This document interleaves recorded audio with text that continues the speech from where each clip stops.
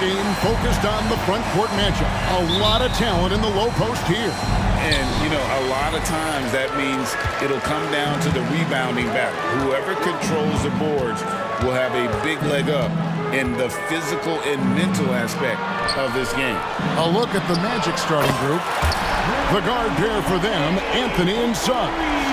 Isaac in the front court along with Wagner. And it's Banchero in at the center. And so it's the Celtics getting on the board first. Anthony with the bucket. Whatever the defense gives, that's what he takes. A sign of a skilled offensive player. Tatum setting the pick for Holiday. Tatum with it. Now Anthony defending. Tatum against Anthony. And slam dunk by Tatum. Very capable as a point guard is Derek White, showing off his playmaking skills there. Wagner a screen on White. Anthony kicks to Wagner. That one falls coming off Anthony's feet. And good to get him going early. That shot should give him some confidence. Perhaps he's set for a big night. I mean, he can be a difference maker for him when he's on his game. Kept alive. Here's Porzingis. Then jammed down as he goes right over Paolo Banchero. How about Porzingis with the fancy throwdown? Love seeing the big fella finish with that kind of power. Here's Banchero. Wagner on the wing.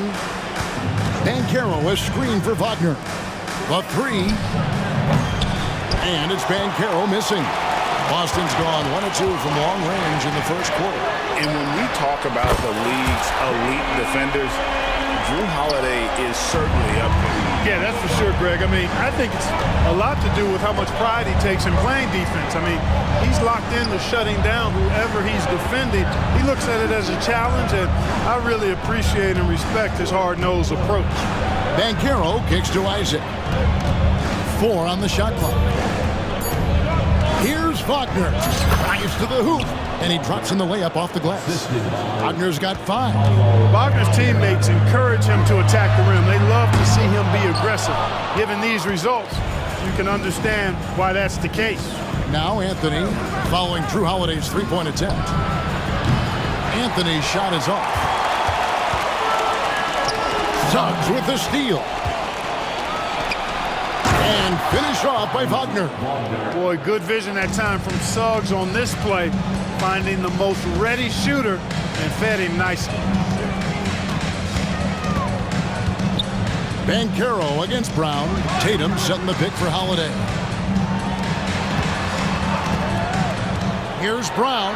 Brown jams it in. Brown with that amazing athleticism, putting on a show out there with jams like that. Isaac passes to Anthony. Isaac a screen on White. Anthony. Wagner outside. Out to Anthony. Passes it to Wagner. Goes up with it again. Porzingis with the rebound. Celtics leading by 3. Tatum drives in. And the dunk by Tatum. Cannot let Tatum roll to the bucket. When he's got a head of steam, he's going to finish with power. Anthony, the pass to Wagner. On the wing, Isaac. Wagner with a screen for Isaac. Here's Anthony. Takes it inside. And slam dunk by Anthony. Oh, let's go home. That was just ridiculous. I do not remember the last time I saw a dunk like that in a game. And guys, it's going to be a long time before we see another one just like that. And the lack of effort to fight over the screen there makes that an easy shot. Well, I'm going to credit the screen. I mean, that's a good, strong pick he lays there. Wagner outside. That one falls coming off Anthony's feet. 9 points for Franz Wagner. Part of the job description as a guard, but Anthony relishes the chance to get his teammates good looks. Holiday dishes to Tatum. Porzingis kicks to Tatum. Brown with the screen on Isaac. And the call is going to be, yes it is, an illegal screen. And guys, point of emphasis for the league is to really crack down on illegal screens. Yeah, you know, he might have gotten away with that a few years ago, but not anymore. No way. Now you've got to be stationary on those screens. No extra hips or elbows, or they'll call it. Wagner has screen on White. 8-second difference between the shot clock and the game clock. And there's the whistle. Illegal screen.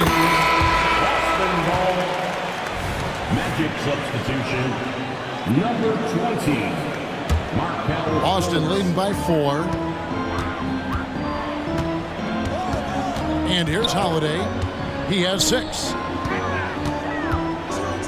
Brown finds White. Here's Holiday. Back to White. 3 seconds left. Basket is good. He'll get a chance for one more at the line. Well, I like the concentration and focus of White as he knows he's going to get contact and he's able to score through it. He's getting his first free throw attempt of the game here. A free-flowing first quarter. Great scoring through one.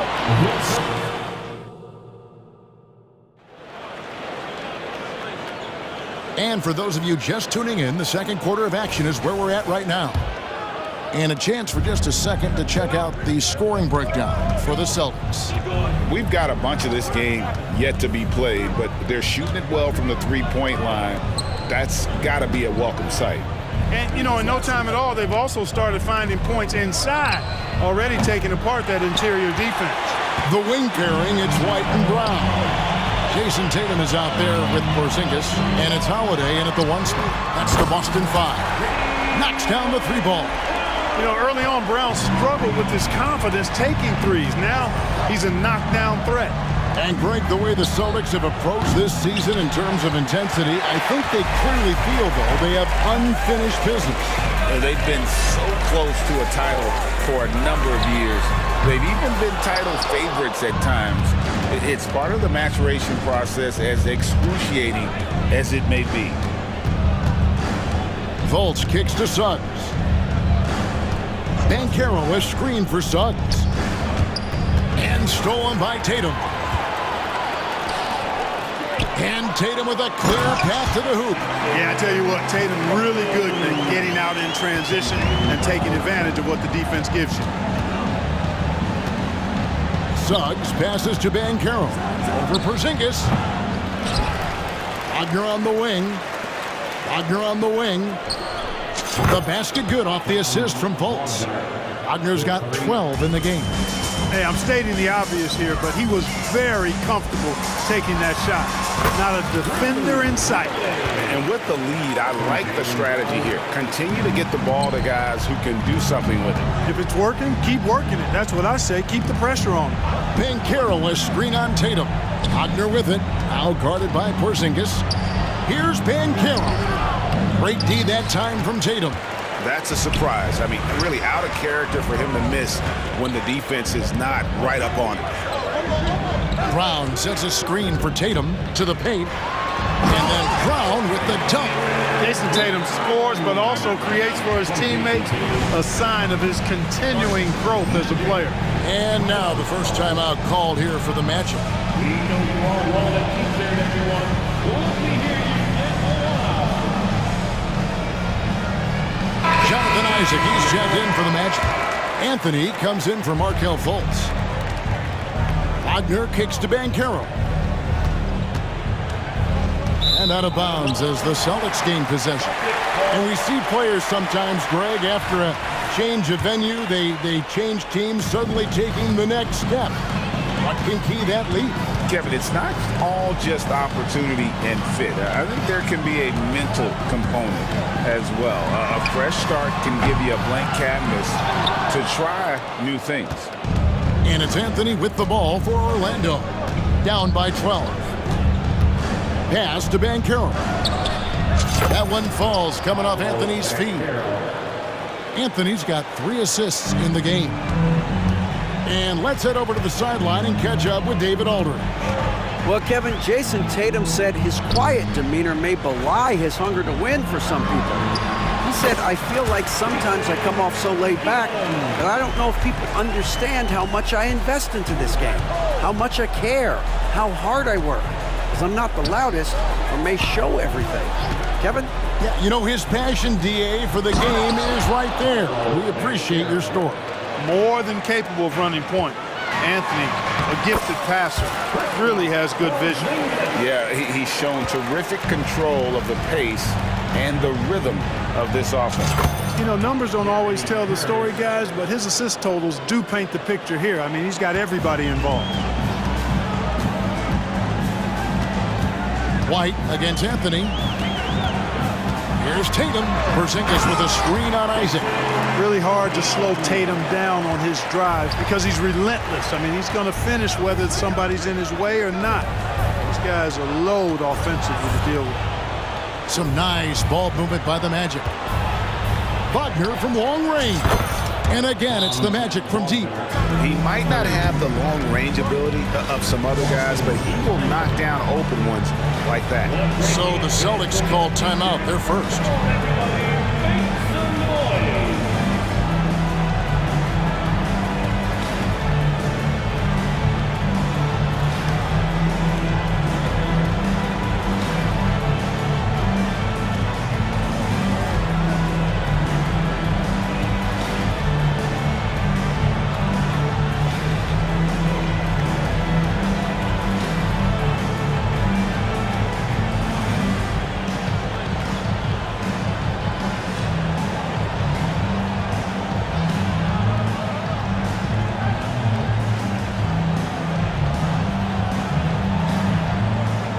Making some changes.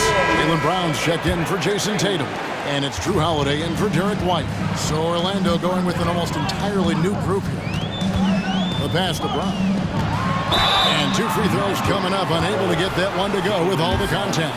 Look, you've got to give Brown a lot of credit for his growth as a shooter. That wasn't something he did when he first got to the league.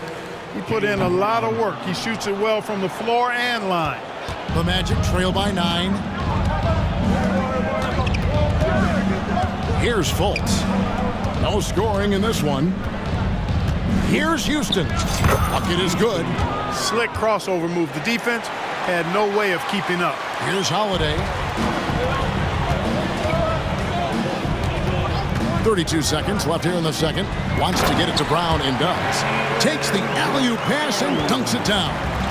What an athlete this kid is. Brown, it's just fun watching him get up and throw it down. Suggs kicks to Fultz. Pass to Houston. Launches it. It's good from long range. Houston's got 5 points so far. For a young player, I like the way Fultz sees the floor. He knows and feels when a guy is open. Here's Brown. Yes, and it's Holiday with the assist that time. 15 points for Jaylen Brown. Nice dime drop there from Holiday. Excellent awareness. Jaylen Brown has been leading the charge for the Boston Celtics. He got into double digits for the quarter with 10 points total. And we've got more on 2K Sports coming your way after this break. Put your hands together and get long for Red Panda.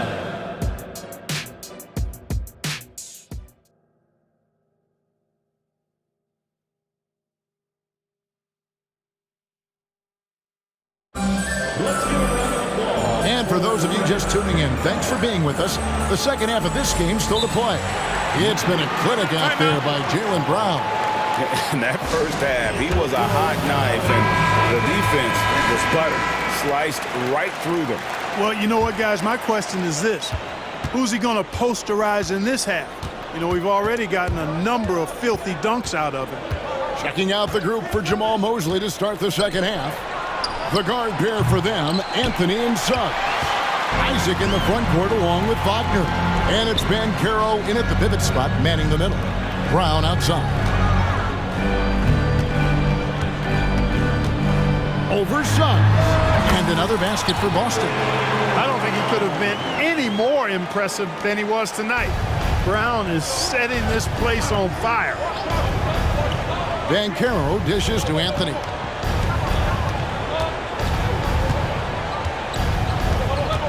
Isaac with a screen for Anthony. It's good. He has 6. Kept moving and found an opening. Staying active. Anthony grinding for that bucket in tight. Here's Brown. It's good. The assist that time from Holiday. Holiday's got his 5th assist in this one. Beautiful reverse using his body to shield the finish. Nicely done. Back to Banchero, and finished off by Banchero. Banchero just attacking the rim, going up over the defense that time. Passes it to Brown. Brown jams it in. He's going to put that one in his scrapbook. Insane dunk. And now they're starting to rub it in, build up a lead, and here we go, baby. It is showtime. And why not? A little salt in the wound. The more plays they make like that, the more they'll have these guys reeling and on the ropes. And here's Anthony for three, and the three ball is good. Anthony's got 5 points now in the quarter. You just know from a very young age, Cole Anthony's been perfecting that three-point shot. Maybe like his dad. His dad was kind of a pedestrian three-point shooter. Oh, and the lead gets bigger on a ridiculous offensive sequence. That dunk alone would have been spectacular. Never mind it coming at the end of an alley-oop. Well, I tell you what, they've got this team just a step away from being completely asleep. The textbook pick and roll. Suggs is both explosive and creative. He'll be running this play for a long time to come. Holiday finds Porzingis. The kick out to Holiday. The screen from Brown. The shot by Holiday, no good. And Wagner's got the ball here for the Magic. 7-point differential. Banchero outside. Back to Anthony. Banchero a screen on White. Banchero passes to Isaac. Some nice ball movement by the Magic. Now a timeout called by Orlando. Well, it's been an express lane to the rim. Coach can't be happy about that. And, you know, I think he's going to tell them simply, we have to show more fight on the interior. That's the top priority right now. Orlando making some changes. Wendell Carter, he's checked in for Banchero. And Markelle Fultz is subbed in for Cole Anthony. Carter sets the pick for Suggs. Just 2 to shoot. Porzingis with the block. That reach of Porzingis is just outrageous. I mean, I love when he uses it on defense to stifle shooters. Time called here. The Celtics decide to talk it over.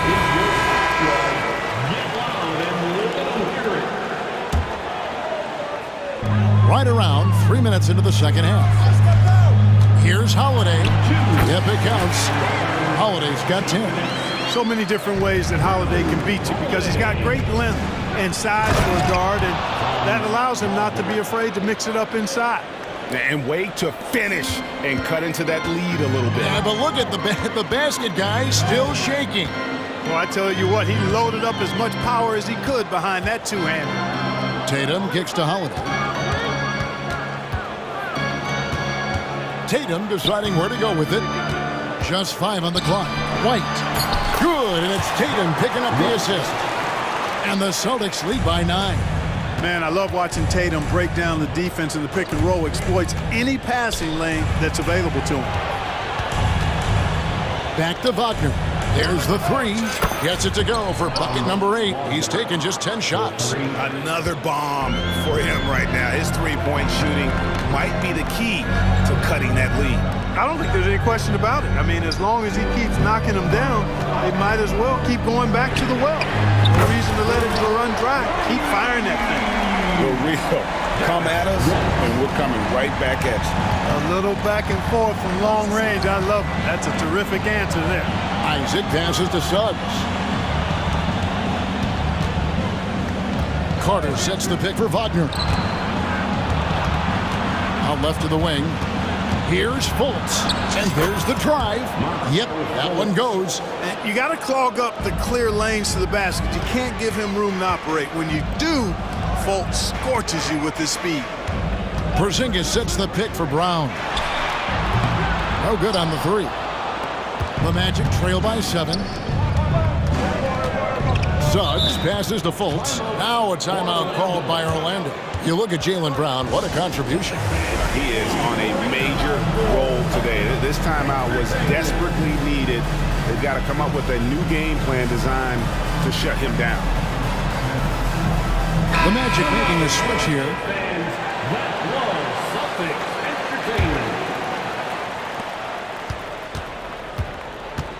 Now here's Anthony. He's tightly guarded. Pass to Banchero. Over Horford. And there's Banchero on the assist by Anthony. And now that's 11 points for Paolo Banchero. Here's Tatum. And the bucket is good. Three-point play chance here for him. And Tatum is really good at bouncing off the defense. Again, playing through contact and knocking down shots despite getting bumped and thumped on his way to the hoop. And as we end the third quarter, a great game. Both teams playing well. Austin up.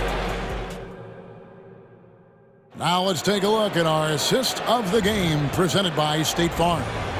And he sliced the D wide open with his feet. They had no chance to prevent that basket. Yeah, that's just a brilliant read of the defense. I mean, it was also excellent anticipation of the movement of his teammates before the pass. Just great harmony on all sides. And with 3 quarters behind us, let's see what this fourth period holds in store for us. With a short break in the action gives us a chance now to send it over to David Aldridge. Thanks, guys. I got a chance to hear what Jamal Mosley was saying to the team. Now, he reminded his team, keep looking for the deep ball. If the three is there, take it. You've done a good job getting those looks, so keep taking them. Back to you guys. Thanks, David. The wing pairing is White and Brown. Porzingis is out there with Tatum, and it's Holiday in at the 1. That's who's in the game for the Celtics.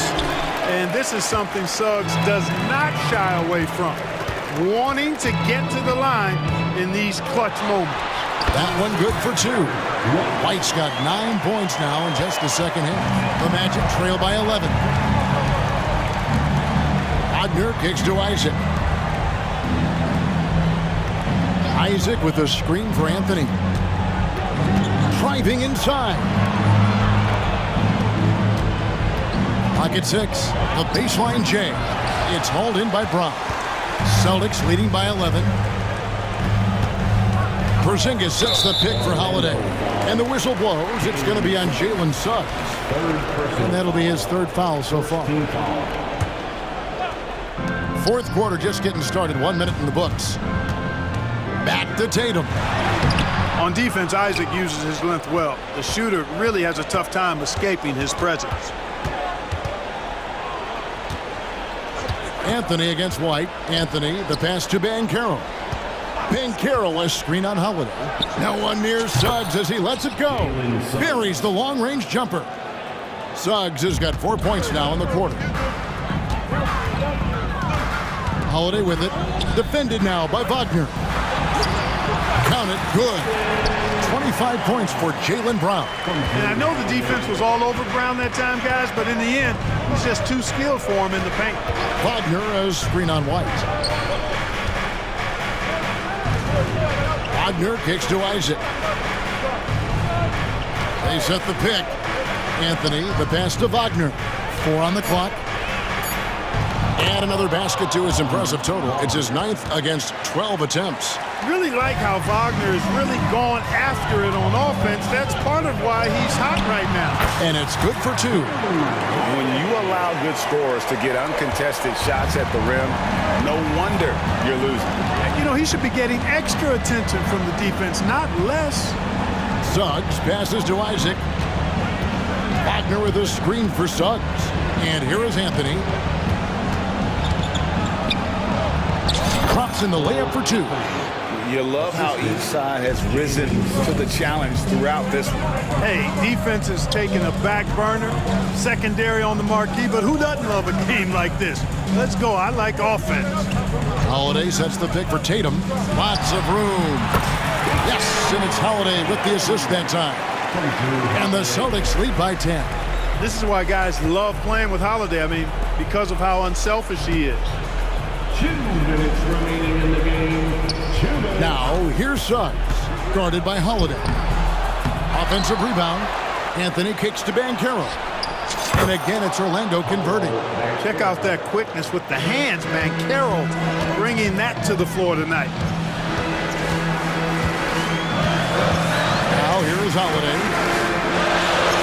Makes that one his 6th of the night. Shooting very healthy, 6 for 9. Not surprised at all. He's shooting it well and scoring points in bunches. Banchero, a screen on White. White against Anthony. The three. Jaylen Brown with the rebound. Celtics leading by 10. Outside Tatum. Brown with a screen on Wagner. Tatum on the wing. Covered by Anthony. Outside Holiday. Isaac with the steal. And stolen by White. It's clear now how this is going to end, and I'm not surprised. Great win for the Celtics. This was a physical game. Yeah, I mean, they were aware of the rotations defensively and were able to attack the rim. The one player that really stands out, of course, in this one, it was a dazzling game for Jaylen Brown. There wasn't much they could do to slow him down as he was converting every good chance he got. Anytime they want, 24/7, give the ball to Holiday and just let him make a play. The first one falls. Both free throws good from Holiday. You've got to figure those are the free throws that officially put this game out of reach. Suggs dishes to Anthony. 2 free throws coming up, and they call the shooting foul. You got to respect Cole Anthony's workmanlike approach to the game. He's out there to do his job and get results, and not focused on putting on a big show. This game looks like they've got it just about wrapped up. Yeah, just got to work that clock and take care of the ball. Tatum with it. Defended now by Wagner. The kick out to Tatum. 7-second difference, shot and game clock. Back to Brown. Tatum setting the pick for Brown. And that one is good. Brown's got the lead up to 12 now for the Celtics. And credit the whole team. It was a focused, concerted effort to put this one away. Yeah, what a time to put the hammer down. Any hope of a comeback diminished.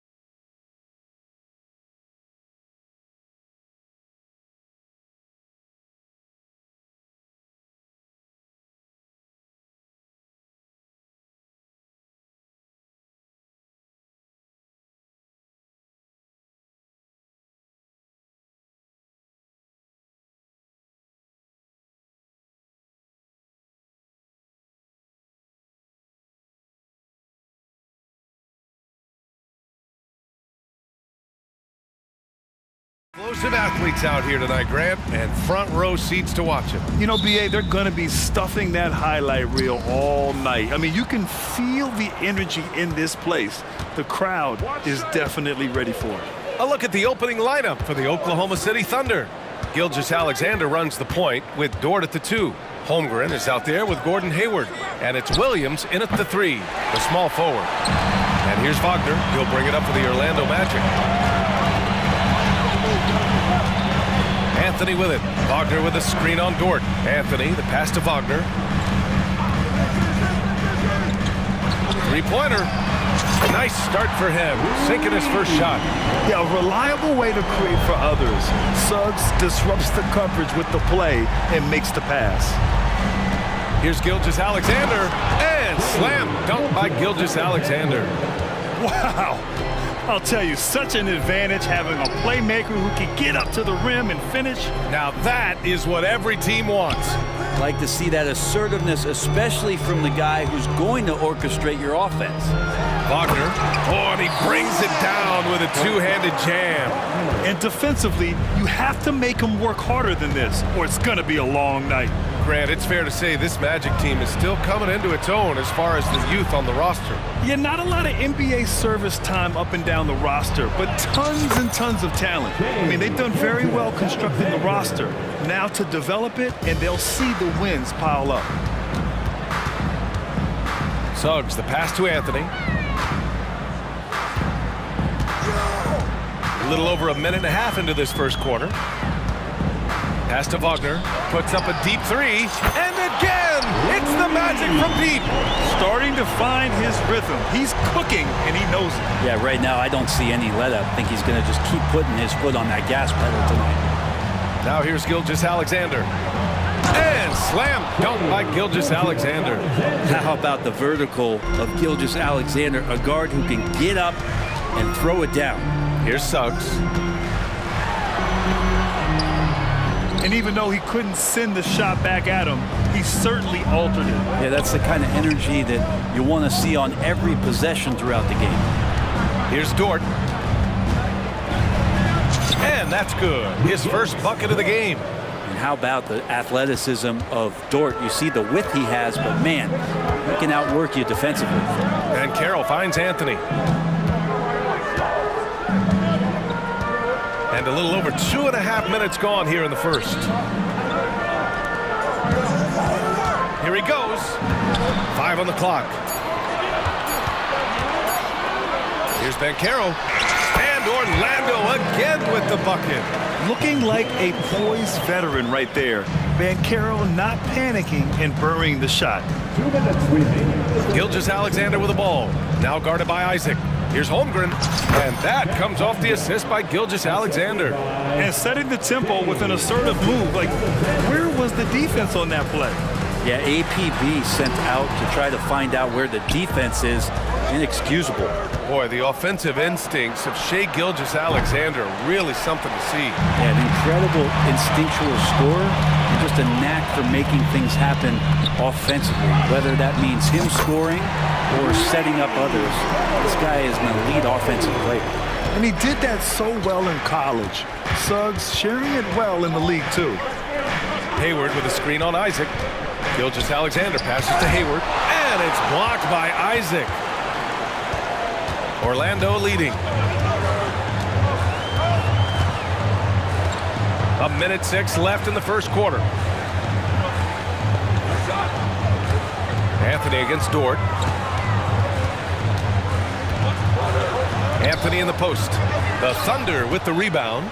Oh, gritty defense. Protecting the rim at all costs against a guy who has all sorts of ways to finish.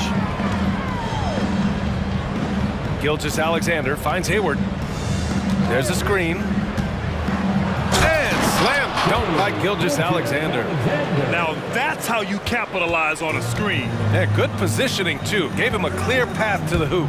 Really not enough help there. Lack of communication on the backside. And how about the leaping ability of Suggs? Getting off the floor with such ease. Great job on the back end of the play. Yep, finished with both hands, making sure of it. So it's Orlando now. The Thunder making their last shot. The three from Banchero. And again, it's Orlando with a three.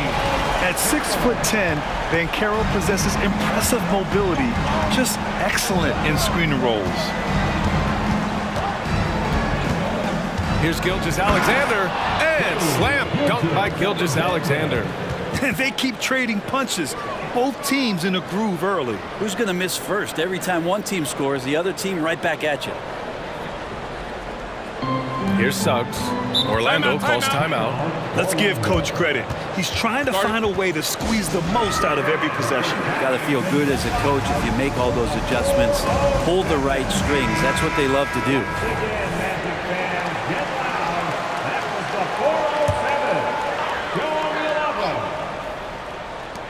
And it's the Magic with the ball. It's been all about Franz Wagner for the Orlando Magic. 8 points in the quarter, showing how effective he can be.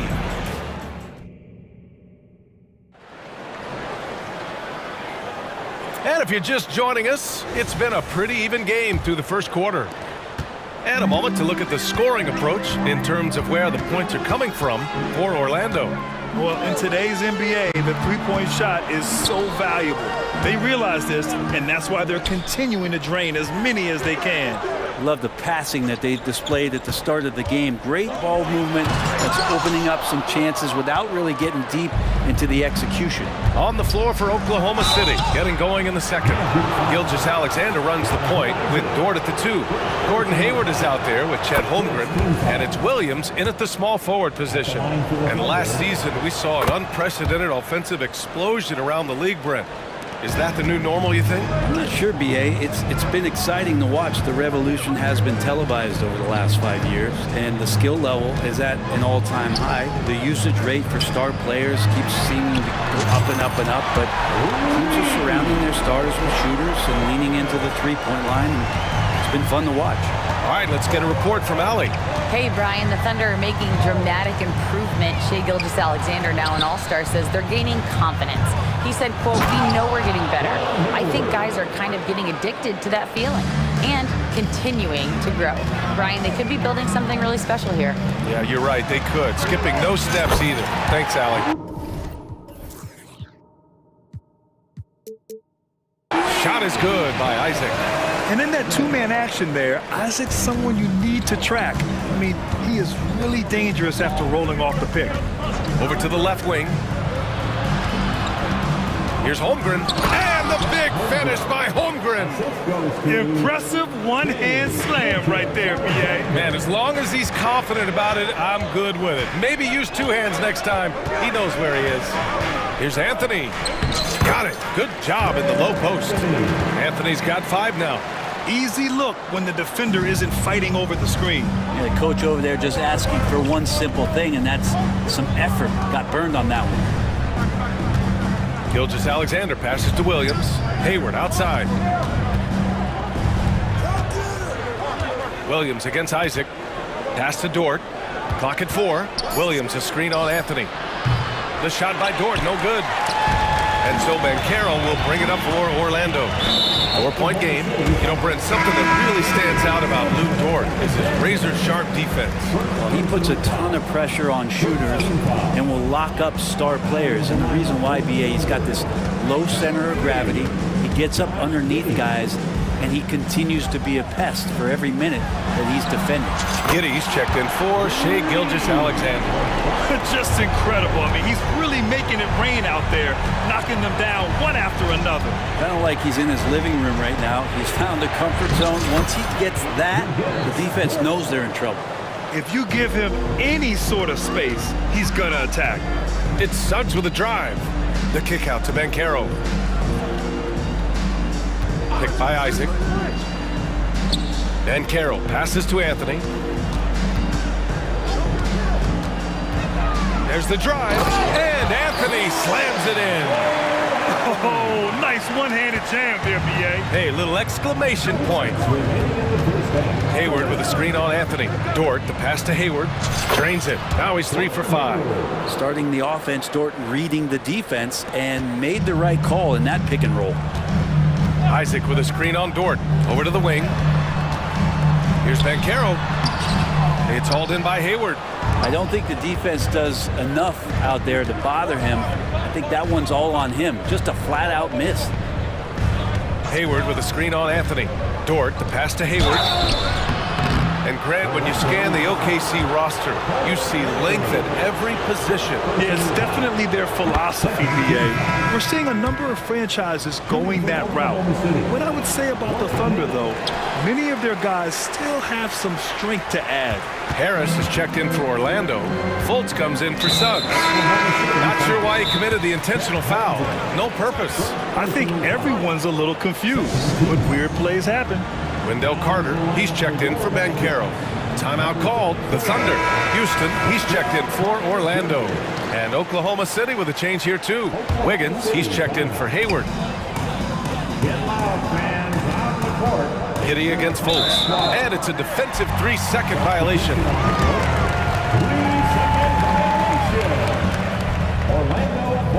And he shows the focus there. Mayo's the team.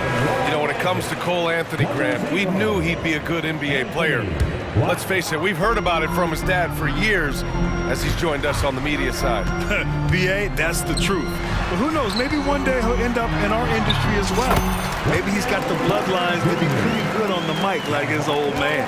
Of all the action happening there, it's the assist that jumps out to me there. That's just a great look and a great setup for the bucket. A bit undersized, his hops make him a legit small ball 4. Driving inside. And breaking out the one-hand slam. Man, an emphatic way to extend the lead a little more. Wiggins outside. 4-3. That one falls. Nice feed that time from Giddy.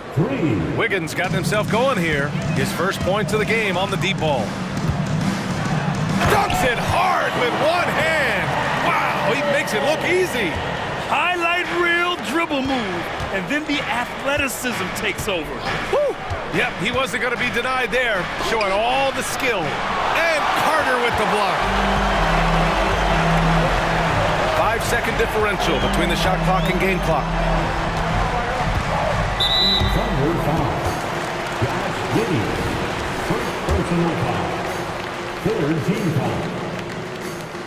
And he makes a first.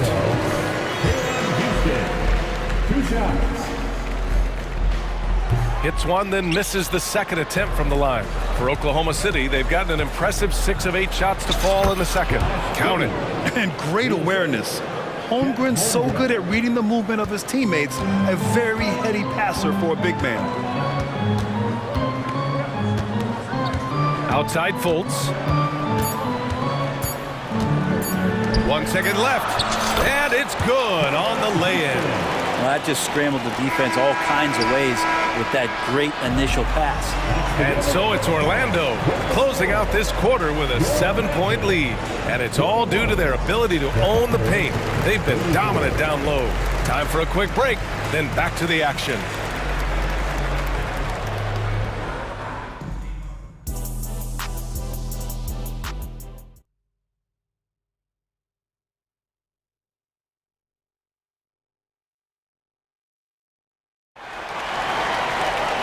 And we played through the first half. Plenty of basketball left in this one. When you look at Franz Wagner, what a contribution. Yeah, he played such a smart first half, maximizing his opportunities offensively. Yeah, I'm thinking back to the first half and wondering, did he take a low percentage shot? Everything efficient. Fultz and Suggs are the backcourt. Isaac and Wagner make up the forwards. And it's Banchero in at the center, locking down the middle. So that's the lineup on the floor for the Magic. 6 on the shot clock. Fultz is good. Another shot right in the lane. That's been their MO this evening. And here's Gilgeous-Alexander. He'll bring it up for the Oklahoma City Thunder. They trail by 9. Lets it go from deep. It's hauled in by the Magic. Here's Suggs. Wagner with a screen on Williams. And Wagner gets it to go on the assist from Suggs. Suggs has got his 4th assist in this one. Gilgeous-Alexander against Fultz. And Gilgeous-Alexander missing. Orlando has gone a perfect 7 for 7 from deep in this one. Suggs, the pass to Banchero. To the middle. Here's Isaac. Outside for Fultz. Wagner on the wing. Dort defending. Fultz is good. Fultz has got 4 points in the quarter. A great move. I mean, the defense has no response. Well, just ripping through right there as he finds the open spot and gets right through there. High basketball IQ play. That's nice vision there. You see that pass, you make the feed before the defense has a chance to react, and that opens up a much better opportunity to score. Hayward against Wagner. Pass to Suggs. Wagner with a screen on Gilgeous-Alexander. Here's Suggs, and he makes no mistake. Slam dunk. Oh, excellent way to pad the lead. Yeah, especially when it's your one throwing it down like that. Oh, yeah, his teammates love that one. I'm sure he's going to hear about it when he gets to the huddle. Williams passes to Dort. Outside for Gilgeous-Alexander. Hayward with a screen on Isaac. Gilgeous-Alexander from outside. Oh, he trains him. His 6th make and 9 tries so far.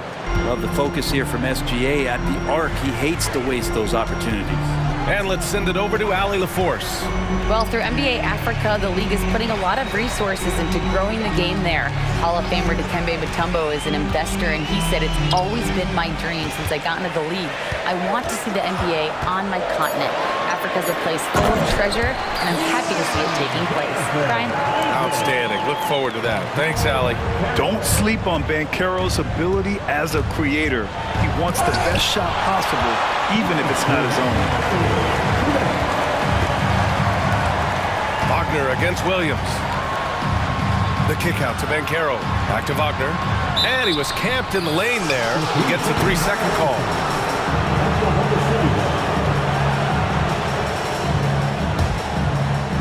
The Thunder have gone 2 of 5 in this third quarter. And for the Berlin native, Franz Wagner, his NBA career is off to a terrific start. Yeah, at 6'10", he's extremely versatile. He's already a talented scorer at all 3 levels. Plus, he's able to put the ball on the floor and create for his teammates. Now a timeout call by Oklahoma City.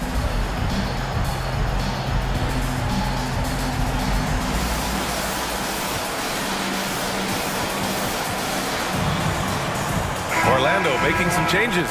Houston, he's checked in for Wagner. Harris comes in for Isaac. And Anthony subbed in for Fultz. And Oklahoma City with a change here too. Wiggins is checked in. Knocked away. And so the ball out of bounds. Gilgeous-Alexander touched it last. Just a superb read on defense to come up with the block. Yeah, just some terrific effort there. And you know the whole team will get an energy boost off a block like that one. The Magic have gone an impressive 5 of 5 so far in the third quarter. A little under 3.5 minutes off the clock now in the third quarter. Here's Anthony, and he dunks it down. And this kind of six slam is just one of the reasons this team is in charge of this game right now, B.A. You know, there's an edge the way they played, and a confidence they're not afraid to show. And it's Shea hitting the 3. Gilgeous-Alexander has blossomed into this forceful guard. Just look at this performance. Here's Suggs. Harris on the wing. Banchero outside. Back to Harris. Pass to Anthony. Harris, a screen on Dort. The Magic need to put one up here. He takes it in, and they force the shot clock violation. Great D.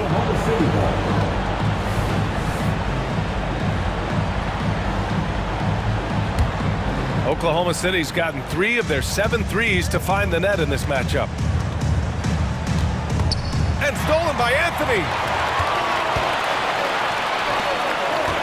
Here's Suggs. Pass to Houston. Anthony feeling it out a bit. They set the screen.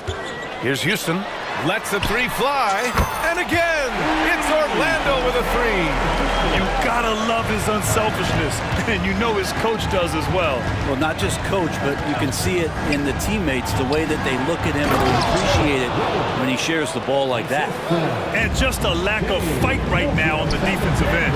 Right? At least on that slam it was. That's one way to let a team back in the game. you have to credit the aggressiveness offensively, because that's when you make a play when you really need it. 3 seconds left. Gilgeous-Alexander punches it home. Incredible. It sometimes falls to the point guard to be the offensive catalyst. Seems like he always knows when his squad needs a lift. Did you see how much air he had under him? Wow. Orlando calls timeout. Timeout. Okay, fans, who wants a free t-shirt? Let me hear you get loud, Magic fans. One more time. Let's hear it. For the 407. Make some noise, Magic fans. He got it up. No good. Misses at the buzzer. And here at the end of the third, it's a double-digit ball. And let's take this opportunity to show you our State Farm assist of the game. And I'll tell you what, this was a no-brainer tonight. Take a look at the precision on this feed. Couldn't place it any better. Well, there's the way to break down the defense with the handle, but you can do it with the pass. Prime example of that right there. And there have been two very different performances from these teams today as we get going in quarter number 4. And from the sideline, let's catch up with Allie. Hi, guys. Well, Mark Dagnall was just... And they want a second opinion on that call. The signal for the coach's challenge has been made. And even with the coach's challenge in place, we've seen so many of these personal fouls. There's no doubt there's going to be a gray area in a lot of these calls. But at least we have the option to take a second look, so the officials can be sure they get it right. The ruling on the floor is confirmed. And they've made their decision. The call will stand. And as much as it hurts to lose a challenge, I think Coach would challenge that call again if he could. He really disagreed with the foul, and he's still peeved. And he knocks down the first one. And money from the stripe. SGA could close his eyes and knock that down. Both free throws good from Gilgeous-Alexander. Well, Brent, this Thunder team is so young, but poised to be a factor now. How much does the play-in experience factor in for these young guys? Well, I think it's huge, B.A. They're going to be hungry. It's so crucial for young players because the next time that they're there, it's not going to be the first time. So this team is going in the right direction. Gilgeous-Alexander passes to Holmgren. And the big finish by Holmgren. Yeah, the defense making it way too easy for Holmgren. Gotta push him farther out than this. Wagner with a screen on Dort. Pass to Wagner. That is now his 7th field goal in 10 attempts. Impressive. Absolutely ruthless. He's not about to start showing mercy now. Confidence is sensational, and it feels like no one is going to stop him tonight from scoring. Ooh, Shea driving it with a purpose. Gilgeous-Alexander up there, so dynamic as a finisher. Isaac with a screen on Dort. Anthony in the post, guarded by Hayward. Anthony misses.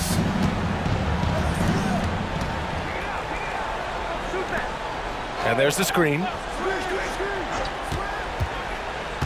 Gilgeous-Alexander passes to Hayward. Outside for Gilgeous-Alexander. That's in. Coming off an assist from Hayward. Gilgeous-Alexander's got 7 now in this quarter. Ben Carroll left side. Dort against Anthony. Ben Carroll the screen. And Anthony hits from deep. And the Magic lead by 11.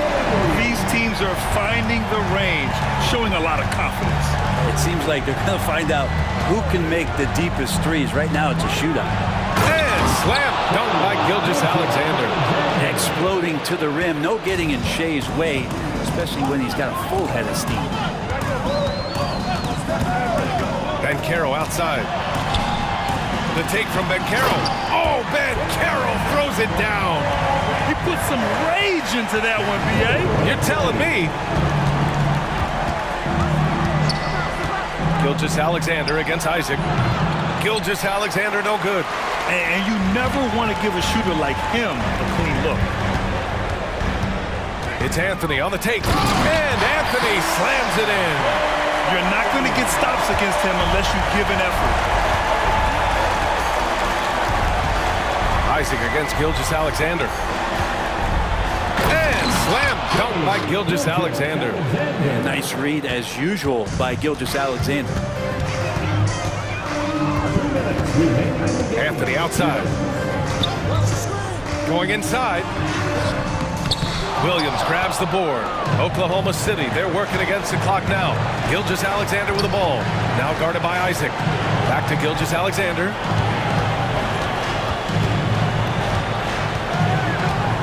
Inside. And that's out of bounds. Oklahoma City will keep it. Nice deflection there. Really trying to disrupt their offensive flow. Yeah, appreciate the work right now on the defensive end. 1:36 left to play in the fourth quarter. Just 3 to shoot. To the inside. Dort. Oh, and a beautiful feed leads to a monster jam. How about Dort just rising up and getting to the rim? Pass to Banchero. Wagner outside. The kick out to Banchero. On the take. Banchero from close range. And just totally relentless, only increasing the intensity level. Yeah, he's the guy that you want to go to right now, trying to put this one away.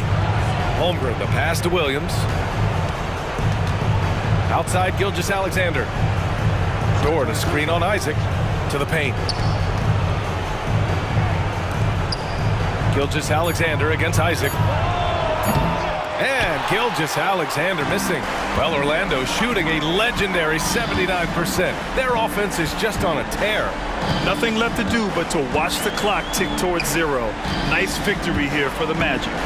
Man, they were in a groove from long range tonight. Yeah, they were able to find space, and they were ready to let it fly the moment they saw an opening.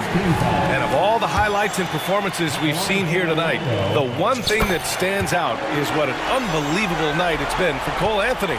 And with all these assists, it's obvious how well that he can see the entirety of the floor out there. If an easy bucket is to be had, he'll find it. Hayward finds Gilgeous-Alexander. For 3, connects from downtown. Gilgeous-Alexander's got 34.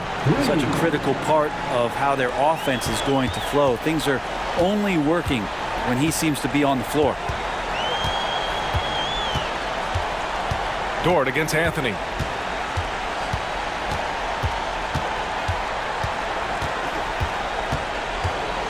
Wagner on the wing. Back to Anthony. Fires from deep. Off target with the shot.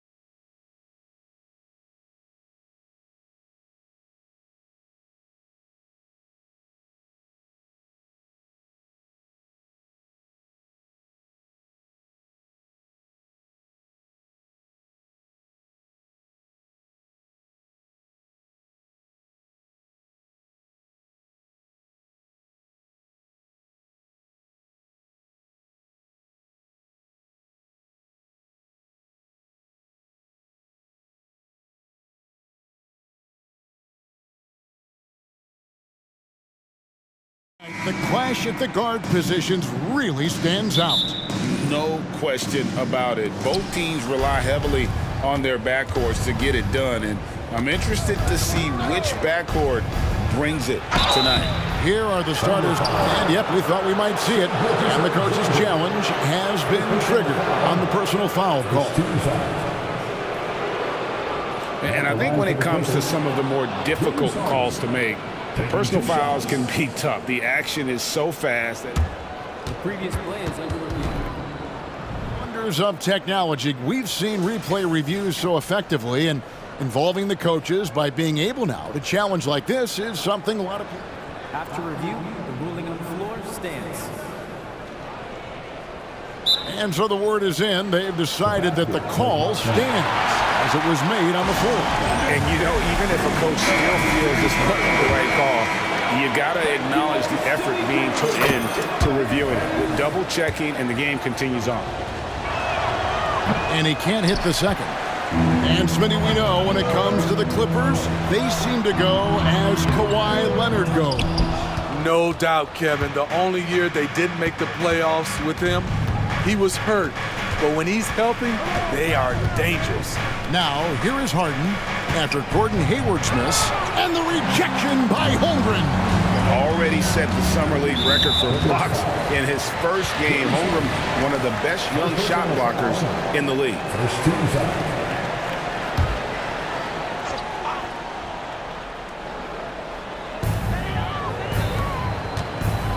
Hayward passes to Holmgren. Williams sets a screen for Gilgeous-Alexander. And he's off on his first shot of the game. And you could tell he thought that triple was going to fall. Harden against Dort. Jones dishes to Leonard. Back to Jones. Kicks it out to Harden. Clock is at 3. Los Angeles needs to get off a shot here. A nice shot by Tucker. P.J. Tucker is a lights-out three-ball specialist. The D must respect his range. Pass to Holmgren. And now they decide to foul intentionally. You're not sure what that was about. I mean, talk about a brain cramp. Second team foul. It's Gilgeous-Alexander with the drive. And he uses the glass on the layup. Crafty move by Shea. He's getting better and better at changing pace. Jones with the screen on Dort. Oh, and there's the alley-oop. Gilgeous-Alexander with the steal. And now, here's Gilgeous-Alexander, the fast break champs. And Hayward, the stuff. Ooh, a little shake and bake for Gordon Hayward at 6'8", holding it down for the point forwards. George passes to Leonard. Back to George. Not going to go that time. Good D by Gilgeous-Alexander. Pass to Holmgren. Jacks up a 3. Sinks the three-pointer. And with that threat of the outside jumper, Holmgren generates space for this offense. And the Clippers decide to take their first timeout here.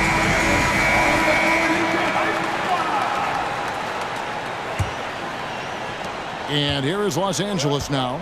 They trail by 3. Here's Harden on the wing. To end the run, and the jam by Harden. Oh, get up, James. Talk about a guy who scores from all 3 levels. Gilgeous-Alexander looking around. He kicks it to Williams. Dort to screen on George. Nobody near Williams. And again, Oklahoma City with the triple. That's a high percentage look when the D doesn't fight over the screen. Reason why it takes extra energy to do it. You have to trust your defensive rotations, but it's worth it. Los Angeles calls timeout.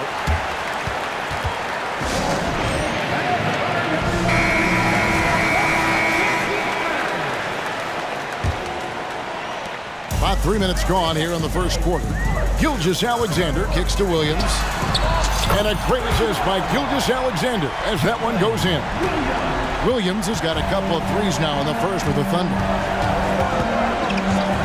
And a deep 3 from George. Keeps it alive. And Harden on the follow. Harden's got 5 now. And Harden seeks out contact. Sometimes it seems like he prefers to try to score through it.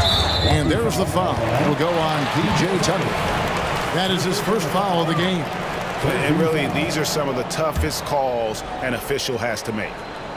Just under 3.5 minutes gone here in the first quarter. Holmgren finds Dort.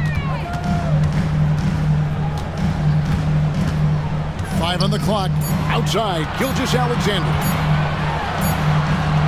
Goes to the reverse layup and pops it in.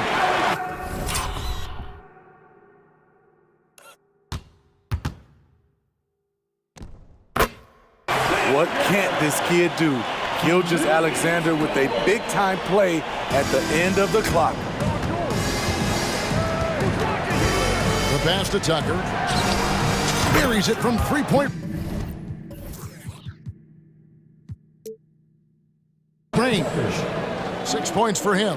And that's exactly what he's looking for, draining the triple. It's Gilgeous-Alexander with the drive. Shai Gilgeous-Alexander shows the innate ability to use change of pace dribbling as an offensive weapon. Harden's shot is good. And his presence as a scorer, it just has a calming effect for the rest of the team. He's a fallback option whenever they need one. And here's Gilgeous-Alexander outside. And it's Love it, love it. How's that for a show? Dort looking like he wants to be in the dunk contest with slams like that. Jones with the screen on Dort. Harden the pass to Jones. And George kicks to Harden. The tray. No good that time. Nice defense from Dort. George against Gilgeous-Alexander.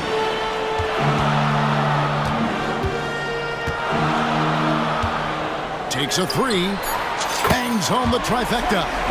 Gilgeous-Alexander's got 9. A very balanced three-point shooter. Gilgeous-Alexander doesn't force things out here. And so it's Oklahoma City in the driver's seat, up 8 points at the end of the...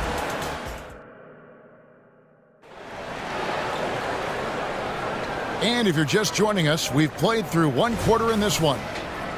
Now let's take a moment to get your guys' take on the scoring so far for the Thunder. Well, in my opinion, the way the three has been falling for them here early on, you have to think they'll keep firing away. And you can't turn it over against this team. That's a recipe for disaster, and we're seeing the results of that. Gilgeous-Alexander runs things with Dort to his side. Chet Holmgren out there with Hayward, and it's Williams at the 3. That's the lineup out there for the Thunder. It's Harden with the drive. Offline with his 3. Oklahoma City leading by 8. Williams with the ball. Jones covering. Gilgeous-Alexander, good. And often players want to discuss calls with the officials, but Greg, what was your approach with those conversations with referees? Kevin, well, it depended on the conversation, but at the end of the day, you realize they've got a job to do just like you do. And you try to keep it as respectful as possible and yet still be able to get your point across. And playing up-tempo, pro-level ball can be hard for some guys, but Holmgren has easily made the transition. He gets that one. George has got his second basket of the game. And that's what the pump fake's there for. Get your man off his feet and drive right around him. The latest now from our sideline reporter, David Aldridge. And it looks like, yep, it's a coach's challenge on the personal foul. That triggers a replay review by the officials.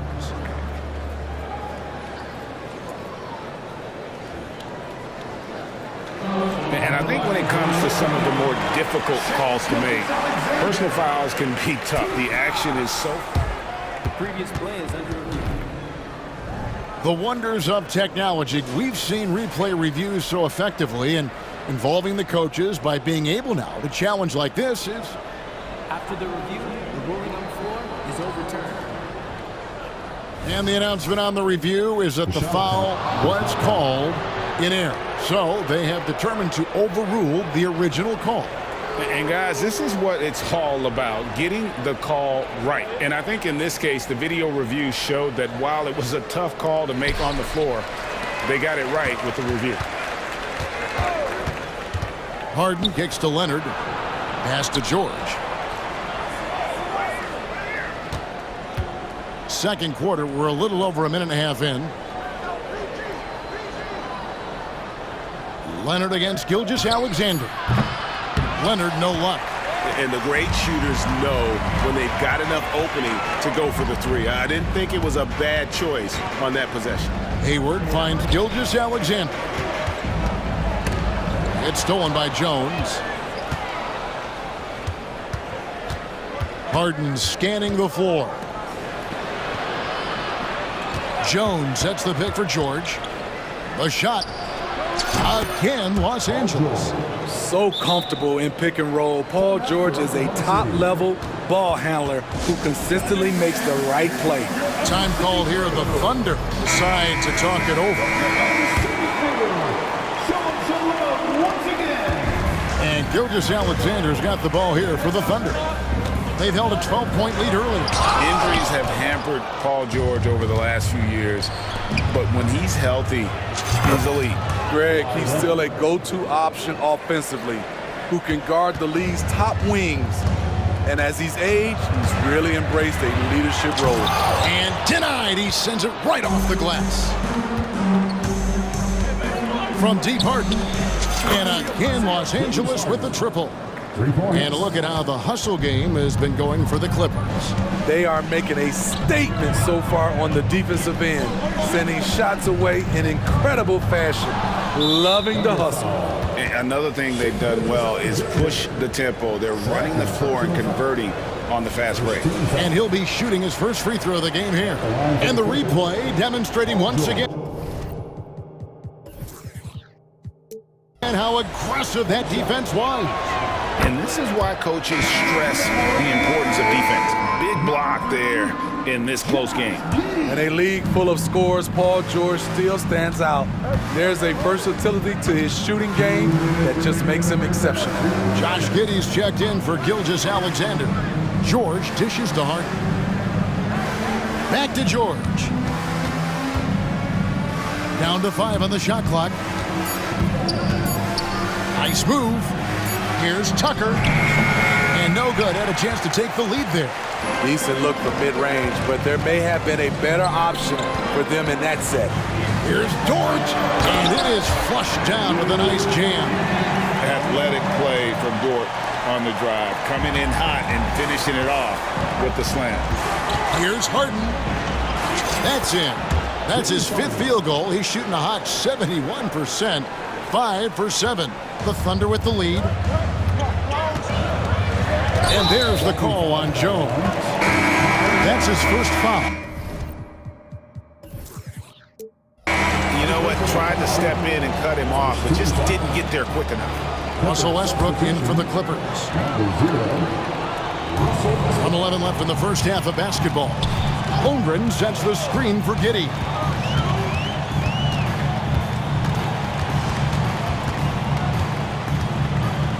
The feed now to Hayward. And Hayward with the stuff. Gordon Hayward is always a threat to sky for the dunk. He has some ups. And Westbrook, here we go. Harden against Dort. Jones with the screen on George. Harden inside the three-point line. Thunder with the rebound. Holmgren's got his 4th rebound in this one. Williams kicks to Holmgren. Back to Williams. Down low, Hayward. And Hayward with the stuff.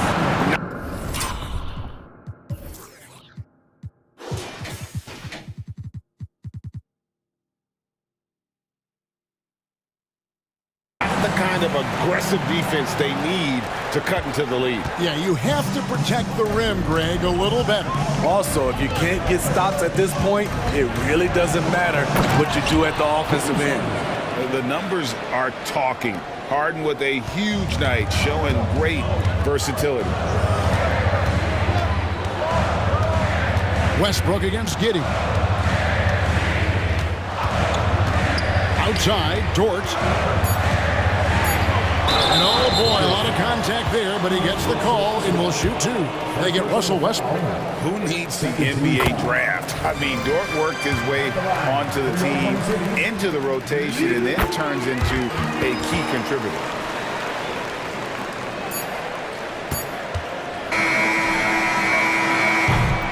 And that'll do it for the first half. A competitive game so far. Thunder lead by 5. We'll step away briefly, but get you right back out here for the start of the third quarter after our halftime.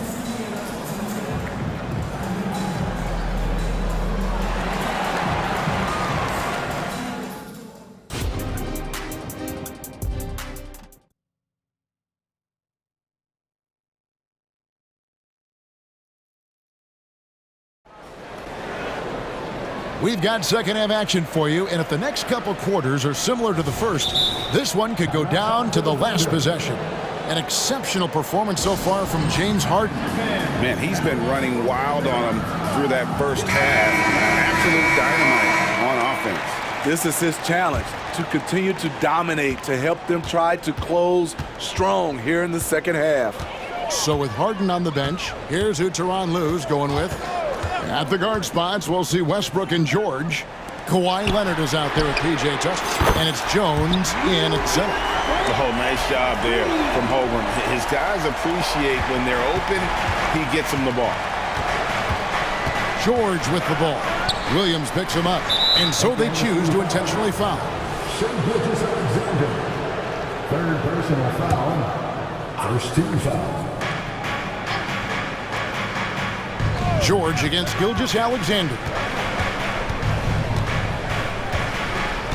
Tucker a screen to the middle and stolen by Hayward. Right idea, wrong execution. They were looking to get a high percentage shot inside, but the pass was too late. Dort with a screen for Gilgeous-Alexander. And the dunk by Gilgeous-Alexander.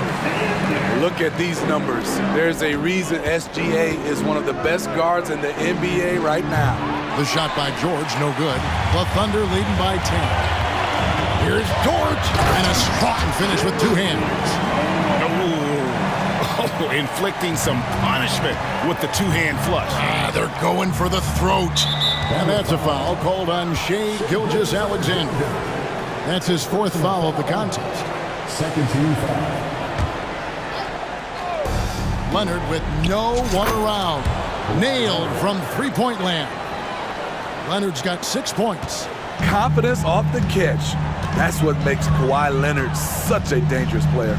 Holmgren sets the screen for Gilgeous-Alexander. And the dunk by Holmgren. I'll tell you, at his size, once he gets it in there, it's over. And now the latest from our reporter, David Alder.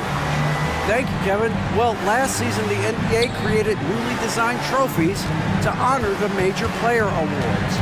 Each is named after an NBA legend, including Michael Jordan, Hakeem Olajuwon, Jerry West, Wilt Chamberlain, John Havlicek, and George Mikan. And Kevin, while the honor itself will always matter most, having some hardware with a famous player name isn't hurting anybody's hopes. Back to you. I agree, David. Thank you. And the next one puts him in the bonus. And the Thunder making a switch here. Giddey's checked in. Leonard on the wing. He's guarded by Williams. Leonard, the pass to Jones. Out of bounds. Oklahoma City takes possession.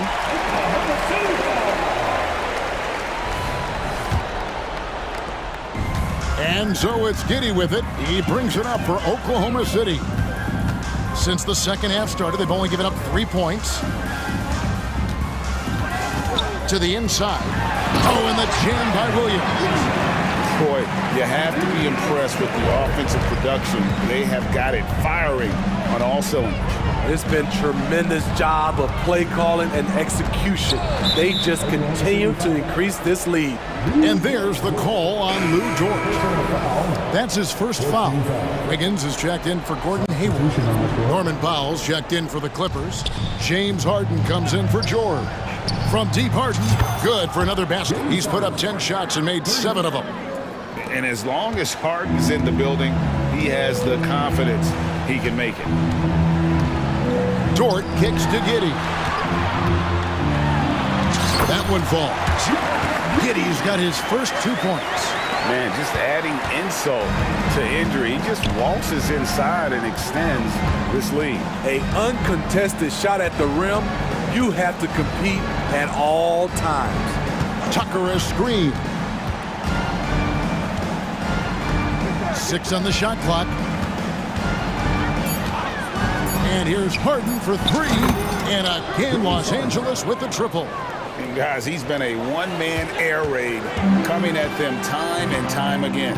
Yeah, the defense has allowed him to get into a rhythm from there, and he's been relentless. With the drive and the dunk by Holmgren. And those long strides allow Holmgren to get to the rim with only 1 or 2 dribbles.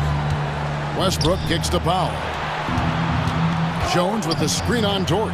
Harden the pass to Jones. And Jones slams it in. Not just swinging the ball around the perimeter, aggressive move inside. And an intentional foul right there. A different look for the Clippers. Daniel Tice is checked in for Jones. And Amir Coffey is subbed in for P.J. Tucker. Now a timeout called by Oklahoma City. Williams is checked in for Oklahoma City.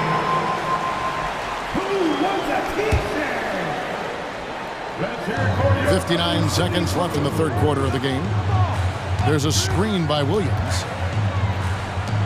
Three-pointer. That's good, and so Giddy with the assist. Giddy's got 3 assists now in this one. It's Harden with the drive, and Harden with the stuff.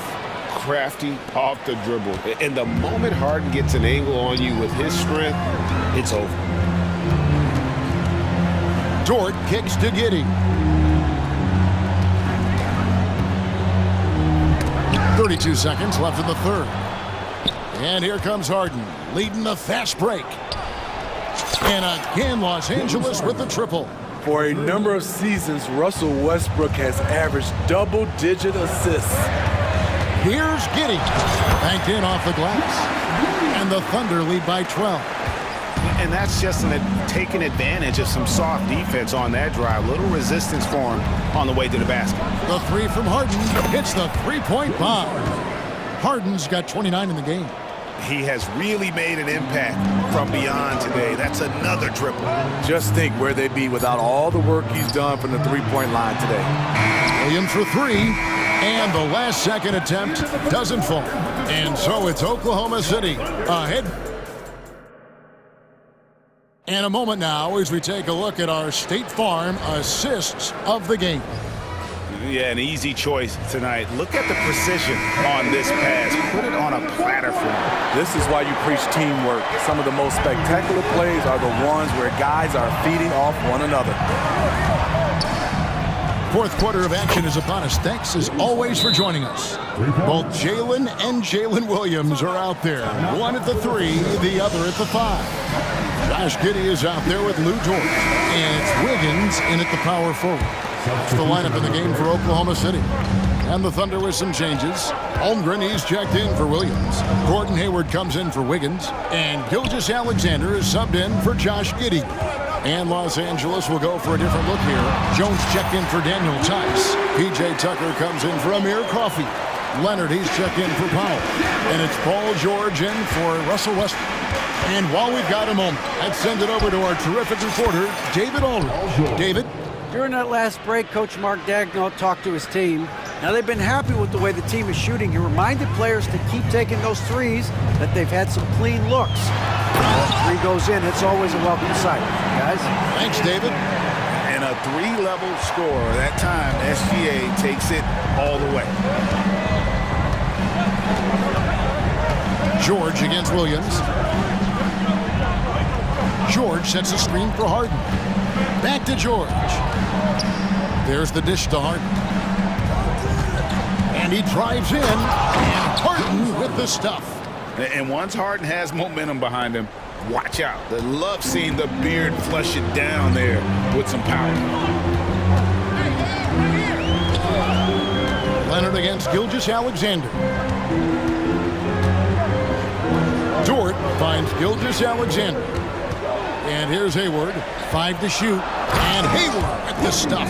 How about the floor awareness by Gilgeous-Alexander? Solid at just spotting his open teammate. Back to George.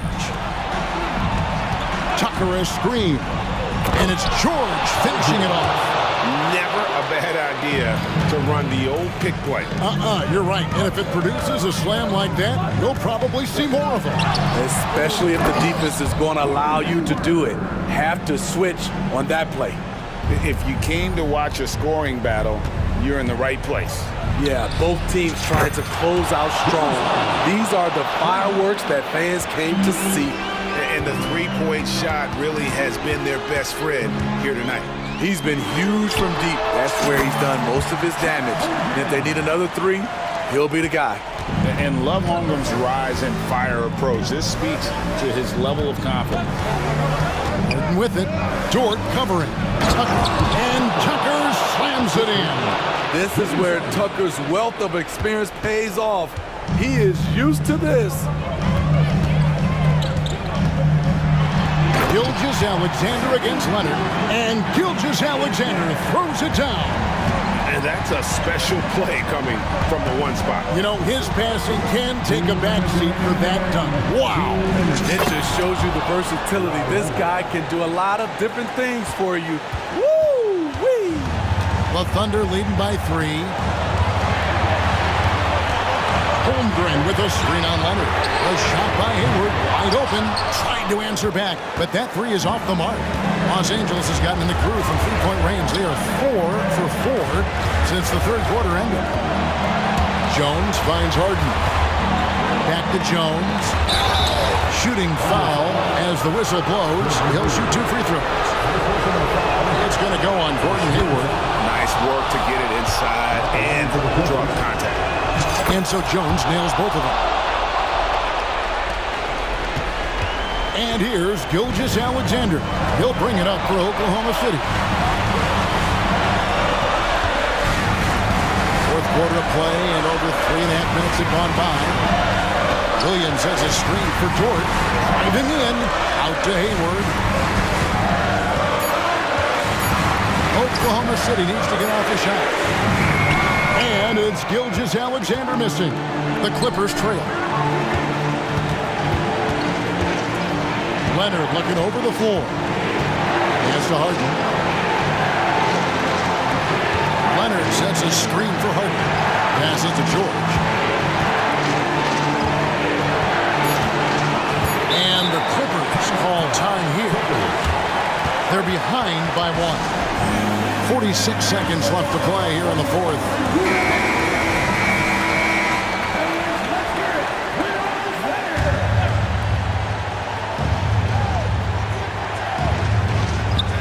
Gilgeous-Alexander with the steal. Oh, and a fast break for Oklahoma City.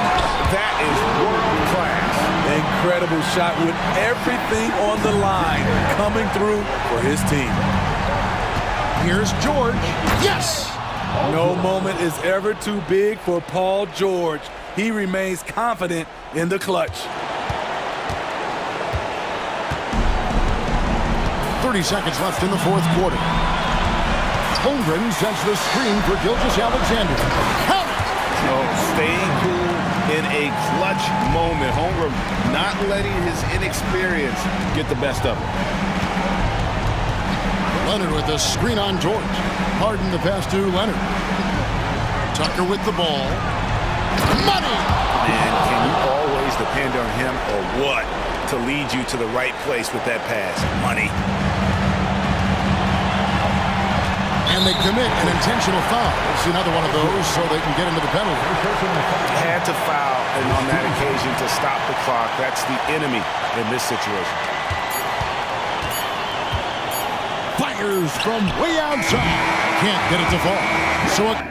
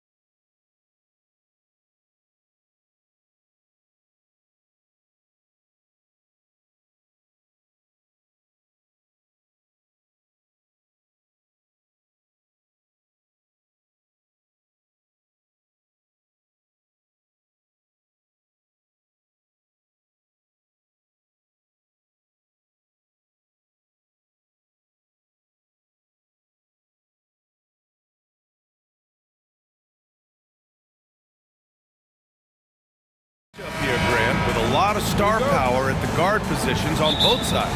And you know, traditionally, BA, when big guys match up, it's all about the power. But this contest is about finesse. Who can outplay and outsmart the competition? And checking out the opening lineup for Memphis. Moran and Bain in the backcourt together. Brandon Clark out there with Marcus Smart. And it's Jackson in at the center position. Harden into the lane. And that one's good. Making the difficult look easy. That's what James Harden does. Taking contact, making the basket. Jackson with a screen on Leonard. Here's Moran. Sinks that one from the post. Starting to find his rhythm. He's cooking, and he knows it. Yeah, when he gets engaged this early in the game, it's bad news for the defense.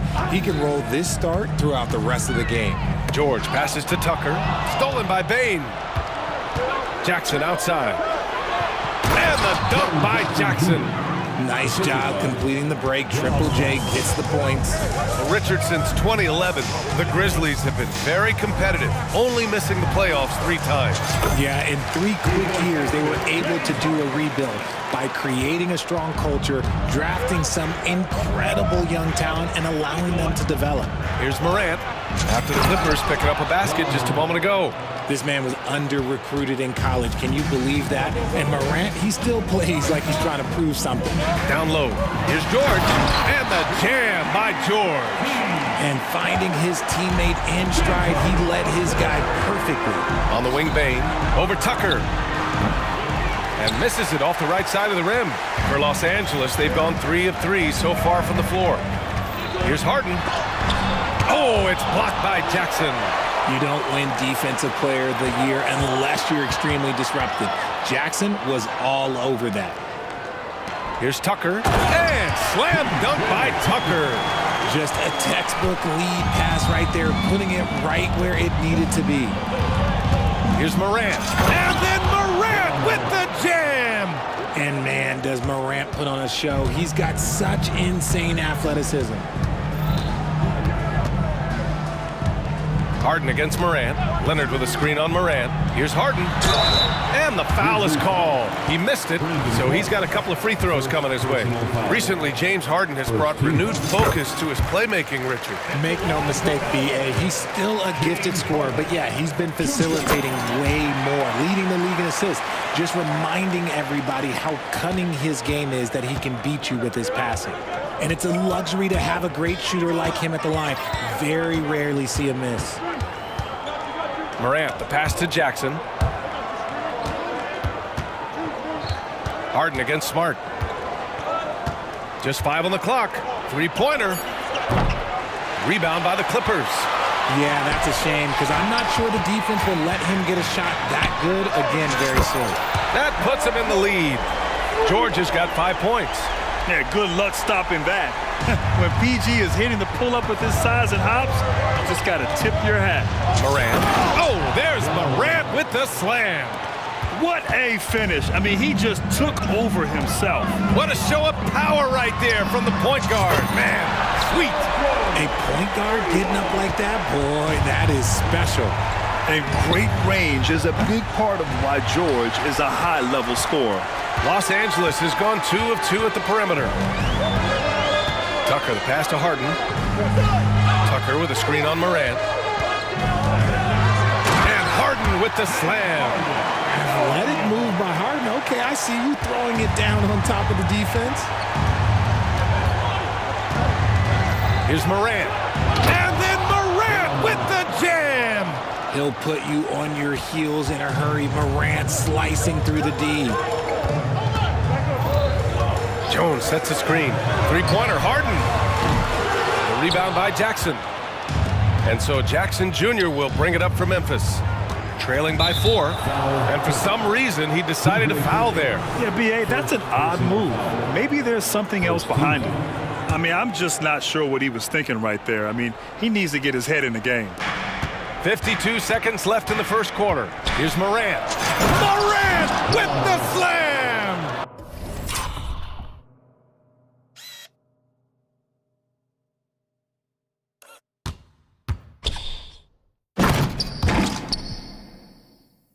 It's been all about Ja tonight. Can score in so many different ways.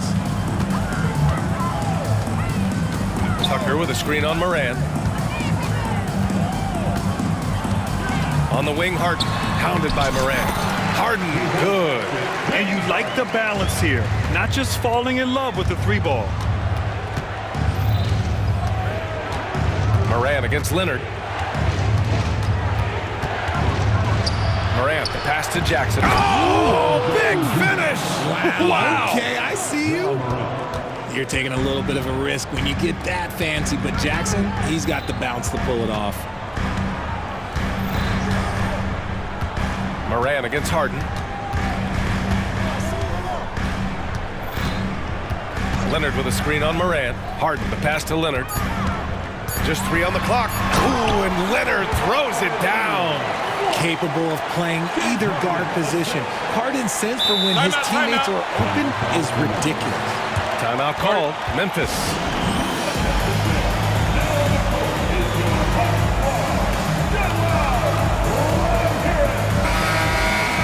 Into the lineup for your Clippers, number 0, Russell Westbrook.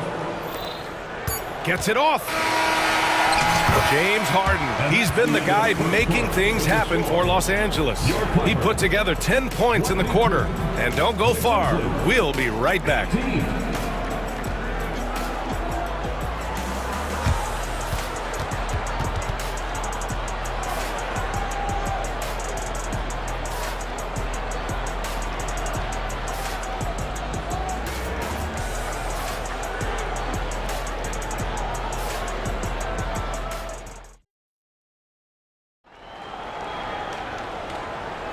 If you're just joining us, we played through 1 quarter in this one.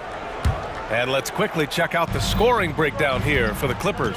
So far, they haven't had to force anything. They're swinging the ball around and turning good passing into points. And the other thing you notice is how determined they've been to get into the paint and get buckets around the rim. On the court right now for the Grizzlies. Moran and Bane in the backcourt together. Jaren Jackson out there with Brandon Clark. And it's Smart in at the small forward position. And a second look at that rejection, taking no prisoners on defense there. You know, you can't ask for any better defense than that. He responded so fast to the shoot.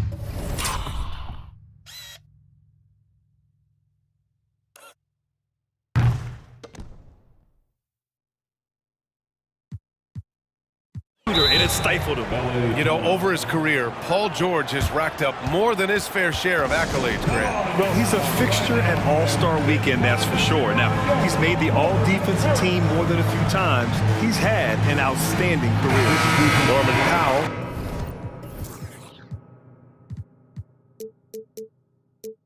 He's checked in.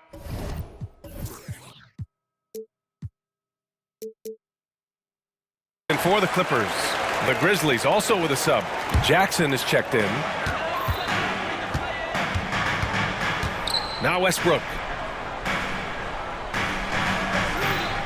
George outside. On the wing, Jones. Up top, Powell. Just 5 to shoot. Oh, and Jackson with the block. And the Grizzlies pushing it up now.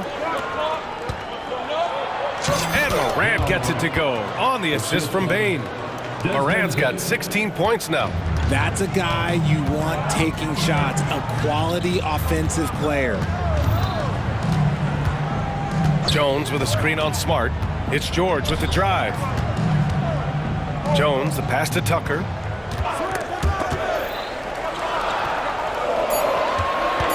The Clippers got to hurry. Late clock here. Jackson on the wing. Checked by Tucker. Powell with a steal.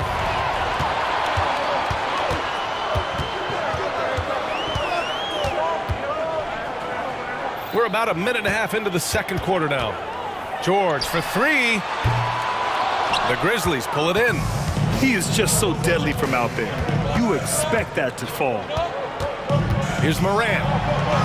Morant fights through contact inside. And Morant won't be denied. Exceptional at pushing through contact. The drive by Westbrook. And Westbrook slams it home.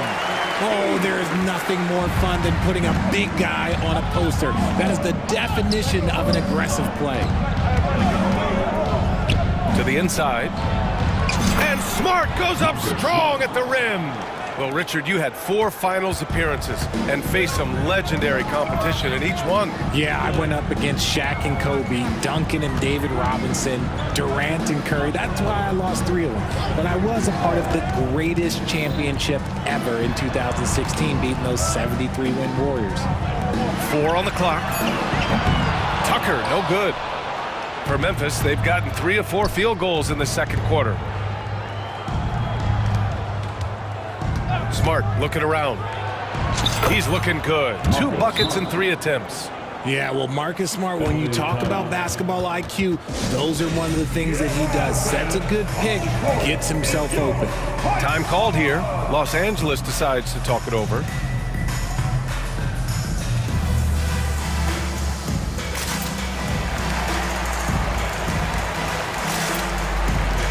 So for the Clippers, Tice is checked in for Jones. Coffey comes in for Tucker, and it's James Harden in for Russell Westbrook. Kennard, he's checked in for Memphis. Rose comes in for Morant.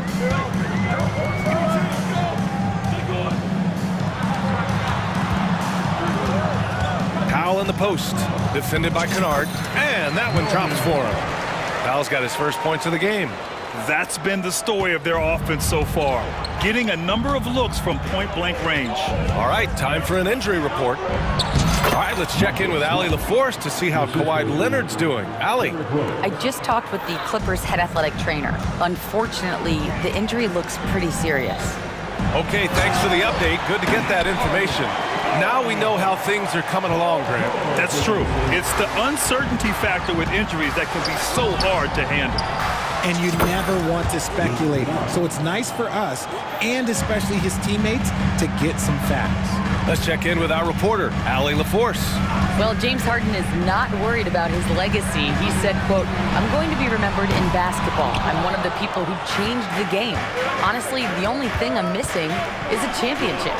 But Brian, he is not stressing. He said, "The moment I stop having fun, I'll be done." Yeah, marching to the beat of his own drum, Allie. Thank you. Tice, a screen on Rose. Tice outside. Stolen by Jackson. And up the court come the Grizzlies on the break. Pass to Smart. There's 48 seconds left in the first half. Here's Jackson. And the dunk by Jackson. Nice one-handed jam. Simple and effective, B.A. Hey, with the lead, I'm surprised he didn't come up with something a little more creative. Now here's George. Give him 8 points now. Yeah, great job by George. Now, part of what makes him such a great wing is his crazy ability off the bounce. Here's Rose, driving to the basket. Count it. 1 for 1 to start the game.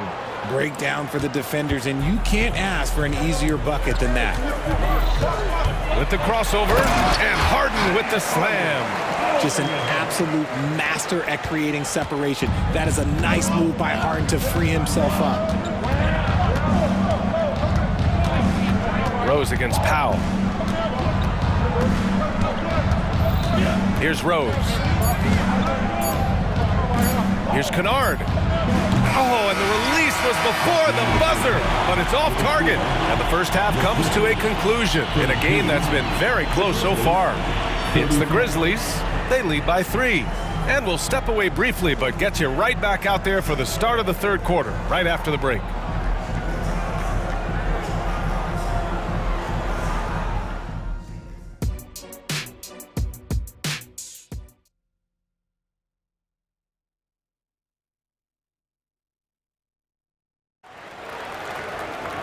We've got second half action for you, and if the next couple of quarters are similar to the first, this one could go down to the last possession.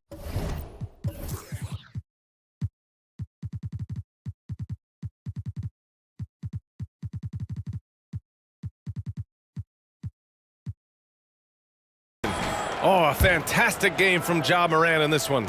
Yeah, tonight, he's done a great job of slashing through the lane and finishing. And you love that mindset he has going at the rim. He hasn't settled for anything, and he's been the aggressor all game long. They've they've got Daniel Tice. George out there with James Harden. Then there's Amir Coffey, and it's Powell in at the 3, the small forward. So that's the lineup on the floor for the Clippers. The 3 from Bain. Smart finds Kennard. Smart, a screen on George. Harden against Smart. And it's blocked by Harden. Ooh, nice hustle on defense from Harden, showing a willingness to make an impact on this end. Okay. Well, if you're the Clippers, are you out looking for the next young star, Grant? Possibly, BA. I mean, 5 of their top 6 scorers last year were over 30 years old. So they may need more production from your young guns to be a consistent contender. Grant, when you look at the Memphis team from last year, everyone was under 30 years of age. Yeah, and a lot of upside there. But the move this summer to bring in veteran leaders like Marcus Smart, I mean, he fits their timeline, BA. That can also balance some of that youth with experience. Russell Westbrook, he's checked in for George. Number 0. Harden surveying the D. Tice, a screen on Bain. Harden, the pass to Tice. Back to Harden. 6 to shoot. To the wing, right side. And Tice with the bucket. The assist by Harden. And the Clippers lead by 4. He's been playing great unselfish basketball, really putting the rock in the hands of the right shooters. His court vision has been on display in this one. He's doing a tremendous job just orchestrating the offense beautifully. Jones, he's checked in for the Clippers. Tucker comes in for Coffee. Morant, he's checked in for Memphis. And here in the second half of play, we're just over a minute in. Jackson, the screen. Morant taking no chances on the flush. It's just so much fun to watch Ja fly. The way this man can take off is so impressive. Outside Jones. Outside for Harden. It's stolen by Smart. Outside Morant. Pass to Clark.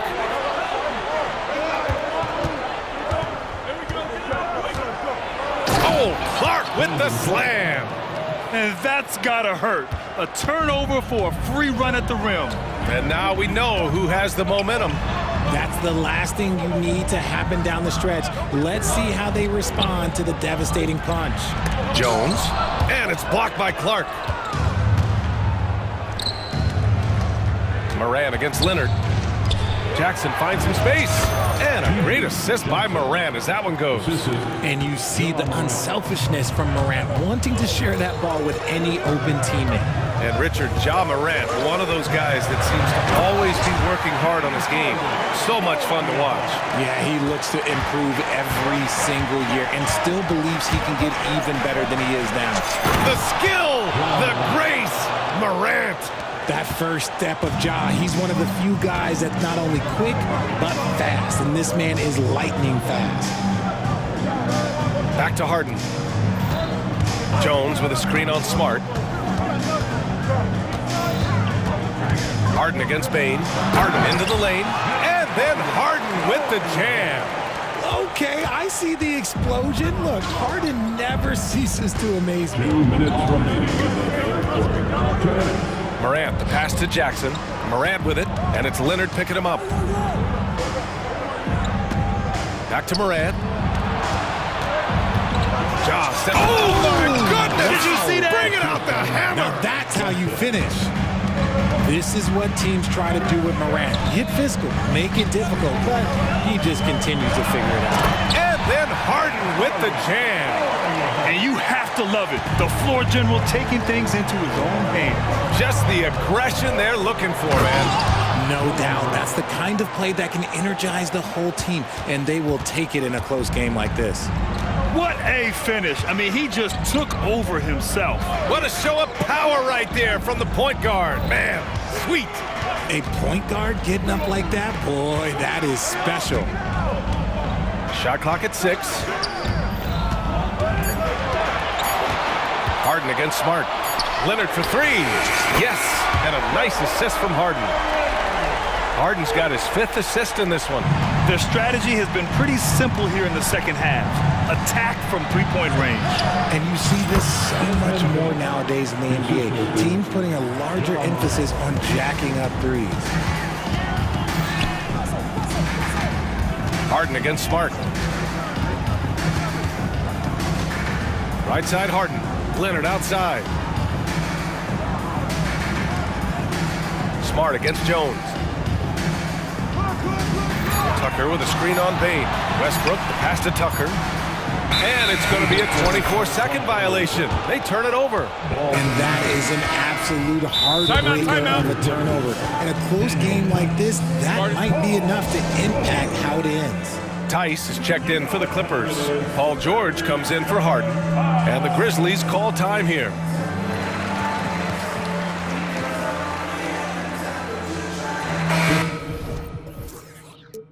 And some changes here for the Grizzlies. Jaren Jackson, he's checked in for Jackson. And Williams is subbed in for Morant. And here's Jackson. He'll bring it up for the Grizzlies. It's a one-point game. Bain against George. Now here's Bain. He's closely guarded. And play stops. A whistle there on what looks like an illegal screen. You can get away with one once in a while, but it looked like he wasn't completely set on that pick. You gotta blow the whistle when it's that obvious. Great call there by the official. And how about that replay? Man, you gotta appreciate the hustle on defense. Oh, terrific defensive intensity right there. Getting stops like that is crucial for them right now. Time called here. The Clippers decide to talk it over.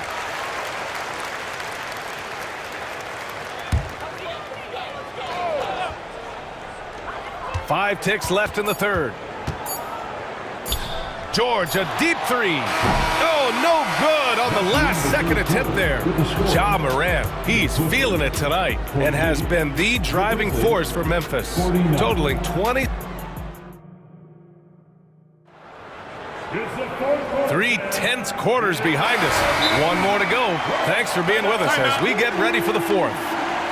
All right, now a timeout called by Memphis.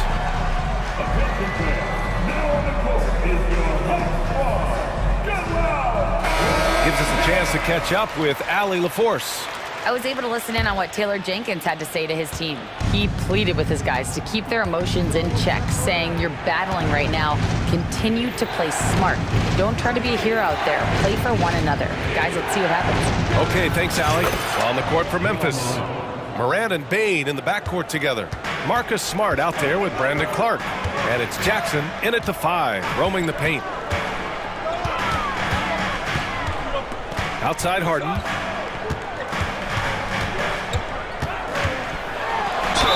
And you can count it. And here comes the coach's challenge.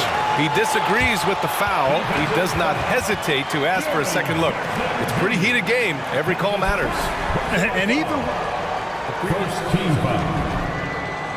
personal foul calls still disputed even after the video review. There's no doubt there's going to be a gray area in a lot of these calls. But at least we have the option to take a second look. So the officials... The ruling on the floor is confirmed. And they've made their decision. The call will stand. And as much as it hurts to lose a challenge, I think Coach would challenge that call again if he could. He really disagreed with the foul, and he's still peeved. That's good from Harden. The southpaw, hard, lucky lefty. He's a tremendous offensive player who can pretty much get triple-doubles in bunches.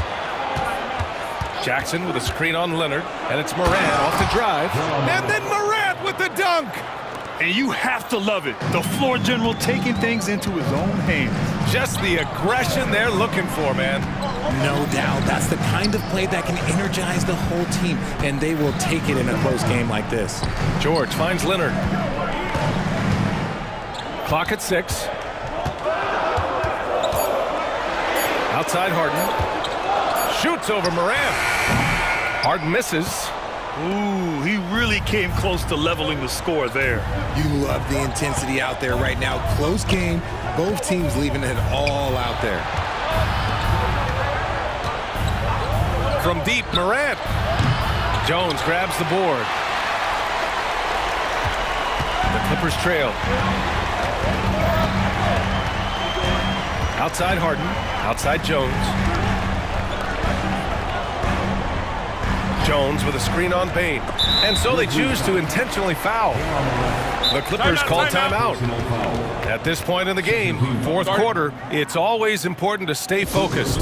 And while the coach goes over the plans, these players are getting a much-needed chance to get hydrated with some Gatorade.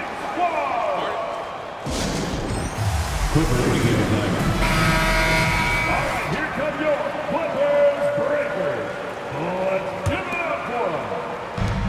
How about that? Let's hear it. George scanning the floor. Jones sets a screen. 6 to shoot. George with it. Guarded now by Smart. That gives them the lead. And the Clippers lead by 1. And when you look at the numbers over the last few years, it's clear that George has made a jump as a playmaker. To the paint. Here's Bain. And he takes that one up and powers it through. Oh, couldn't have asked for a more hotly contested game. These teams have swapped the lead 8 times. I believe it's coming down to the wire. George a screen on Morant. Harden, a pass to George. Outside Jones. Pass to Harden. Oh, there's the alley! And an emphatic jam on the lob. Cutting into this lead. They're well within striking distance. A stop or two in the next minute or so, and they could even... Nice. And they're not happy with the call here. Coach has given the signal. He's going to use his challenge. Probably a good idea in such a close contest. People were worried that this would slow the action down. But was The previous play is under review. to adopt this challenge policy in 2019. You know, one thing this does for a coach is let his players know he's got their back. If they're adamant. After the review, the ruling on the floor is overturned. So they see clear evidence of a bad call, and they're going to overturn it. Probably the right decision. And give credit to the officials for recognizing the mistake and correcting it. Nobody likes to say they got it wrong, but they fixed it in a hurry.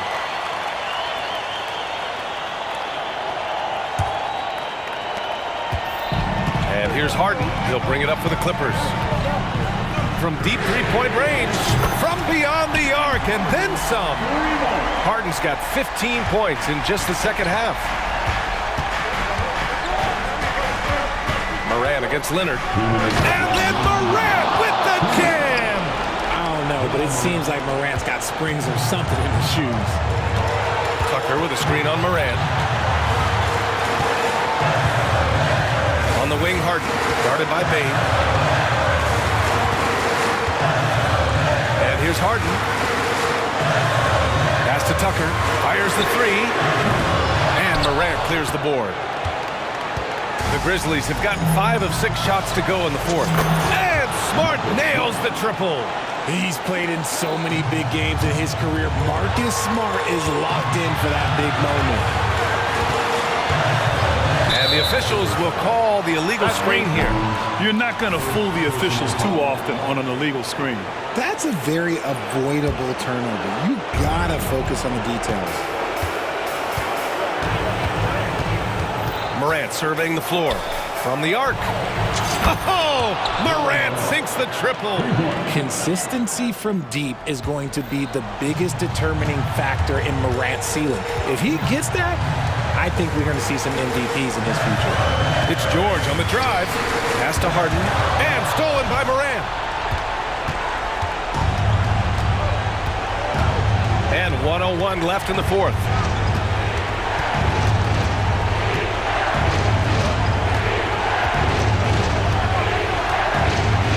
And here's Clark. Leonard defending. Shot clock at 5. Here's Morant. And then Morant with the dunk. And they just continue to attack, even late in the game, while they're up big. If you want to be great, you have to have that killer instinct. Nice shot by Harden. One of the best scorers in the clutch, Harden doing it again. And here's Memphis. They've gone on a 10-2 run, not allowing much. The drive by Morant. And then Morant with the dunk. Outstanding move in the lane. Just enjoy that one at home, folks. No doubt, with some huge elevation on the finish. Payne with it, picked up by Tucker. Kicks it out to Clark. The three. And again, it's Memphis with a three. And guys, that's got to be the dagger. This is how you finish a game. And it felt like they just flipped the switch to go on that run and seal the game. Saving their best basketball for the end. Always smart.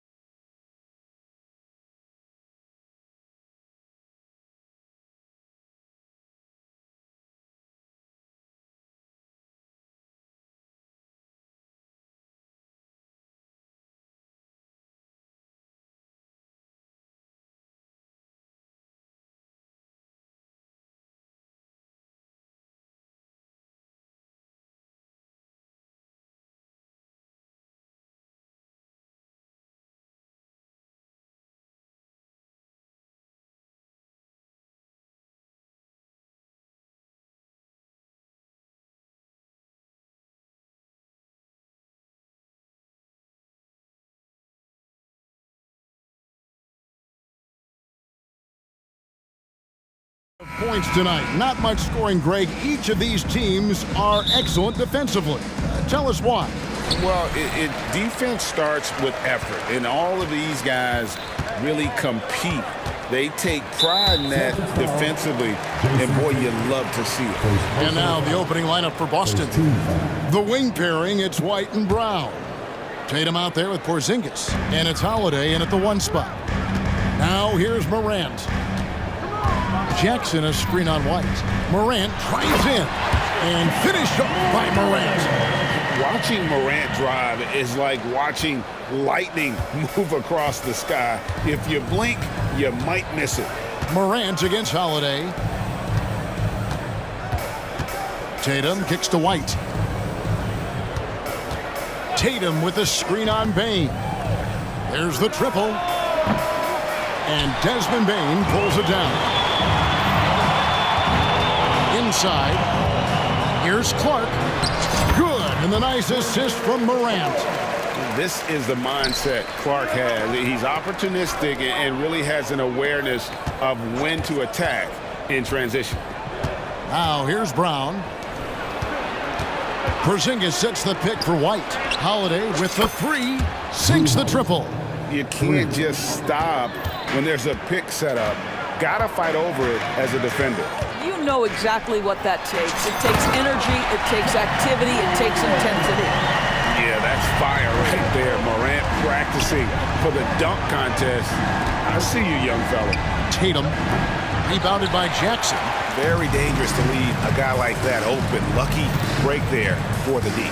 As we've talked about Boston's young talent for so long, they've now become battle-tested veterans. And it's incredible how young that experience has taken hold. They have had players build big roles in so many big games. What a strong foundation, and now you've just got to keep building. Tatum no good. The Grizzlies have gone 4 of 4 to start, so a nice offensive rhythm to start here. Morant with the bucket. Morant's got 8 points. Yeah, I'm amazed at Morant's ability to take contact and still stay in full control. Trains it from beyond the arc. He doesn't need a lot of daylight. Stretches the defense night in and night out. And just under 2.5 minutes elapsed here in the first. Jackson throws it down hard. Well, Morant's acrobatics often get the attention, but his passing is also elite. And there's the pass to Porzingis, stolen by Smart. Here's Morant, and Morant throws it down. That's a double whammy, guys. That's right. A great defensive play, then the emphatic stop. Let's see if that serves as a momentum builder. What a great sequence for this group. Now here's Morant. 10 points for him. Fires the 3. Good on the triple.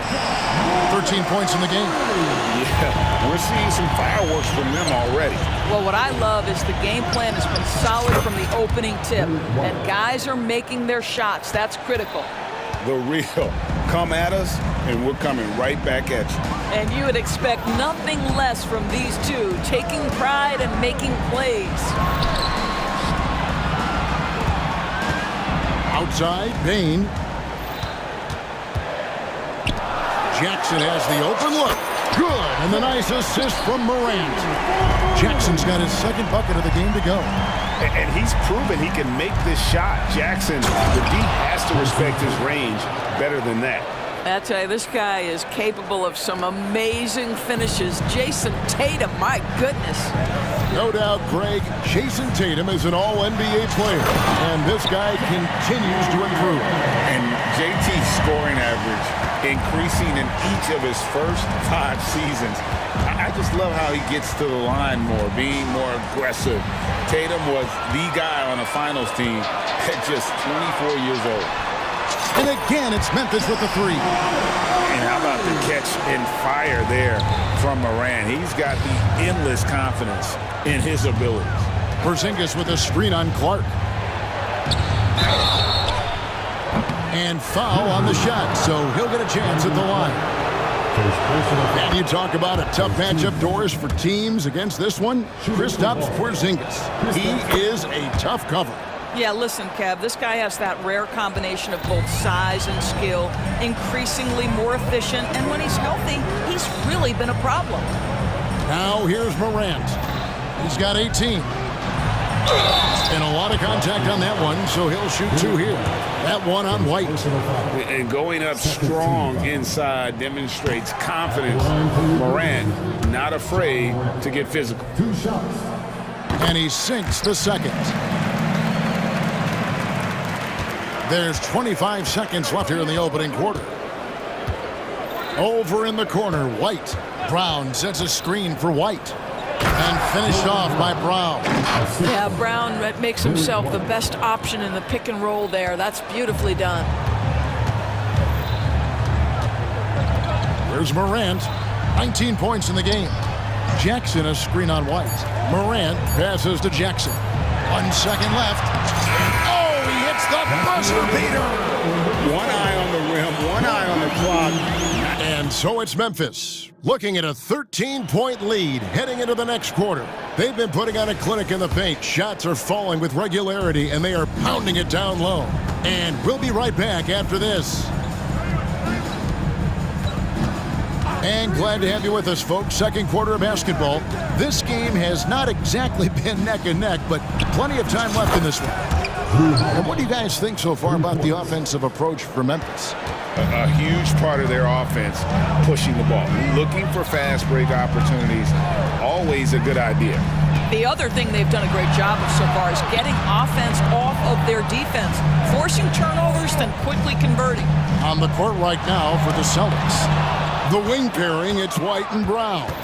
Kristaps Porzingis is out there with Tatum, and it's Holiday in at the point. And now we've got some time to check in from the sidelines. What you got for us, D.A.?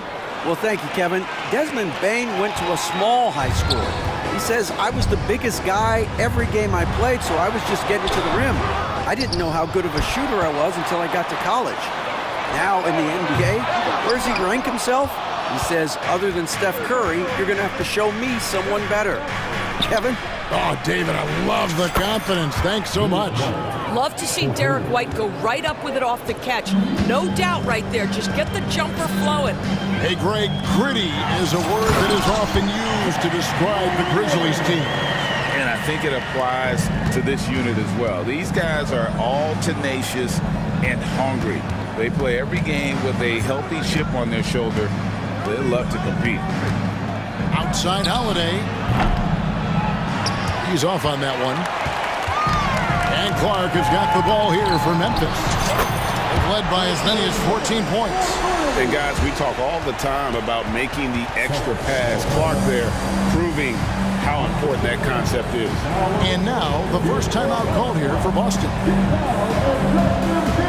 Kennard, he's checked in for John Morant. Boston making a switch here. Celtics trail by 12. Right wing, here's Walsh. Boston again missing. Memphis has gone a very strong 4 for 5 from three-point land in the ball game. Pass to Kennard. Good for the basket. Starting off 1 for 1 with that shot. Well, the floater can be tricky. It requires touch. Kennard, that looked effortless. Time call here. The Celtics decide to talk it over. Boston making a switch here. White's checked in. Celtics have gone 2 of 4 shooting the ball here in the second. Holiday, the pass to White. White, a screen on Clark. Tatum with it. Now guarded by Smart. And slam dunk by Tatum. Don't sleep on Jason Tatum's athleticism. This guy attacks the basket with ferocity. Bain finds Kennard. Here's Jackson driving the lane, and the dunk by Jackson. Yeah, I mean, maybe could have tried for a more memorable dunk than that one. And we know he's capable of those memorable ones. Good on that shot, and with that, the Memphis lead is cut down now to just 11 on the basket from White. Kennard setting the pick for Bain. And down it goes, jamming that one home. The He's just kind of stepping aside and letting him get to the rim. There's a reason, GA. The lead is what it is right now. I tell you, you can't get stops if you're unwilling to put in the work. You've heard people say it's a make or miss league. Does that hold true? It seems so, right? Shooting percentages correlate more with winning than possession stats, like turnovers or offensive rebounds. It's clear shot making has never been more valuable, but the ability to disrupt rhythm still plays a big role. Here's Tatum. Tatum using his size inside. That will help your assist numbers if you're Derek White. You can't miss that guy. To the paint, here's Kennard. And he jams it after taking the nice feed on the run. Oh, he just punches that one down with a fury. He rubs it in a little deeper with the hanging finish. Here's Brown. There's the drive. Count the basket. Boy, the quickness of Jaylen Brown on the drive, he makes it happen in an instant. Kennard on the wing. Fade away. Good on the three-point shot.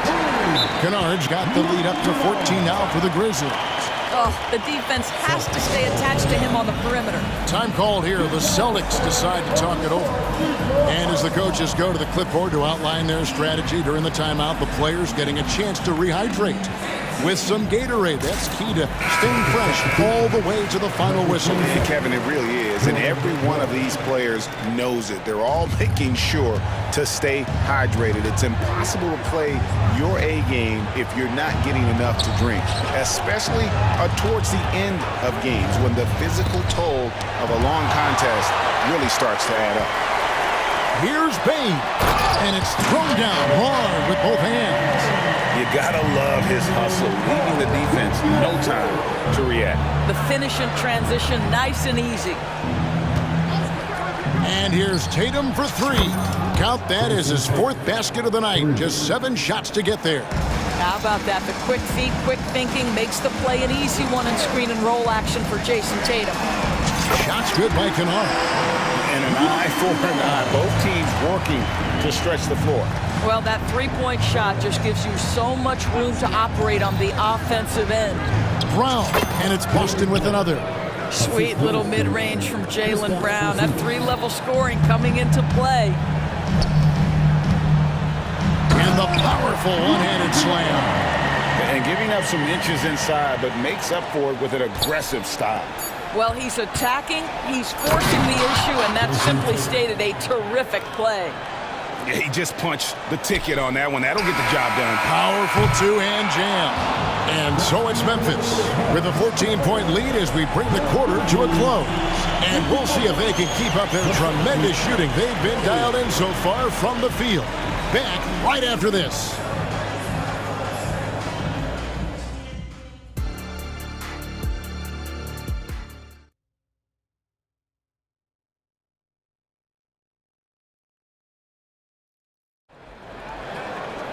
And after a very lopsided first half, we'll see if things play out a little more evenly here in the second. Guys, John Morant has been sensational. It's something that isn't his strength, but he's done a great job of finding the open man. Well, what he did was sustain it throughout the first half. He ran the offense to absolute perfection. In at the guard spots, Morant and Bain. Brandon Clark is out there with Marcus Smart. And it's Jackson in at the center. That's the lineup in the game for Memphis. White dishes to Brown. And the dunk by Brown. Well, this is where the powerful frame and explosive athleticism of Jaylen Brown becomes a problem for the opponent. Nicely done. Greg, for a franchise like Memphis, is there a specific way they have to build? Through the draft. I mean, they aren't going to get the huge A-list free agents, so you have to hit on your picks. You also have to keep your guys happy. Sign them to smart extensions. The screen from Brown. Here's Holiday. Here he goes. Count it. Holiday's got 8 points. A really smart player. Holiday can find the spaces inside and exploit them for points. And a wide open look for Bain. And again, it's the Grizzlies from deep. And this is the game plan for him. He's a big part of their floor spacing. And right now, Greg, he is doing a great job delivering for this team, productive and efficient. Time called here. The Celtics decide to talk it over. Williams, he's checked in for the Grizzlies. And it's Porzingis with the ball. He'll bring it up for Boston. It's a 16-point game. Here's Tatum going inside. Count the bucket. And now, yep, this will be a coach's challenge. We thought that might happen, triggering a review of the personal foul.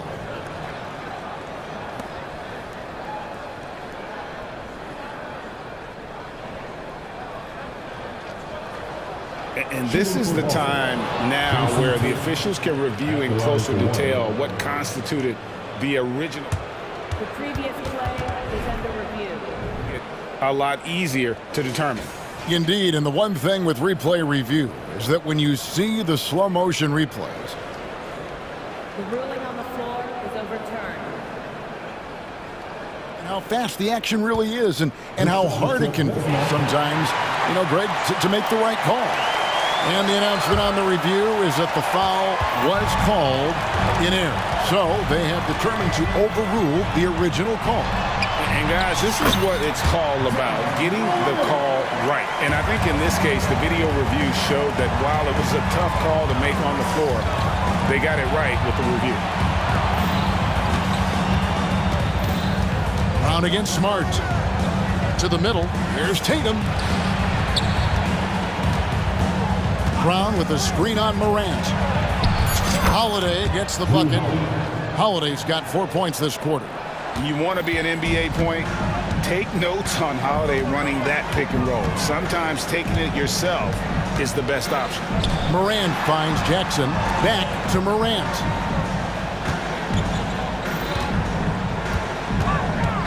Pass to Jackson. Just 5 to shoot. And the dunk by Jackson. And the flush from Jackson Jr. Great wingspan, and at 6'11", he's got a little nasty in it. White against Williams. Brown deciding where to go with it. Down low. Whoops, they pick off the pass. And Smart with a clear path to the hoop. Well, that's about anticipation. Marcus Smart jumps out, gets into the speed and transition game, and leaves no doubt. Now a timeout called by Boston.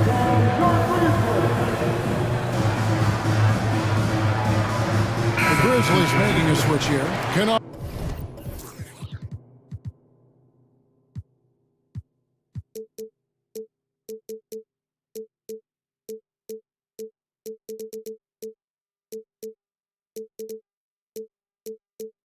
Checked in.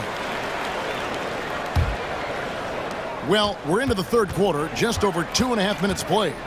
Let's check in with our reporter, David Aldridge. Thank you, Kevin. Now, one of the toughest things NBA referees are asked to judge are carrying violations, where the ball comes to rest at mid-dribble. Now, Warriors coach Steve Kerr says they've been doing it ever since Allen Iverson convinced the referees that it wasn't a carry. It is a carry, but the whole league's been doing it. Kevin? Yeah, you're right. We've seen it. David, thanks. In the 2016 and 17 drafts, GA, Boston ended up with the 3rd pick overall both of those years. And they nailed those picks, getting Jaylen Brown and Jason Tatum back-to-back, setting up their franchise for years. Kennard for 3. Good. And the nice assist from Morant.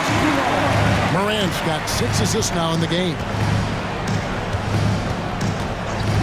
And Holiday kicks to Brown. They set the screen and finished off by Brown.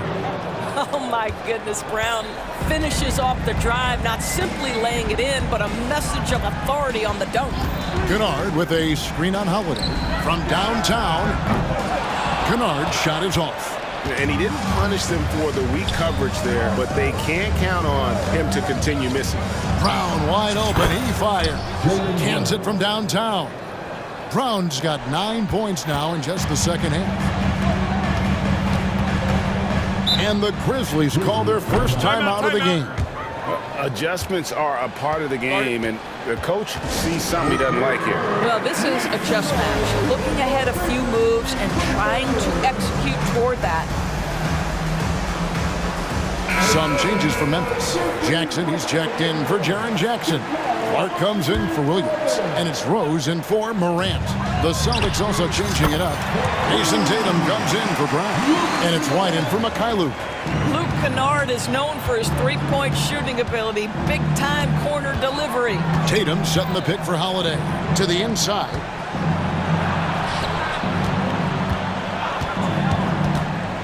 Down low, White. And he converts the layup. White's got 17.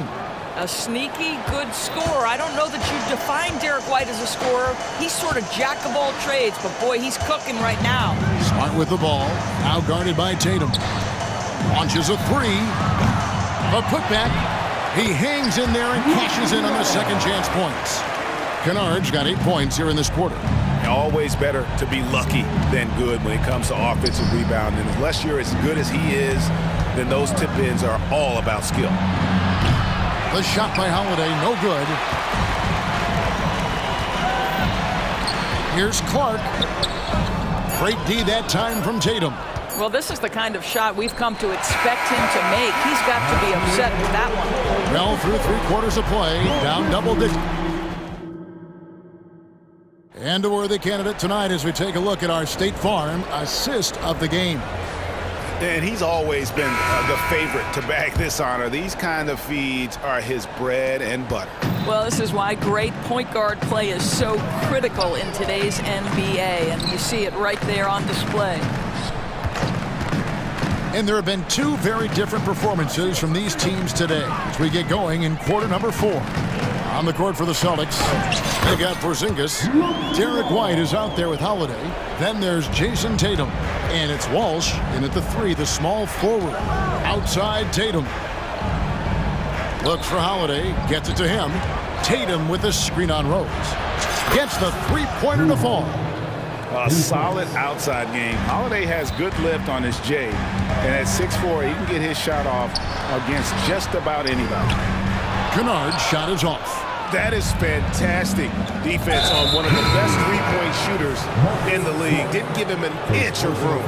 Yeah, not sure what that was about. I mean, talk about a brain cramp. Looking at who's out there now for the Grizzlies. Jaren Jackson's checked in for Jackson. Bain comes in for Luke Kennard. And it's John Morant in for Rose. Jaylen Brown's checked in for the Celtics. Quick off the floor and powerful. Clark loves to attack that rim. Holiday finds Tatum. Tatum setting the pick for Holiday. Good, and it's Tatum picking up the assist. Tatum's got 3 assists now in this one. I love the spirit he's shown tonight, particularly on the offensive end. And to me, he's just playing smart, efficient basketball, really helping his team hang around this one. How about the handles from the young fella? Give Morant credit for taking the initiative and capitalizing. Inside, and the dunk by Porzingis. And didn't do anything fancy there, but didn't need to. Nope, his only concern right now is getting the points on the board. And I don't mean style points. Great open look there. Bain's got 19 points. Well, this is what you're trying to do. Put the game away.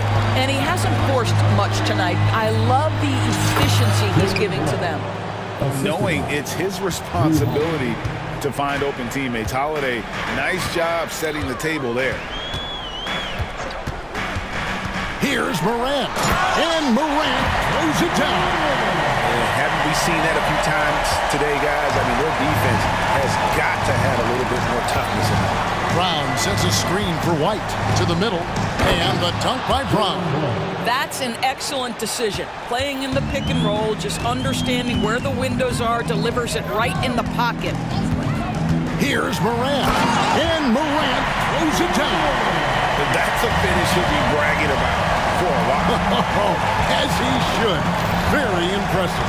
How about that from your point guard, gentlemen? Playing big at the rim. Okay.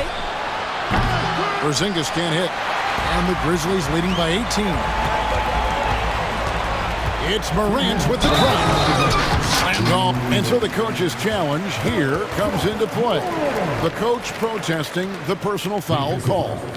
Kristaps Porzingis, first personal foul. And this is the time now where the officials can review in closer detail what constituted the original. The previous play is under review. A lot easier to determine. Indeed, and the one thing with replay review is that when you see the slow motion replays, you really get a new appreciation for just the ruling on the floor is overturned.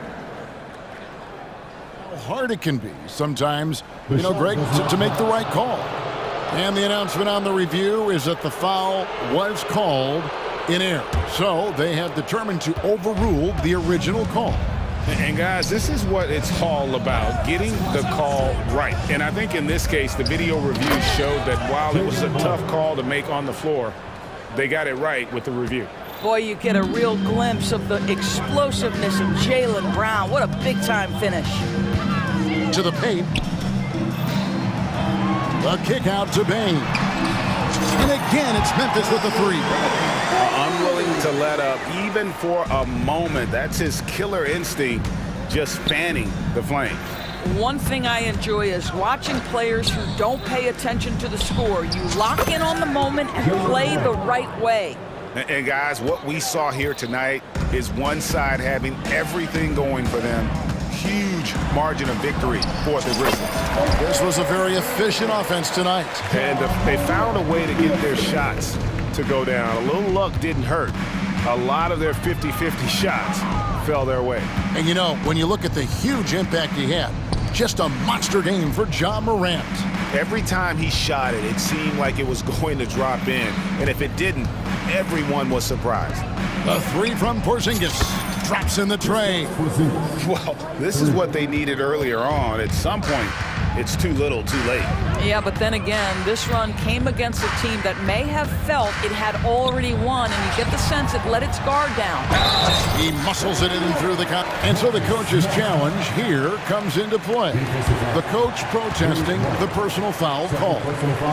And I think when it comes to some of the more difficult calls to make, The previous play is under review. it'll be tough to catch everything in real time. The wonders of technology. We've seen replay reviews so effectively and involving the coaches by being... The ruling on the floor is overturned. And the announcement on the review is that the foul was called in error. So they have determined to overrule the original call. And guys, this is what it's all about, getting the call right. And I think in this case, the video review showed that while it was a tough call to make on the floor, they got it right with the review. Here's Tatum into the lane. But Jason Tatum worked hard, being comfortable in tight windows off the dribble drive. That was a nice-looking move. Morant with it, and Holiday picks him up defensively. White against Bain. Clark the pass to Morant. The shot comes out. Good D by Holiday. Passes it to Tatum. Here's Brown. And the refs are going to rule that unnecessary contact. It's a flagrant one foul. And Kevin, that's a pretty dangerous play right there. I mean, I don't like to see a player put an opponent in harm's way, as much as you just saw him do there. Glad they pinned a flagrant on him. Yeah, you're right, Greg. The officials were all over it. They weren't going to let him off the hook that time. You have to admire the growth of Jaylen Brown. He comes in as an attacking athlete. He's now a better passer, and he absolutely is a knockdown three-point shooter. Timeout called. The Grizzlies, they're up by 16. Just 2 seconds left in the game. Guys, what's your take? And they've got this one just about wrapped up. It's not completely over.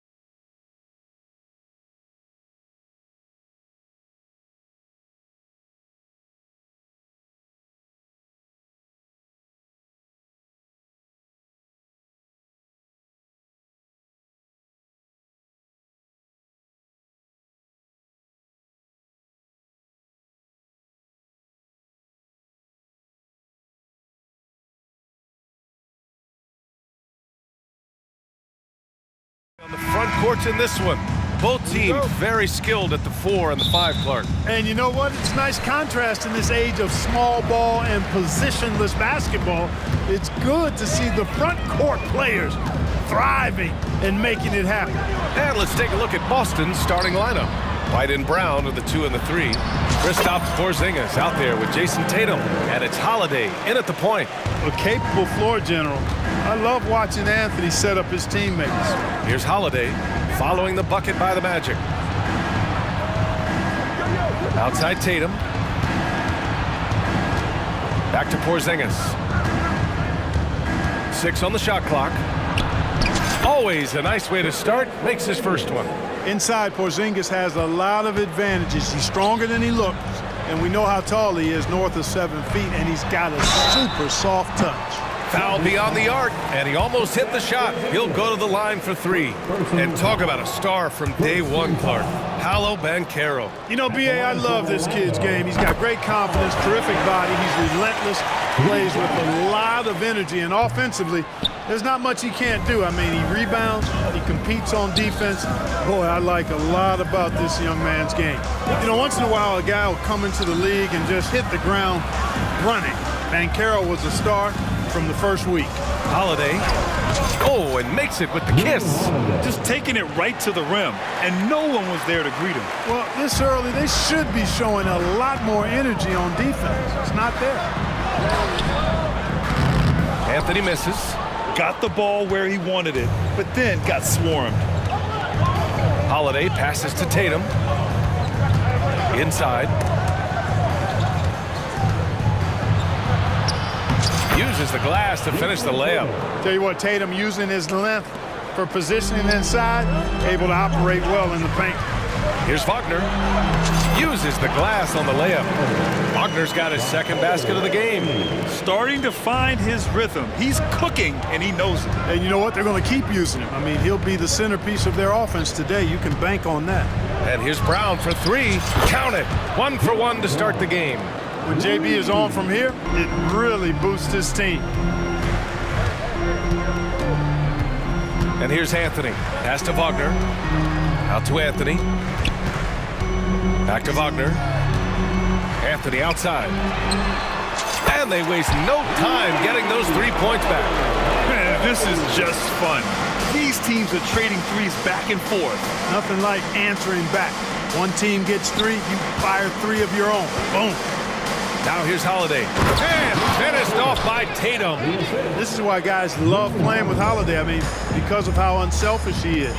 And for the Celtics, Grant, when it comes to something like rebounding, it's a total team effort. Well, it's part of their personnel strategy, B.A. Get wings and guards that have length and toughness, which allows them to control the glass and switch just about everything defensively. Well, so much length and versatility on this Magic roster, Clark. And, you know, those are 2 things every team would like to have, Brian. The first step of a rebuild is accumulating talent. They've got some of that. Now it's about coalescing that talent into a winning group. Man, I love how strong Tatum goes to the rack. When you give him room to get up, he's banging that thing. Wagner with a screen on Holiday. And the call is going to be, yes, an illegal screen. The screener was leaning a bit right there. His feet may not have been planted. Pretty obvious call by the officials. Yeah, I agree. You know, sometimes that can be a tough call for the refs to make, but not that time. It was easy there.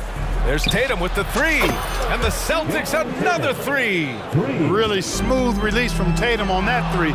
Makes that shot look effortless. Puts up a deep 3. It's hauled in by the Magic. And first quarter, we're about 3.5 minutes in. Isaac with a screen on White. Pass to Banchero. The 3 is up. Nice start for him, sinking his first shot. Check out that quickness with the hands, man. Carroll bringing that to the floor tonight. To the middle. Here's Brown. And Brown with the stuff. Man, what a pass that was there. He really, really relishes making the game easier for his teammates. Isaac with a screen on Porzingis. Banchero finds Wagner. Now Isaac, defended by Brown. Isaac with a screen on White. Three-pointer, Anthony. And again, it's Orlando with a three. Clever call by Anthony there, using the pick and roll to create an opening. Pass to Tatum. 44 seconds left in the opening quarter. Sinks it from distance. Tatum's got 12. You don't want to let him get into a rhythm from out there. Wagner outside.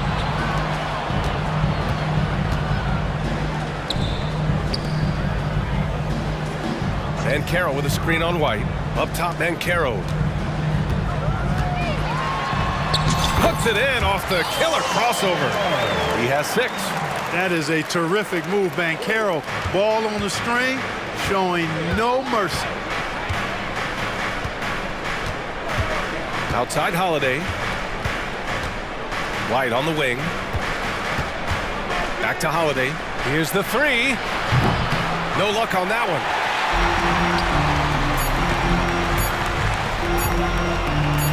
Wagner for three. Buried from outside. I don't know. I think we may get a review here. That was close. And it looks like they are. The previous play is under. Did he get the basket off in time or not? Yeah, the replay makes it obvious. I mean, he got that shot off in time. It should be an easy decision for the officials. Well, I can't see how they... After the review, the ruling on the floor is overturned. When it left his fingertips. Cole Anthony. He's been the guy making things happen for Orlando.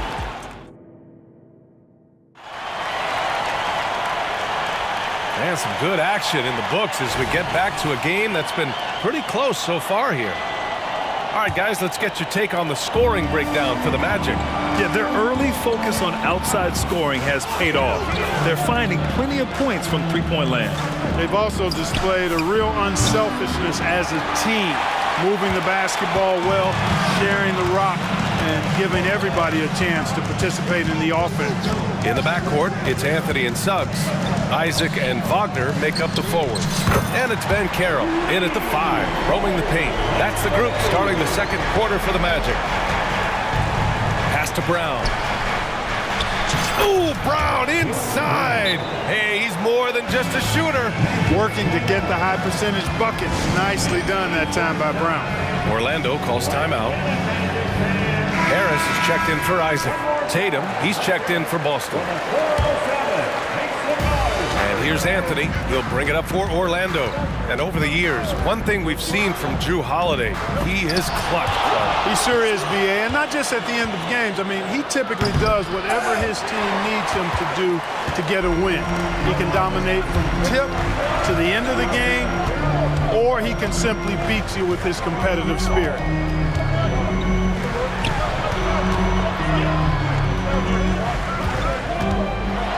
Wagner inside. Tatum's there. And Wagner gets it to go on the assist by Anthony. Staying strong against the contact, playing right through it. Wagner fighting for that finish. Pass to Tatum. Oh, look at Tatum going to work inside.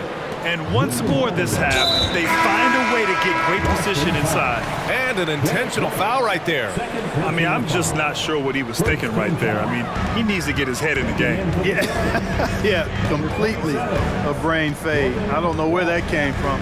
Just lost sense of time and the situation. Mancaro drives. Oh, Mancaro throws it down. There's the speed. Mancaro has it, but doesn't always show it. That time he did. Back to White. Inside. And stolen by Anthony. In transition, the Magic on the run. On the wing, Suggs. Wagner with a screen on Holiday. It's Suggs with a drive. Boston with a rebound.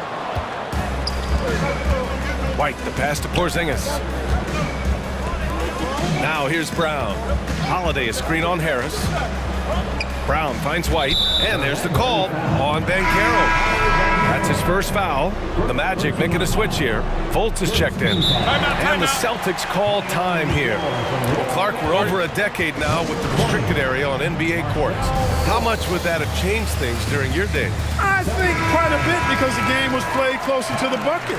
I mean, there was more post-up action, more attacking of the rim from close in, so I do think it would have had an impact on how the game was played and officiated had that restricted arc area been in existence, and perhaps it might have led earlier to teams looking to space the floor a little more to create more driving lanes without a lot of help defense. Fultz against White.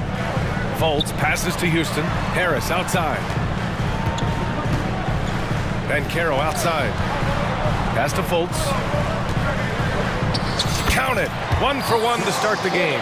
To me, one of the things that separates Banchero from others is his passing.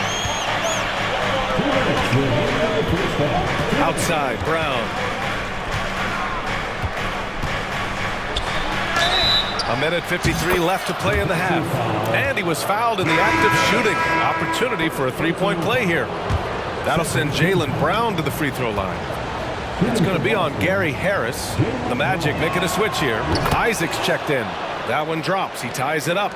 The end of the 2023 season was a rough stretch for a young Orlando Magic squad, Clark. Always hard, BA, to close out a season on a losing streak and in the bottom part of your conference. It's a tough learning opportunity, even for veteran guys. Shot clock at 6. They get it again. The kick out to Banchero. Back to Isaac. Pass to Houston. Puts up a 3. Knocks it down from distance. Houston's got his first 3 points of the game. Gotta fight harder to get over those screens. Well, I'm going to credit the screen. I mean, that's a good, strong pick he lays there. And Boston calls time here. And as the coaches draw up their strategies, the players staying hydrated with some Gatorade. That's key to keeping them at their best all the way up to the buzzer. It really is. And every one of those players knows it. They're all making sure to stay hydrated. It's impossible to play your A game if you're not getting enough to drink, especially towards the end of games when the physical toll of a long contest really starts to add up. Wendell Carter, he's checked in for Orlando. Harris comes in for Suggs. And Tatum is pretty calm out there. He does not rattle easily. Incredible concentration in the face of hardcore defense there. Harris with it, picked up by Tatum.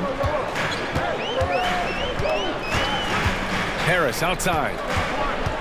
Here's Houston. That falls. Nice setup by Harris. Houston's got 5 points now this quarter.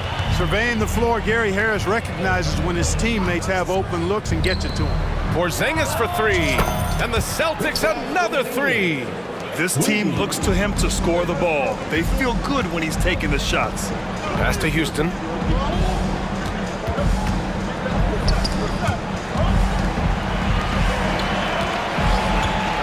"26 seconds left to play in the first half of basketball. Boston's gone 2 of 3 from beyond the arc so far in the second. Porzingis passes to Tatum. Oh, count it! Tatum hits from way out. Tatum clearly putting on a show in this one, doing it all. Here's Houston. The shot from the low post is good. Houston's got 7 points. Soft touch on the finger roll. Always such a pretty shot. And Boston calls time here.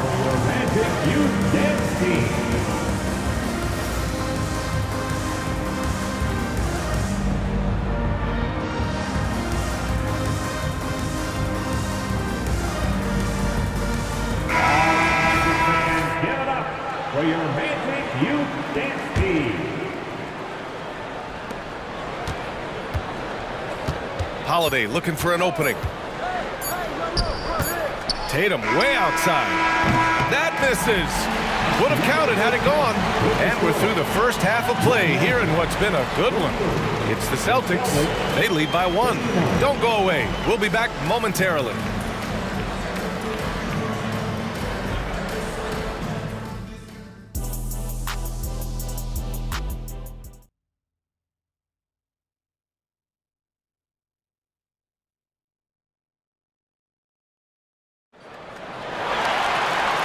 And in that first half, we saw a pretty tight battle.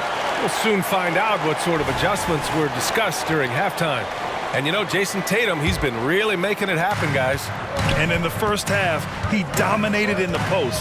He got the looks he wanted and was able to execute. You know what? I think he's doing exactly what he has to do. Using his body, shaking off contact, and then finishing at the rim. Kicking off the second half, here's Joe Mazzulla's 5. White and Brown with the 2 and the 3. Jason Tatum out there with Kristaps Porzingis. And it's Holiday in at the point guard position. This has been Anthony's night for sure. Everything going exactly right for him at the offensive end. When talking about the Celtics, you'd have to say they have a unique 1-2 punch, Grant. Yeah, I mean, think about it, B.A. To have Tatum on one wing and Brown on the other, that's a potent combination. And what a luxury for Boston. They complement each other so well. It's Suggs with a drive. Doesn't go for him. Ooh, good work defensively by Holiday. And Brown has got the ball here for the Boston Celtics. The lead is 2. Tatum passes to Brown. Back to Tatum. Shoots over Isaac. 6 on the shot clock. On the wing, Tatum takes a 3. And the Celtics another 3. And Brown is quite unselfish as a player, always willing to get the ball to the open teammate. Anthony outside. The 3 ball. The rebound, Celtics. First minute and a half of basketball played here in the third quarter. A quick shot there. It's off target. Would you say testing the limits of his range there? You know, guys, I think he's got confidence to shoot it from anywhere, but he could have gotten a better one than that. Wagner with a screen on Brown. Fires at the elbow. And Caro uses his size down there. Now that's impressive. Banchero showing you he can do damage from the mid-range, too. Pass to Brown. The 3. Hey, now 5 for 8. Shooting a pretty good percentage right now. This is what it's been since halftime. Remarkable results from downtown. Well, it's been a three-point barrage. They came out gunning and have not stopped. Ball distribution was there. I mean, outstanding work all the way around. Timeout called. The Celtics.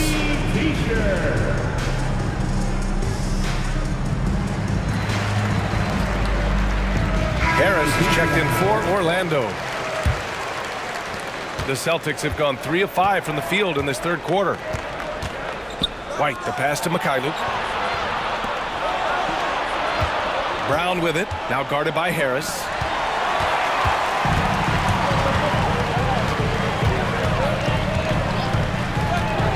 Suggs, the pass to Wagner. Banchero outside. Wagner with a screen on Porzingis. Banchero finds Harris. Here's Suggs. Down to 5 on the shot clock. Here's Wagner. And there's a whistle. He'll head. And in a game this close, they're going to challenge the call. Coach does not agree with it, and he wants them to take another look at the monitor. And even with the coach's challenge in place, we've seen so many of these personal foul calls still disputed. Even the previous play is under review. Area and a lot of these calls. But at least we have the option to take a second look, so the officials can be sure they get it right.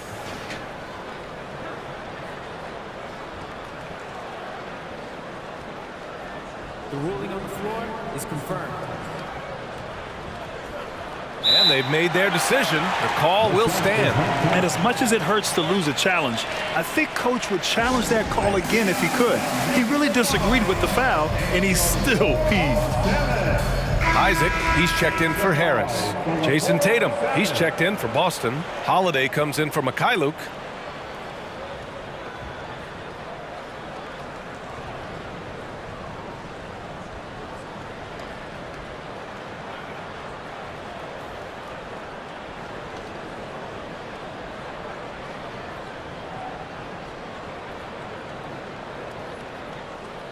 Shooting 2.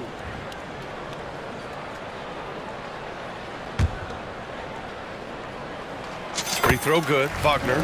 What I love about Wagner is that he's a guy that never stops moving. He's always in action. Really always a plus to have a big guy stroke it from the line like that. The soft touch on full display. Kick out to Brown. This one for 3. And Brown around, knocking down the triple. The name of the game isn't scoring, it's scoring efficiency. Wagner, the pass to Bancaro. And here's Anthony. Bancaro with a screen on White. Three-pointer, Anthony. The rebound by Jason Tatum. Ooh, here's White on the drive. And the shot is good on the assist by Holiday. Holiday's got 6 assists now in the game. Wagner finds Anthony. And Anthony slams it in. Wagner, he'll find the wide open teammate more often than not. Heady player. Holiday passes to White. Back to Holiday. Pass to Tatum. Holiday a screen on Isaac. Here's Tatum. And that one falls. Now 10 for 12 with that make. Oh, the ball handling of Tatum. It's what separates him from other star wings. Oh, it's blocked by Porzingis. And they're on the run. White for 3. And again, Boston with the triple. And a closer look here at the hustle stats for the Celtics. Phenomenal work on the defensive end so far. That stands out the most. They've made it their mission to block shots and make things hard for the opposition. Yeah, they've also done a great job of running. Attacking when they get the chance, always a great idea. Just awesome speed from Brown. Blasting off towards the bucket and slamming it down. And then Carroll gets it to go. Yeah, he's been hooping, but the rest of the team, not so much. On the wing, Holiday. Back to Tatum. Outside Holiday. Up top Tatum. And it's Boston scoring again. Well, I like how Tatum had his hands up and ready to go on that catch and shoot. Well done. Ooh, bouncy. That should give him a nice lift. Good timing. They needed that one.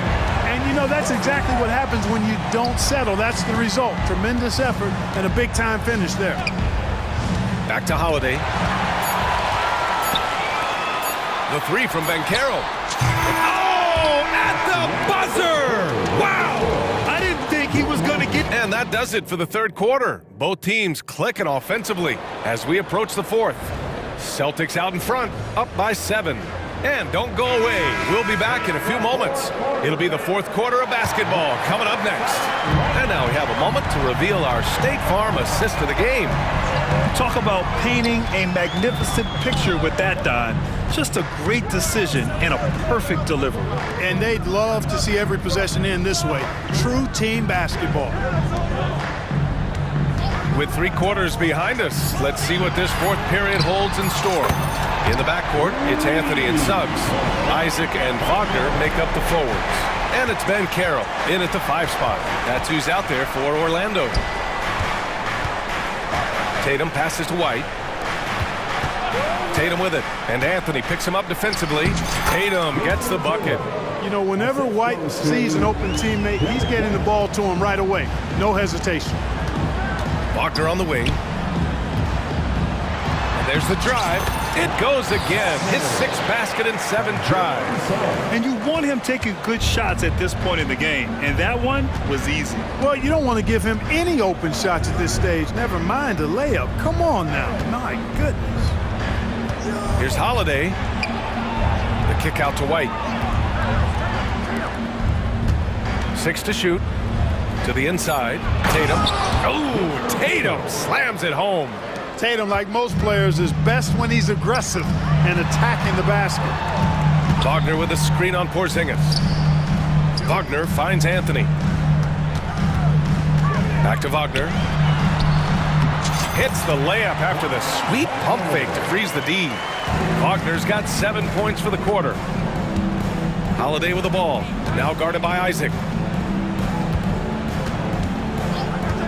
Outside Tatum. No good from outside. And that's exactly how tightly you have to guard him every time he steps to the arc. He's just that good. Wagner outside. From outside the arc. And again, it's Orlando with a 3. Hunting for that shot. Wagner wants to eat. Tatum passes to White. Tatum a screen on Anthony. White for 3. Here's Tatum. The jumper from the wing off target. That's a shot he'd like back. He's usually going to make those. Wagner against Brown. Anthony outside to take the lead. And he was fouled while in the act of shooting, so he'll take 2 free throws. Jaylen Brown picks one up. And Anthony has no off switch, which I like. He's adept at attacking defenses and drawing fouls. A moment to hear from Allie LaForce. Over the break, I listened in on Joe Mazzulla's huddle. They said in the huddle, this is it. No excuses. Let's figure out a way to win. A couple of players spoke as well, firing up their teammates. A great ending could be in store, guys. All right, appreciate it, Allie.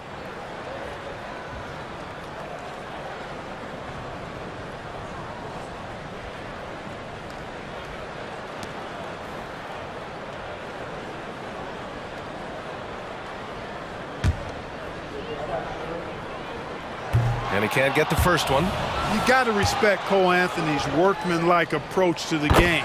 He's out there to do his job and get results and not focused on putting on a big show. They should be in front right now, but he'll be relieved not to have come up totally empty there. Tatum on the drive. Oh, a dunk and And here comes the coach's challenge. He disagrees with the foul. He does not hesitate to ask for a second look. It's a pretty heated game. Every call matters. But with so many close calls in every game, the NBA was smart to adopt this challenge policy in 2019. You know, one thing this does for a coach is After the review, the ruling on the floor is overturned. and make the refs take another look. So they see clear evidence of a bad call, and they're going to overturn it. Probably the right decision. And give credit to the officials for recognizing the mistake and correcting it. Nobody likes to say they got it wrong, but they fixed it in a hurry. And that one's good. Kept moving and found an opening, staying active. Anthony grinding for that bucket in tight. Pass to Porzingis. And there's the call on Banchero. That's foul number 2 for him. A minute 58 left in the fourth. Now here's Tatum. Tatum, a screen on Anthony. Now Holiday, 5 to shoot. It's rebounded by Banchero. Banchero's got rebound number 5 here tonight. Anthony against White. Down low. Here's Wagner. Oh, no good. Had a chance to take the lead. And so Brown will bring it up for Boston. Here's Holiday. What a terrific move that is. And the Celtics lead by 2. I tell you, boy, he comes up big at the right time.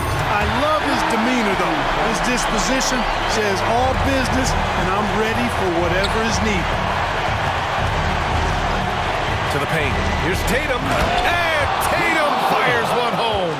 And Tatum continues to evolve before our eyes, showing excellent leadership by knocking down these clutch shots.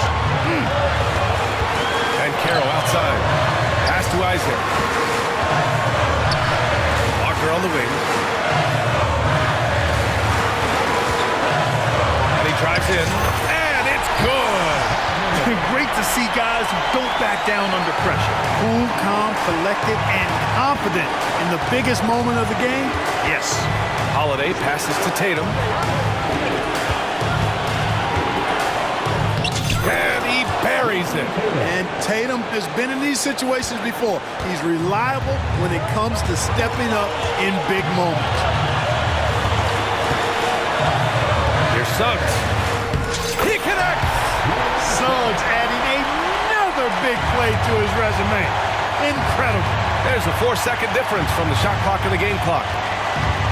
Here's Holiday. Oh, plenty of contact on that shot. Officials call the foul, and he'll take 2 free throws now. I don't mind that. I mean, they met him at the rim and temporarily prevented the points. Old school D right there, just telling them no easy layups. It's as simple as that. And that's what you expect from them. In a close game, it's great to have guys you can count on to knock down free throws. Anthony with it. Pass to Wagner. The kick out to Banchero. He's off from three. And so it's Boston.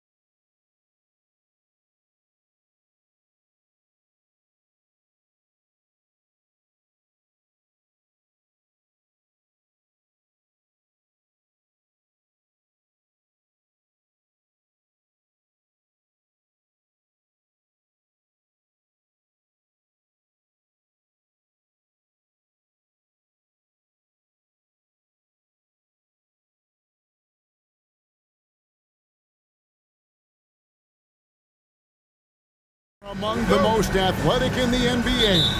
And I don't know if it'll be a track meet, but it will be an up-tempo game. And that's the only way these teams know how to play. A look at the Magic starting group.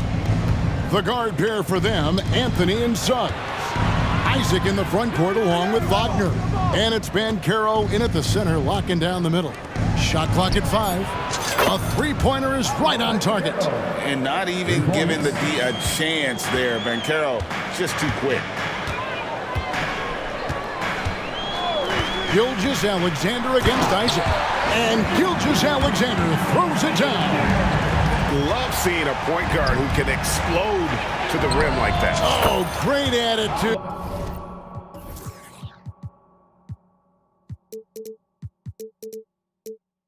And even a better finish.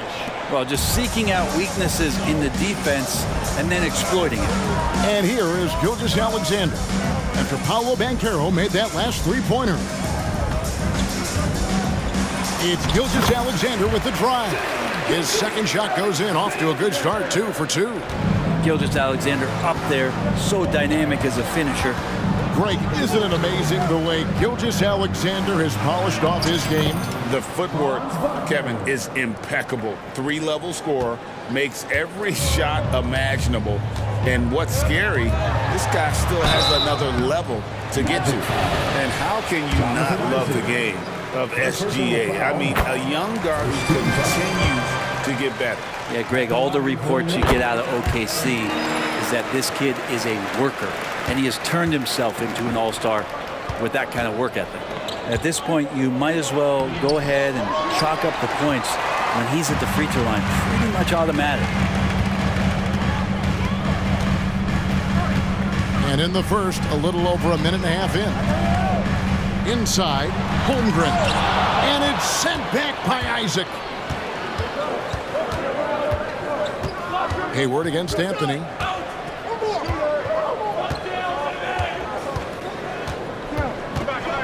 Banchero up top. Isaac left side. Banchero, a screen on Williams. The second chance effort. Banchero, that's good. Oh, nice work on the offensive glass. Banchero being rewarded for his efforts. Williams has a screen for Gilgeous-Alexander. Lets it go with a 3. Bucket number 3. He's a perfect 3 for 3 to start. And I like to see this. They're calling his number early, and he's delivering. Well, he's going to just keep going now. That's early confidence for him. And finished off by Wagner.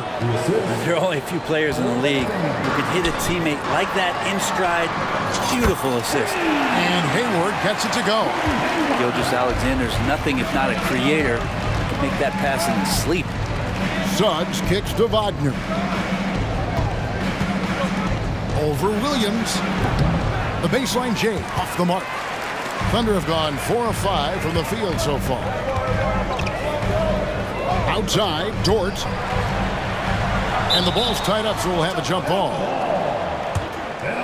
And we have to take another glance at that powerful rejection. And right out of the gate, trying to set the tone defensively, you gotta love that energy. Now, here's Wagner. Hayward with a screen for Gilgeous-Alexander. The basket good off the assist from Hayward. Gilgeous-Alexander's got 11 points. And Gilgeous-Alexander showing just how difficult he can be to guard at times. And to the surprise of many, the Oklahoma City Thunder, Brent, made the 2023 play-in tournament. Yeah, obviously they didn't have their top draft choice playing because of injury, and a lot of teams out there and the general public felt this team is really going to struggle this year, but they made the play-in tournament and showed a lot of improvement, so the future bright in OKC. Now, what a great option he gives them on every possession. And Gilgeous-Alexander, here we go. Exploding to the rim, no getting in Shea's way, especially when he's got a full head of steam. Here's Suggs. Plays it up off the glass. Punch, counter punch. Impressive offensive production early on. Who's going to miss first? Every time one team scores, the other team right back at you. Now, here's Dort. Scoreless thus far. Here's Holmgren. Outside for Gilgeous-Alexander.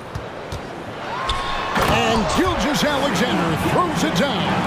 And Shea putting it on a string so hard to stay on top of him as a defender. To the middle, here's Isaac. And Isaac throws it down.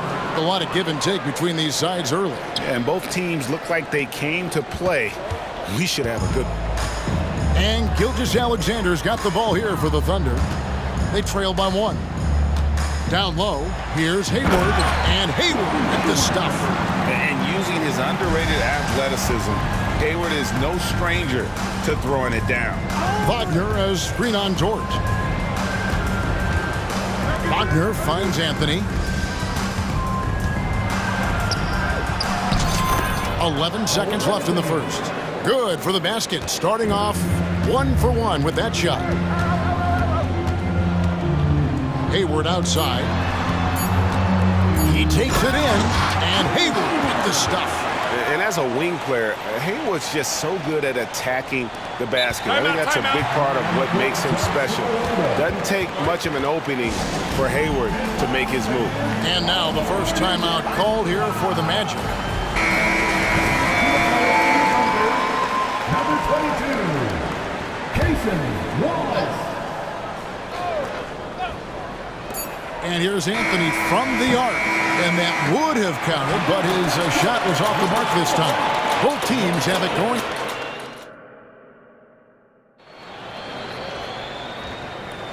And some good action in the books as we get back to the game that's been pretty close here so far. And guys, what do you think about the offensive approach so far that we've seen for the Thunder? Tons of points off penetration so far, guys. They're driving at will on the defense, just taking whatever they want. Getting to the inside is really important, but it's how close you can get to the basket. It feels like these guys are all around the rim in their attack tonight.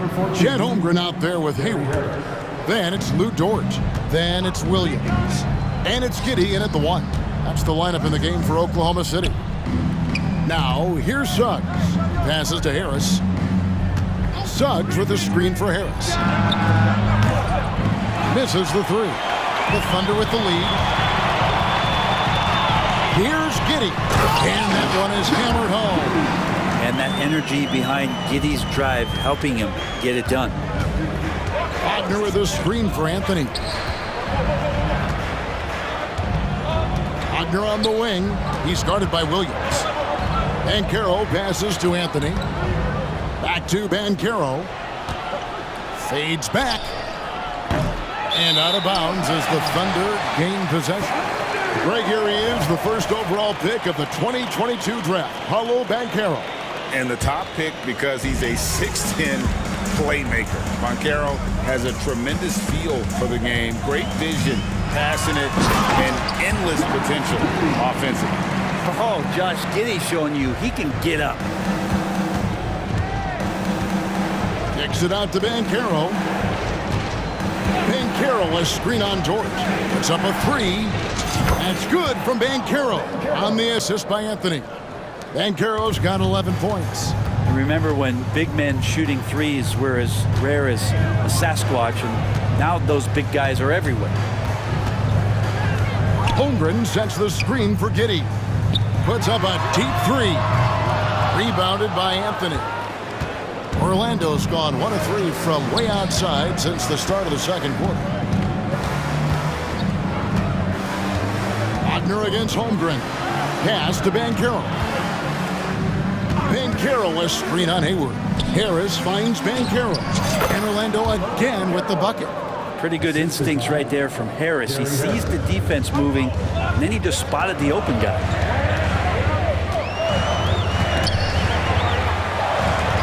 Pass to George. Hayward with a screen for George. Back to Williams. 5 on the clock. This one for 3. The shot goes in. First shot, first basket. We'll see if they can finally hold on to a lead. It's been back and forth all night. Well, you can tell they really want to increase this lead. They can't keep letting them take it from them. Both teams running perimeter-oriented plays that are working. Well, both of them looking towards the three-point line. And And I like to see that, especially when the results are made buckets. And here is Williams. After Jalen Suggs made that last three-pointer. Giddey kicks to Holmgren. And that one clearly a foul. Gets the whistle and 2 shots coming up. It's on Franz Wagner. Greg, we were just talking about Chet Holmgren, and he's a lot tougher, I think, than his frame might indicate. Physically and mentally, he does not back down. In fact, he's often the one who initiates contact. You think you're going to bully him? He's going to try to bully you. Now here's Anthony. Banchero, a screen on George to the inside. Banchero kicks to Wagner. And they go to the intentional foul. Really?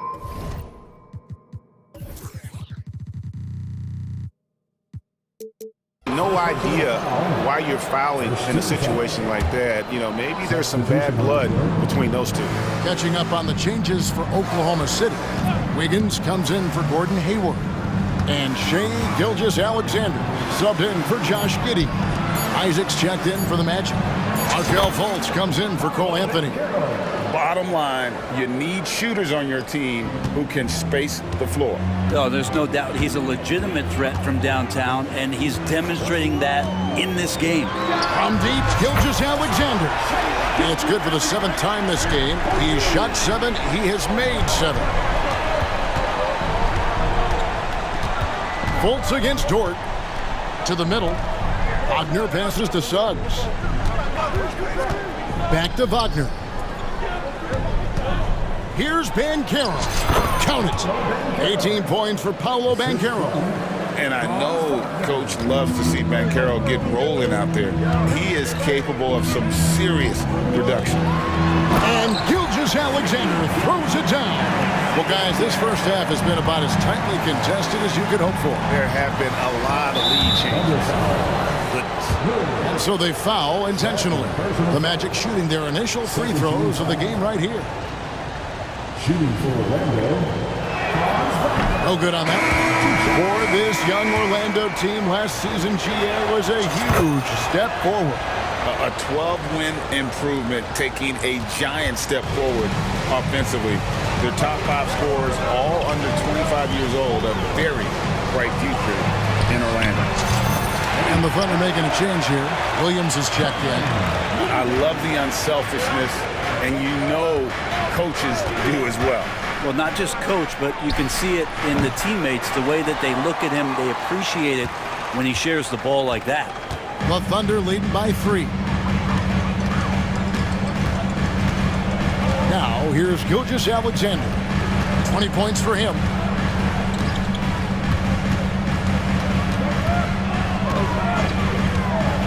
Fader on the way. Trains the three-pointer. Gilgeous-Alexander's got the lead up to 6 now for Oklahoma City. Gilgeous-Alexander has blossomed into this forceful guard. Just look at this performance. Time called here. The Magic decide to talk it over.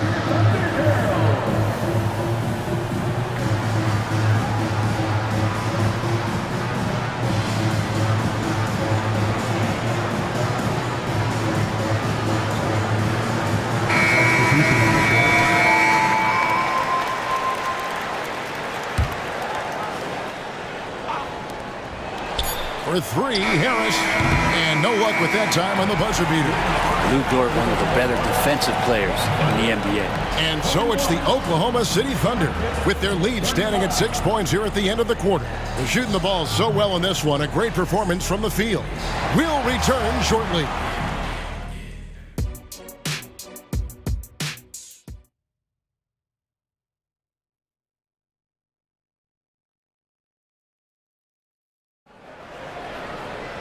And if you're just joining us, we've played through the first half in a game that's been fairly even so far. You know, Shai Gilgeous-Alexander has been exceptional here tonight, guys. And guys, we saw just how tough he can be with a step to the rim. Great job of just attacking that first half. Yeah, nice job of carving his way to the inside with some ease. Not much resistance out there. So on the floor for Orlando. Here is on the wing. He's paired with Isaac. Then there's Carter. Then it's Markelle Fultz. And it's Houston in at the 4-man position. And the NBA looking to reduce the amount of carrying recently. Seems like GA ball handlers had to adjust. You know, guards can get away with a lot these days, and it's hard for players and refs to make that adjustment. Ultimately, things need to be kept in check. Yep, it goes, and the Oklahoma City lead is cut down to 7 on the bucket from Fultz. And Fultz isn't bashful inside. He feels at ease shooting in the paint. And first timer of the game called for Oklahoma City. So for the Magic, Paolo Banchero's checked in for Carter. Jalen Suggs comes in for Gary Harris. And Anthony subbed in for Markelle Fultz.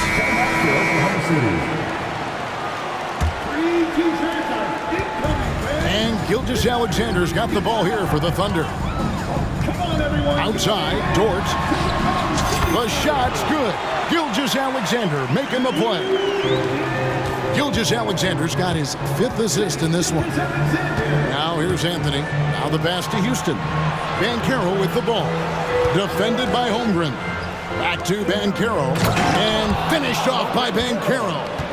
Oh, big-time dunk by Banchero. I like seeing the aggressive side of this young man.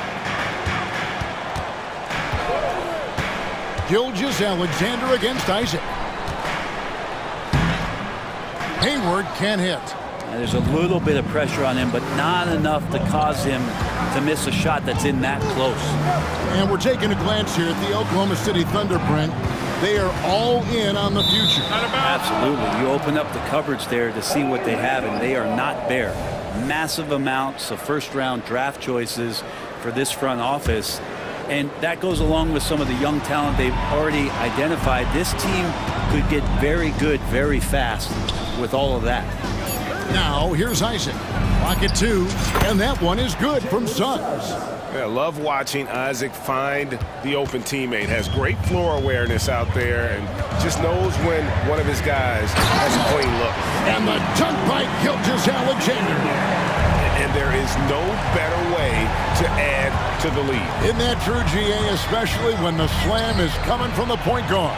Oh, yeah, his teammates love that one. I'm sure he's going to hear about it when he gets to the huddle. Now here's Anthony. To the paint. Kicks it out to Banchero. Over Hayward. Rebound by Williams. His touch from mid-range, that's almost always good. That won't shake his confidence. It's Gilgeous-Alexander with the drive. And Gilgeous-Alexander throws it down. How about the vertical of Gilgeous-Alexander, a guard who can get up and throw it down. Dort against Anthony. Banchero, a screen on Williams. Banchero with the ball. Dort covering. And there's Banchero on the assist by Anthony. And you know, with the fire Banchero plays with, he may not even have felt the contact. It's Gilgeous-Alexander with the try. Okay. Better than giving up the layup, you want to go in there and use the hard foul. They did it there. That's aggressive attitude defensively. Now here's Anthony. To the wing on the left. Here's Houston. The shot's good. Now just a 5-point Thunder lead. And boy, did he ever sell the pump fake. Worked to absolute perfection. And the dunk by Gilgeous-Alexander. And he can do a lot more damage to the rim than that when he wants to. Oh, you're right. And with the lead they're enjoying, I'm surprised he didn't put a little something extra on that one. Houston's shot is off. The Thunder leading by 7. And here we are watching Jalen Williams. Brent, there's a certain calm to his game, isn't there? Yeah, he's comfortable because he really can do a lot of things on the floor, so there's nothing that's going to really shut him down. It's very hard to speed this guy up. He gets an opportunity to play at his pace. That's a gift. Taken away by Williams. And now here comes Williams leading the break. Gilgeous-Alexander looking around. Inside, Dort, and down it goes. Dunked through off a wonderful assist. Terrific body control from Dort, setting a firm pick and then rolling to the gap. Banchero a screen for Anthony. Banchero outside. Takes the 3. Rebound, Gordon Hayward. Really excellent defense there. They know he's capable of knocking it down from the outside, and they could not have played him better. Now a timeout called by Oklahoma City. Josh Giddey's checked in for Gilgeous-Alexander. Wagner's checked in for the Magic. Fultz comes in for Cole Anthony. Oklahoma City leading by 11. Giddey kicks to Dort. And that comes off the assist by Giddey. Dort's got 10 points. Boy, you have to be impressed with the offensive production. They have got it firing on all cylinders. I mean, this team is just dangerous. Right now, every shot that they're putting up feels like it's going in. Basket, good. I mean, it's just fun to sit back and enjoy watching him operate. And that's what it looked like the D was doing as well. They're just sitting back and watching. Here's Giddey. Goes up high for the two-handed dunk. Total letdown by the D. Can't leave the bucket unprotected. Absolutely. And it takes an easy 2 points onto the lead. And here at the end of the third quarter, it's a double-digit ball game. Thunder lead by 14. And for 2K Sports, we'll be back here at Paycom Center right after this. And it's time now to bring you our State Farm assist of the game. Just true artistry right there. I mean, great decision on where to go with the ball, and how about the perfect delivery? Yeah, those are the kind of plays that you want to put on a canvas. Just beautiful basketball. And with the fourth quarter upon us, time is running out for this game to become competitive. Hayward out there with Chet Holmgren. Then it's Williams. Then it's Lou Dort. And it's Giddey in at the one spot. It's the lineup in the game for Oklahoma City. And Giddey with a little giddy up on that pass. And good that time. Even though they're still trailing, he continues to be lights out from the field. What a competitor. And so it's Giddey with it. He brings it up for the Oklahoma City Thunder. Led by as many as 14 points. And we have an intentional foul there, GA.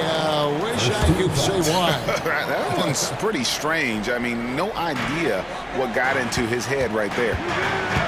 Feeds to Hayward. The kick out to Williams.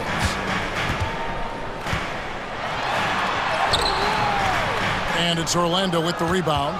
And even though he didn't get a piece of that shot, you love the pressure he puts on the shooter. Yeah, that's the kind of energy that you want to see on every possession throughout the game. Passes it to Suggs. Back to Banchero. 5 to shoot. Wagner, a screen on Dort. Fultz finds Wagner. Had a chance there to cut it to single digits, but it's off target. Now a timeout called by Oklahoma City. Well, they're still young, but the Magic, Greg, are becoming one of those league pass teams. Like people want to watch them. Yeah, I mean, they've got some players, leaving aside any rooting interest on my part, they've got some young fellas that are definitely intriguing to watch. Shai Gilgeous-Alexander checked in for Oklahoma City. Anthony's checked in for the Magic. A moment now to hear from our sideline reporter, Hall of Famer David Aldridge. David. Hey guys, during the last break, here's what Mark Dagnall was telling his team. Told them pedal to the metal. Adding, we're ahead out here, but it's not over yet. Don't start celebrating in your head when there's work to be done on the floor.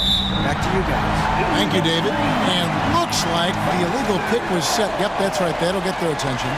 Beyond the leaning, you could see his feet weren't set on that screen. Easy call. Gotta hold firm or you're gonna get a call. Time called here. The Thunder decide to talk it over.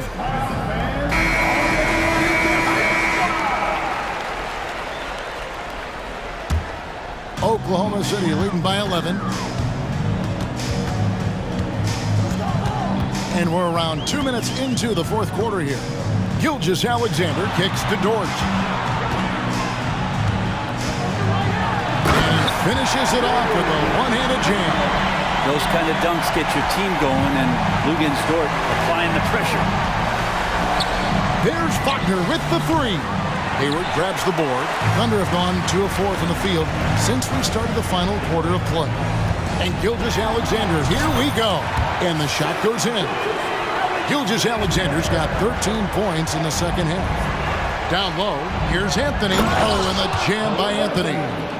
love seeing a point guard who can explode to the rim like that. Oh, great attitude and even a better finish. Well, just seeking out weaknesses in the defense and then exploiting it. Holmgren the pass to Williams. From past the arc, hits it from three-point range. Williams has got 5 points now in the quarter. He's just stretching him out. The defense has got to do a better job of staying attached to him. I'm not sure what the defense collectively was thinking there. You got to know where he is at all times. And that's a great piece of work to get to the hoop there. Just tore the D to shreds. And the dunk by Holmgren. And attacking the rim. Holmgren making excellent use of that height inside. Wagner with it. Now defended by Hayward. Kicks it out to Banchero. That's in there. Anthony with the assist. Banchero's got 25 points. Well, here's the problem. He's shooting the lights out, but they're still behind. They need another guy to step up. And Gilgeous-Alexander throws it down. And tonight's battle is going to end with a very clear winner, leaving nothing to chance. Impressive win for Oklahoma City. We got to see a display of offensive prowess in this one that got it done. High-scoring game. Bucket after bucket. They were really in attack mode all game long. And you know, looking back at all the contributions tonight, it was a really phenomenal all-around game for Shai Gilgeous-Alexander. Just an outpouring of points from him. Nobody could do much to keep him from dropping it in. Look, they've earned this victory tonight. Tough to dominate the way they did. Now, these nights last a long time when you just go out there and you outwork your opponent. You know that that's going to pay dividends. Tonight it's going to come in a win. To the left side wing. Pass to Williams.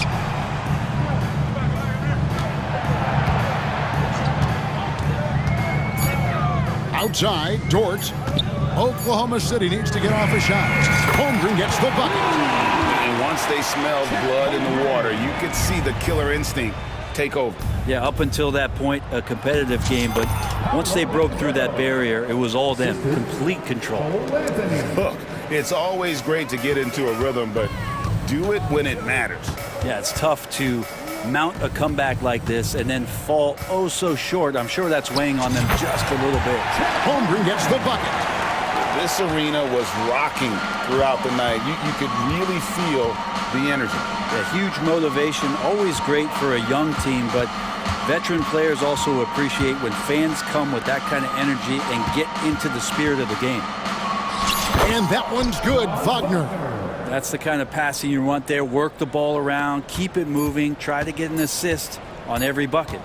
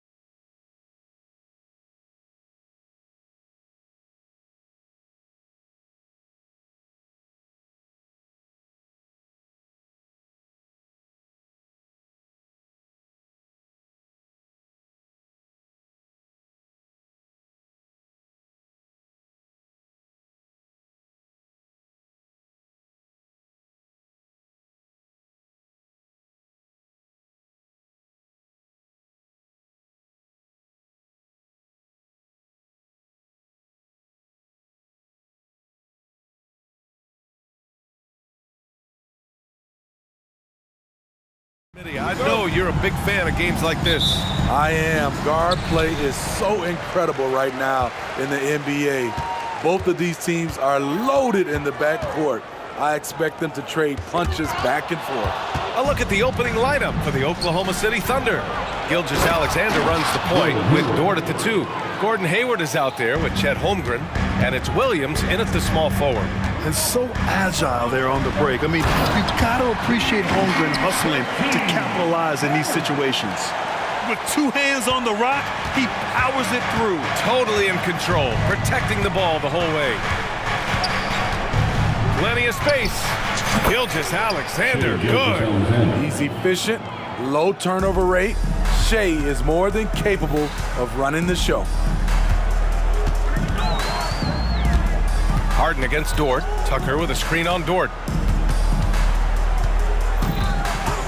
Up top, Harden. Into the lane. Banked it in off the glass. It's impressive how Harden makes room inside. He finds a way to navigate the shots. And Gilgeous-Alexander's got the ball here for Oklahoma City.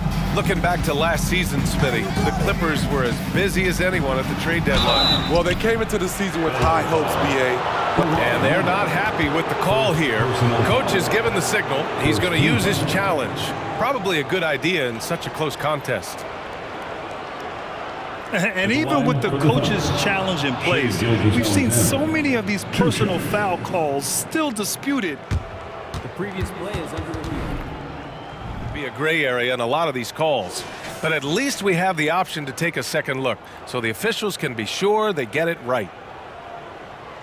After the review, the ruling on the floor is overturned. So they see clear evidence of a bad call, and they're going to overturn it. Probably the right decision. And give credit to the officials for recognizing the mistake and correcting it. Nobody likes to say they got it wrong, but they fixed it in a hurry.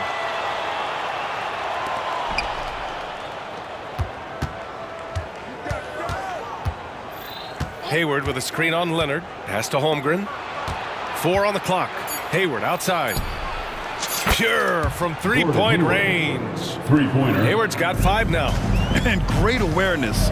Holmgren's so good at reading the movement of his teammates. A very heady passer for a big man. Just taking it right to the rim, and no one was there to greet him. Wow, that's a defensive breakdown. Can't do that against good scores.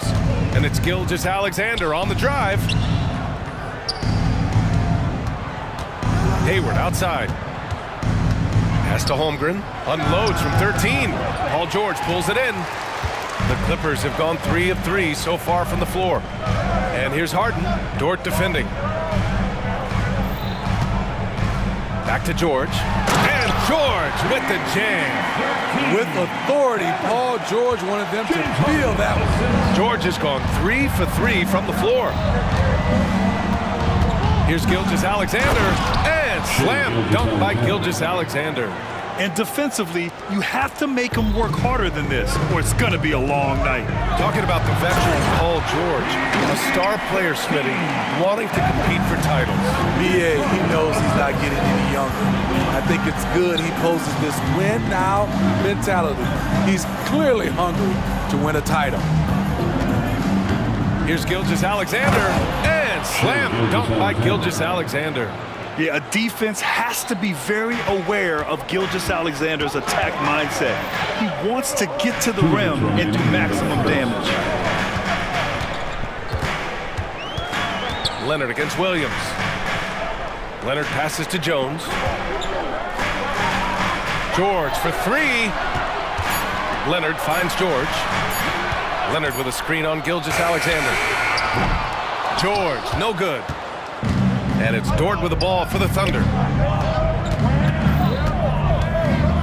Gilgeous-Alexander feeling it out a bit.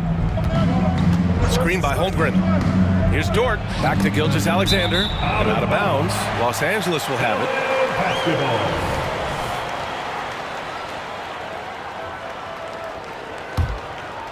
The Clippers trail. Outside Harden. Takes it inside. And then Harden with the jam! Check it out. Harden putting on a show. Throwing down an acrobatic dunk. Harden against Gilgeous-Alexander. And it's Dort off the drive. And the dunk to finish it off. A beauty. Well, plenty of give and take so far. Yeah, 6 lead changes already. Both teams came to play. George passes to Jones. And he says right back at you with a big dunk of his own. Love what Paul George is doing right there, spotting those wide open guys. And now a timeout called by Oklahoma City.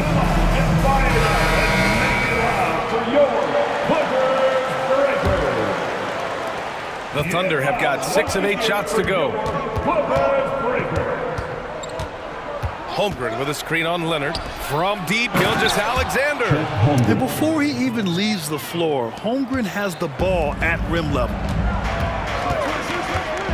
Here's George, and the jam by George. And he gives up some size inside, but makes a great adjustment on the finish. And that takes skill and the ability to make adjustments as you're going up. I'll tell you, those finishes are always extra special when they come from your point guard. Oh, forget about his passing. Can we see more dunking? It just shows you the versatility. This guy can do a lot of different things for you. And you know, you can't underestimate Harden's ability to blow by defenders. It opens things up for him on the offensive side. Gilgeous-Alexander finds Williams. And he got the whistle on the way up. And in a game this close, they're going to challenge the call. Coach does not agree with it, and he wants them to take another look at the monitor.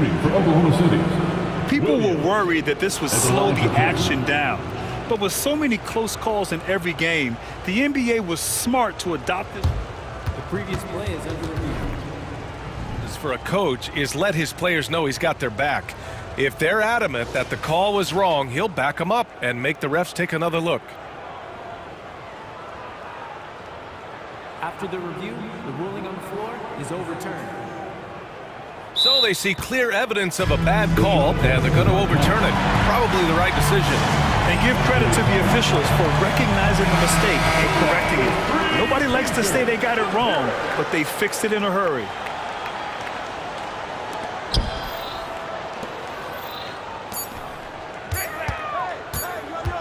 That'll count with the drive. An outstanding defense from Holmgren. I like watching him use his length on this end. Plenty of offense in this closely contested first quarter of play. Clippers ahead, up by 1.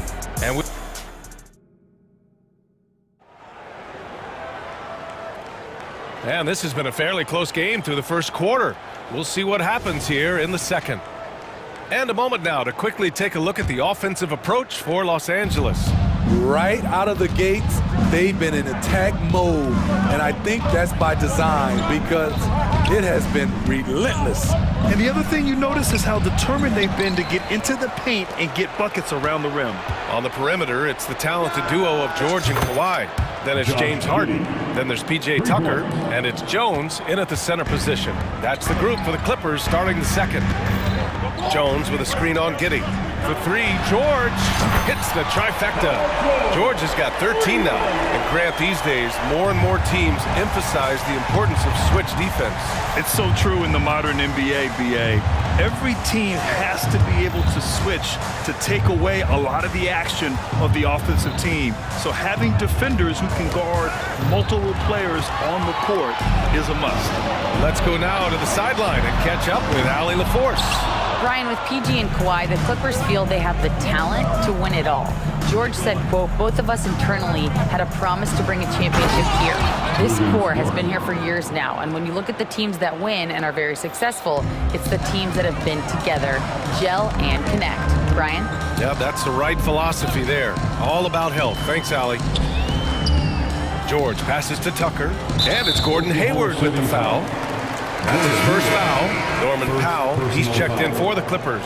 First team foul. Coming onto the floor for your Clippers. Here's Powell, a 3 from the inbound. Norman Powell. And again, it's the Clippers missing. Great perimeter D. Gave a good shooter absolutely no room to operate. Dort outside.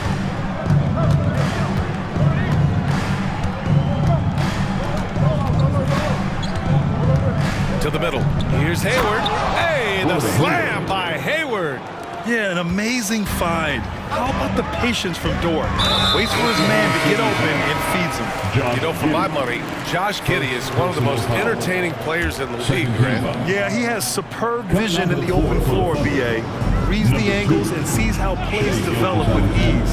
His teammates have to be ready for a pass from Giddey at all times. Gilgeous-Alexander's checked in for Oklahoma City. And Gilgeous-Alexander's got the ball here for the Thunder. In the second quarter, they've given up just 3 points. I mean, I'm just not sure what he was thinking right there. I mean, he needs to get his head in the game. And the Clippers call time here. And look who's coming, fans. Come on, get fired up and make it loud for your Clippers.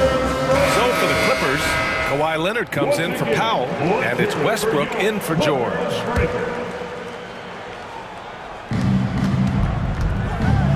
Gilgeous-Alexander finds Holmgren. And the big finish by Holmgren. There aren't many 7-footers who can attack guys off the dribble as well as Holmgren. He'll make you pay if you're too aggressive. Pass to Jones. Outside Tucker. Clock at 6. On the wing, Harden. Tucker with a screen on Dort. Hayward with the block. Dort with it, picked up by Tucker. Hey, the slam by Hayward. They're really settling into a nice rhythm now, starting to gain the upper hand. They're playing well. They're building momentum. This is how they can turn a small lead into a big one. They set a pick. Harden against Williams. Outside Tucker. Pass to Leonard. The Clippers got to hurry. Late clock here. And Tucker gets it to go. Determined to score. PJ won't be distracted by contact. Hey, you look at some of the young star power on OKC. Grant, they haven't had that since the Kevin Durant years. Oh, B.A., I mean, those KD teams were built through the draft. So no matter where they're picking, the Thunder seem to uncover gems. Here's Harden. And then Harden with the jam. It's incredible. Harden's ability to read the floor and find the weakness. Pass to Holmgren. There's the 3. And that comes off the assist by Gilgeous-Alexander. Gilgeous-Alexander's got his 4th assist in this one. Let's go with a 3. Williams grabs the board. And he almost made them regret defending him so loosely. And here's Holmgren. Here's Williams. Checked by Tucker. Williams into the lane. And Williams punches it home. Good discipline on offense. Holmgren not hesitating to make the feed as soon as he sees the open man. Here's Jones. It's hauled in by Hayward. Missed opportunity. It's a makeable shot for him. He just can't get it to go. And they go to the intentional foul. And the Clippers making a change here. George is checked in. And Oklahoma City with a change here too. Wiggins, he's checked in for Hayward. Timeout called, the Thunder. Coffee, he's checked in for Tucker.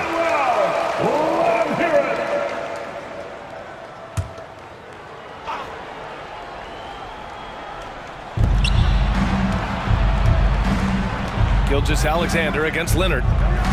Holmgren with a screen on Leonard. Foul Clippers. Kawhi Leonard. First personal foul. That free throw good from Gilgeous-Alexander. The skills of SGA, they're so unique. His ball handling, shooting, length. Not a lot of guys like Shea in the league. Making shots at the line. You need a good routine, and he certainly has one. For 3, George. To halt the run. And a foul called on the way up. So he'll take 2 from the free throw line. The officials were right on top of that one. And he drops the first. He's perfect from the line this time. There's 21 seconds left in the half. Oklahoma City's gone 3 of 3 from outside here in this one. Now here's Gilgeous-Alexander.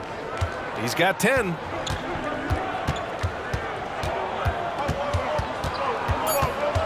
From behind the arc. And no good. And so it's the Oklahoma City Thunder earning this break in the action, up 10. And they've effectively guarded Kawhi Leonard all night. Not an easy task by any means. We'll be right back with you shortly.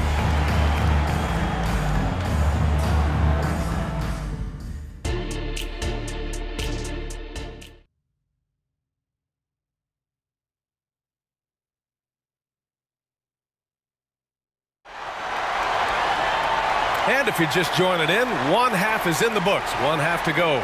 Paul George has been sensational.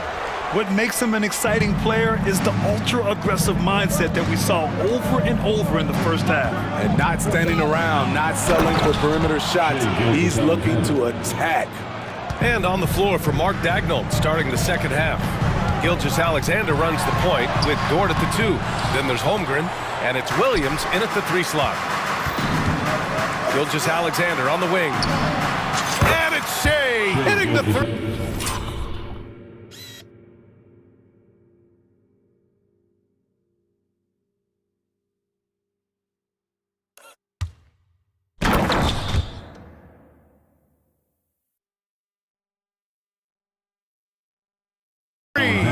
Smooth shot from Shea at the arc, letting his mechanics do the hard work. Now Harden. Give him 8. Leonard looking over the floor. Off target from 3-point range. And yeah, that old adage about being too wide open, not a thing. He just missed it. And for a guy who doesn't talk or emote much, Kawhi Leonard is a commanding presence. BA, he reminds me a little of Tim Duncan. The way Leonard just puts his head down, goes to work, and leads by example. Here's Holmgren. Jones with the block. They get it back. Here's Gilgeous-Alexander. Lays it up and in on the nice reverse. Gilgeous-Alexander's got 17 points. Yeah, he came flying in right there. Gilgeous-Alexander on cleanup duty. Nails it from 3. You know he's pulling his weight, but they still find themselves behind. Gilgeous-Alexander against Leonard. Pass to Holmgren. Drives to the hoop. That one's good. And so Gilgeous-Alexander with the assist. Gilgeous-Alexander's got 5 assists in the game.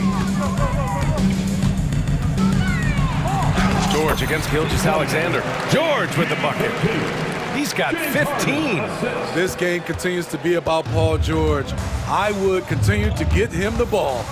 Outside, Williams. Dort a screen on George. Williams passes to Holmgren. And again, Oklahoma City with a triple. And this is what you want to do when you've got a big lead.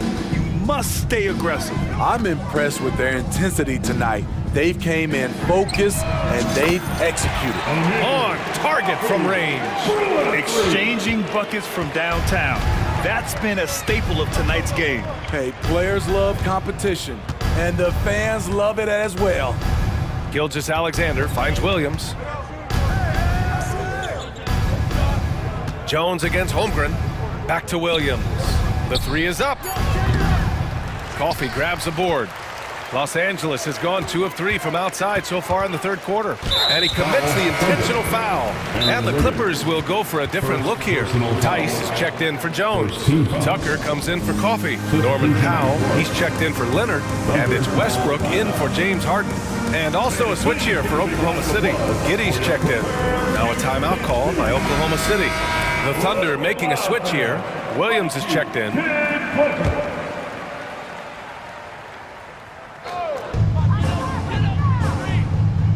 Tucker with a screen on Dort. George for 3. Good. 8 buckets in 12 attempts. I like how Paul George comes off the screen under control, right up into his shooting motion. Smooth. From Pete Giddey. Fires in the triple. Giddey's got 6. This is the shot you want to get him. An open look from range. Tucker with a screen. George has the open look. It's rebounded by Oklahoma City. They led the game at one point by 20. Inside. Ooh, stolen by Westbrook. Jacks up a three. George, and that's good. George has got 8 points in the quarter. Always a threat to get to the rim. This time, Paul George pulls up and buries it. Outside Giddey. Oh, and there's a one-hand jam. All he needed was a little separation. So effective. Boy, cleared the path, put him in position for a prime-time dunk. That's a big-time move and a big-time finish. Dort against Tice. Pass to Wiggins. Fires the three. They get the rebound.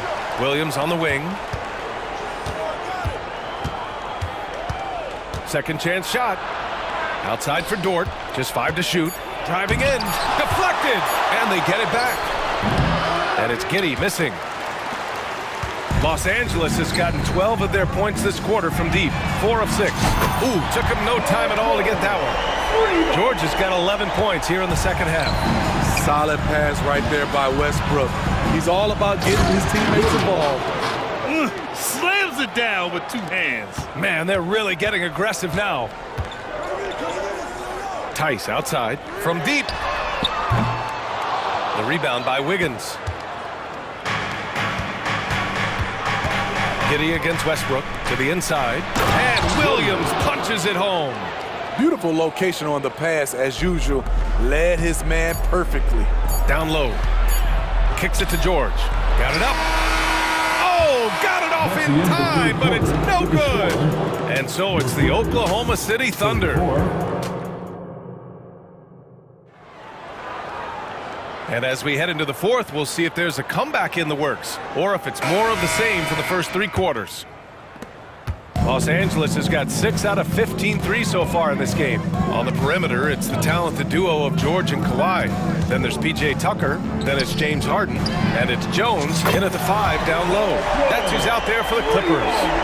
Showing off his range. Wow, Paul George can hurt you from anywhere on the floor. Wiggins. Boom! He jams it straight down. Skying high. One of his advantages as an undersized forward. For 3, George. Williams grabs the board. And Williams has got the ball here for Oklahoma City. It's a 16-point game. Beyond the arc. Gets the 3 to fall. And he's not taking it easy on them at all. I mean, we all know he's going to keep pouring it on. I mean, defensively, if you have any hope of coming back in this game, you can't afford to give him those looks. Leonard for 3. And it's Giddey with a rebound. Giddey's got 4 rebounds now. We're just over a minute into this final quarter of play. Williams finds Dort. There's a screen over George. The shot by Dort, no good. Los Angeles has gone 1 for 3 in the fourth quarter from range. George passes to Harden.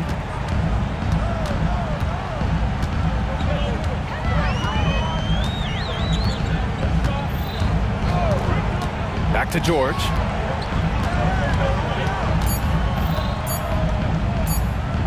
Launches a 3. Sinks the tray. George has got 30 points. Nice recognition from Paul George there. Understanding the shot clock situation and cashing in. A different look for Oklahoma City. Holmgren, he's checked in for Williams. Hayward comes in for Wiggins. And Gilgeous-Alexander is subbed in for Giddey. Gordon Hayward. That's an area where Hayward has really improved, earning trips to the line. And let's take a moment here to get your take, guys, on the scoring so far for the Thunder. Smart ball handling from them in this one, passing around to get ahead of the defense and putting it in the hands of ready shooters. Yeah, something else I love that they're doing is driving into the lane and getting the shots they want in penetration. Wiggins, he's checked in for Williams. And with those long strides, it takes Paul George no time to get to the rim.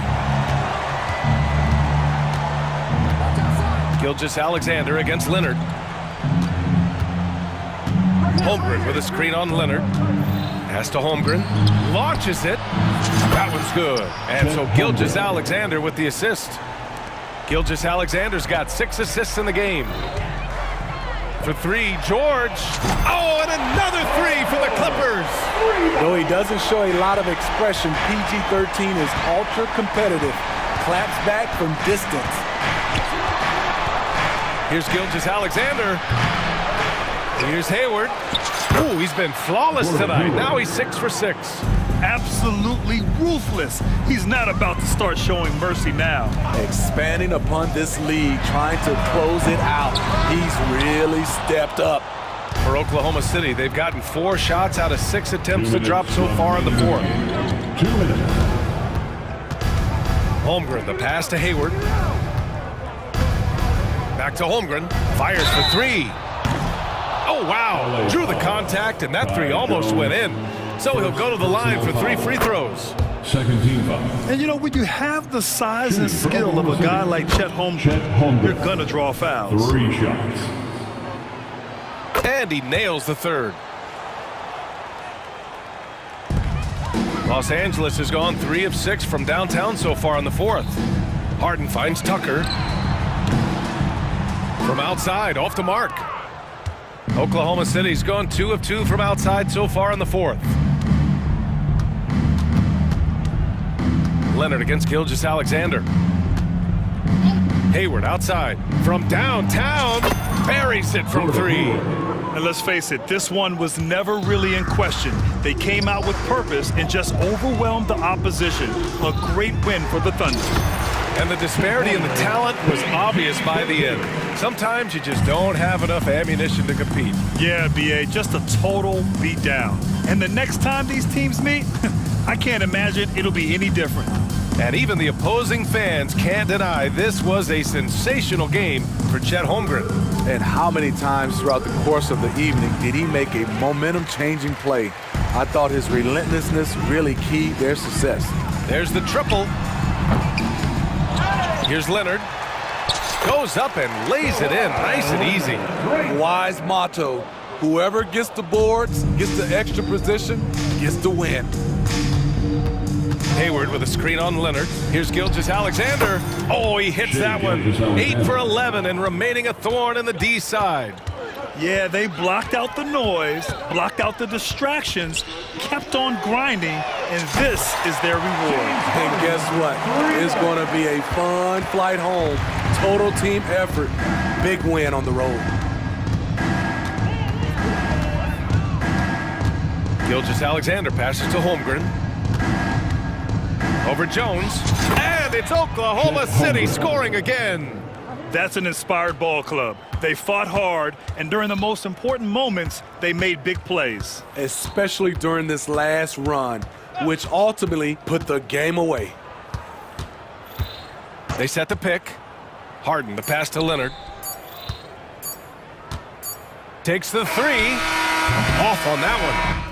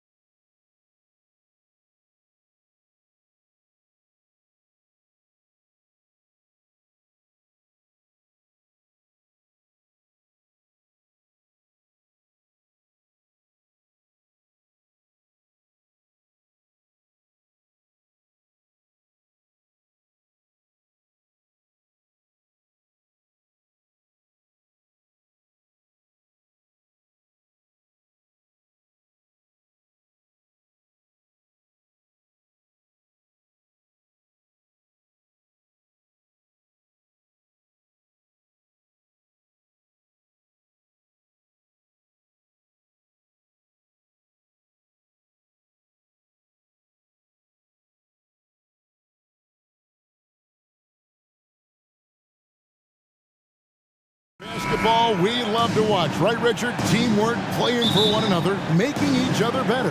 You need that to be successful. It doesn't matter how much talent you have. Teams that play hero ball make it too easy for the defense to adjust. We won't be seeing too much of that tonight. Here are the starters for Los Angeles. Filling the 2 and 3, the core of George and Leonard. PJ Tucker is out there with Jones, and it's Harden in at the point. And he likes to get in a rhythm early. Nice triple. And the foul call on Kawhi Leonard. That is his first foul of the game. Personal foul. First team foul.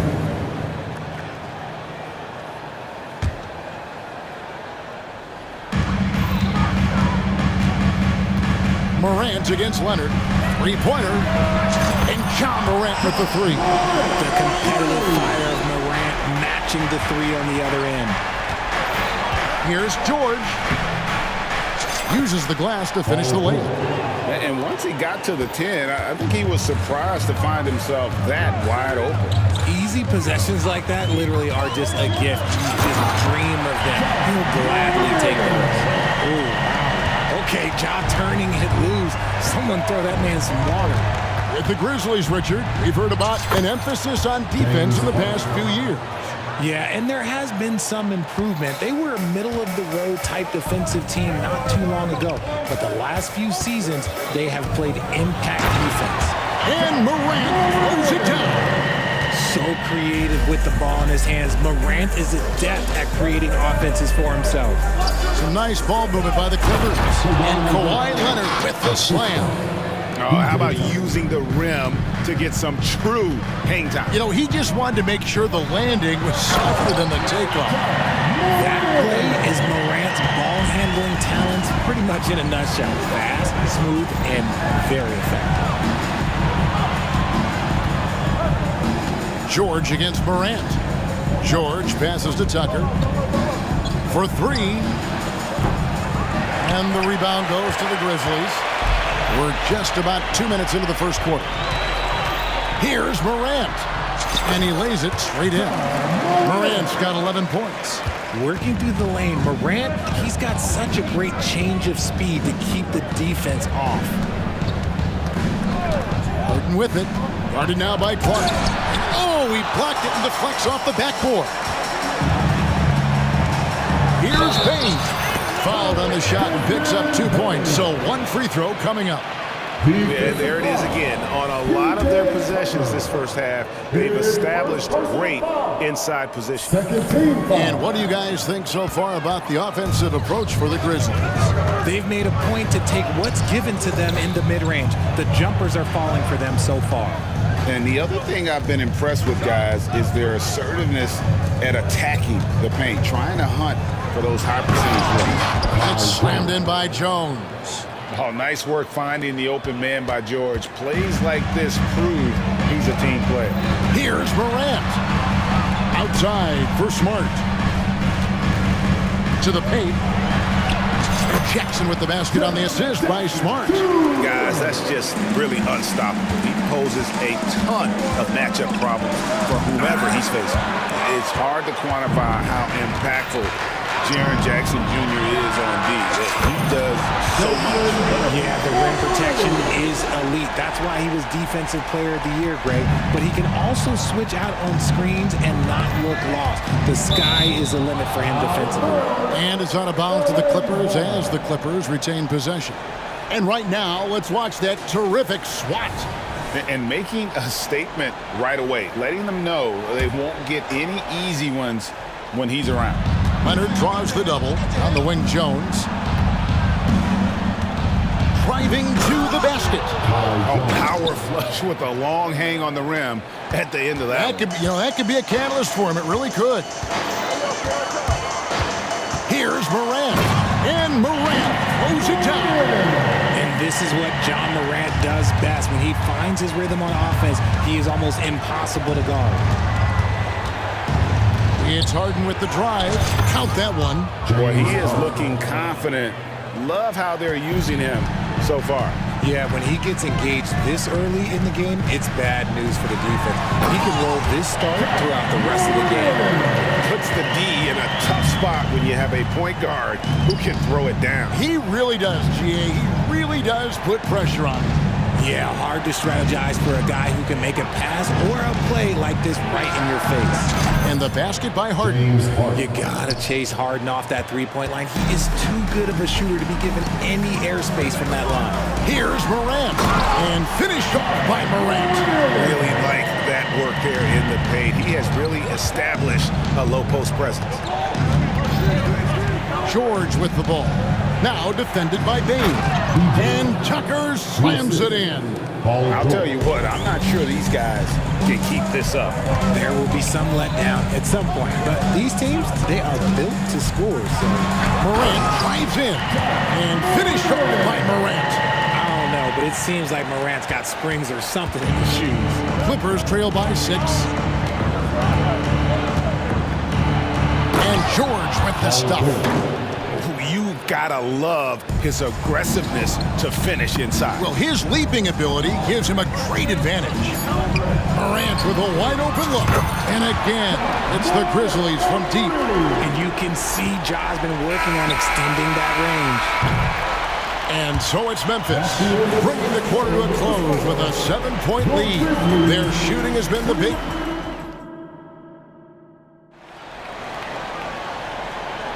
And thanks again for tuning in. If you're just joining us, we've played through 1 quarter of action so far.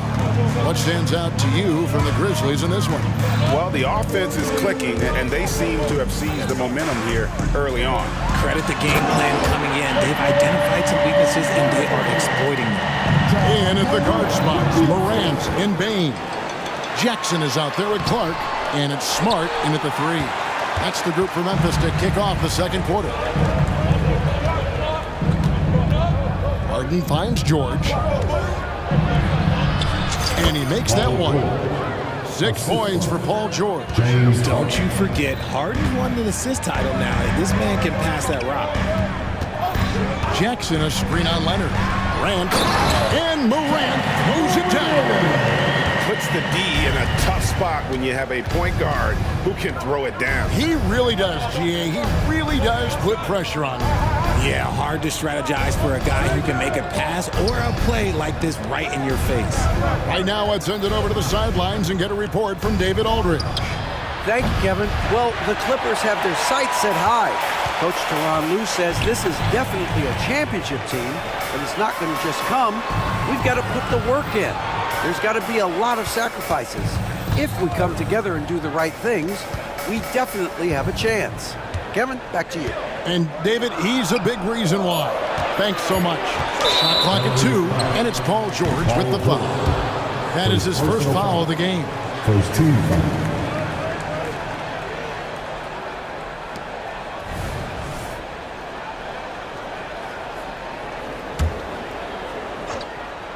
Second quarter of action, about a minute and a half played. Leonard against Morant. 2 on the clock, and then Morant slams it in. Showing off that vert. Morant attacks the basket with just such intensity. There's not much any defense can do with it. And it's in there. Harden's got 9. And Greg, when things go crazy, coaches are often the first to go. But how often does that improve things? Sometimes it goes the opposite direction, Kevin.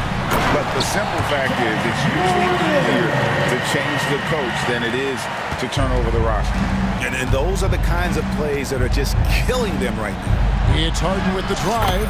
Scored the bucket. He's made 5 so far, shooting a very clean 5 of 7. Making the difficult look easy. That's what James Harden does. Taking contact, making the basket. And they've repeatedly probed inside in the first half, guys, and it's paid off.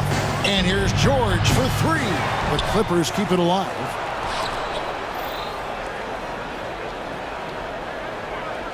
Shot clock at 6.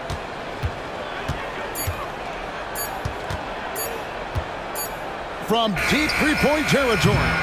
And the rebound by Jaren Jackson. And the Grizzlies leading by 11. It's truly hard to exaggerate just how explosive Ja Morant is on the floor. Because there is no exaggeration, Greg. It's just whatever you say and you see. It is impressive, and he is elite. He's not going to beat you with speed. Harden uses his footwork and his strength to create separation on his way to the rim. Clark sets a screen for Bain. Clark outside. Here's Jackson, and the dunk by Jackson. The strong finish from Jackson Jr. He goes up with power inside the paint. Harden against Morant. Harden kicks it to Tucker. Off target from three-point range. And the Grizzlies call their first timeout of the game. Every timeout, a chance to review the lineups, matchups, or call a play. I'm sure all of the above is in order, and you can never be too content.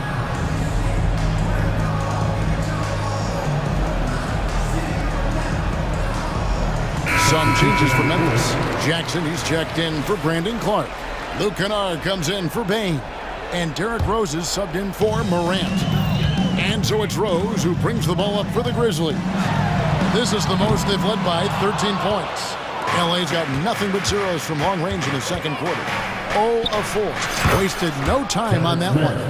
Oh, he had him spinning. He looks like he's dizzy after that crossover.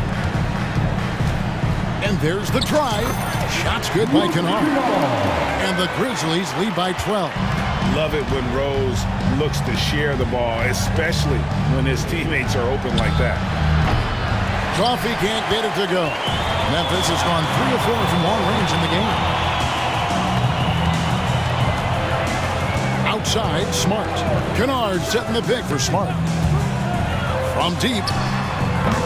Kennard's shot is off. Clippers trail by 12. Screen by Tyson. 2 open that time. Made it look too easy. Mann's got 5 points so far.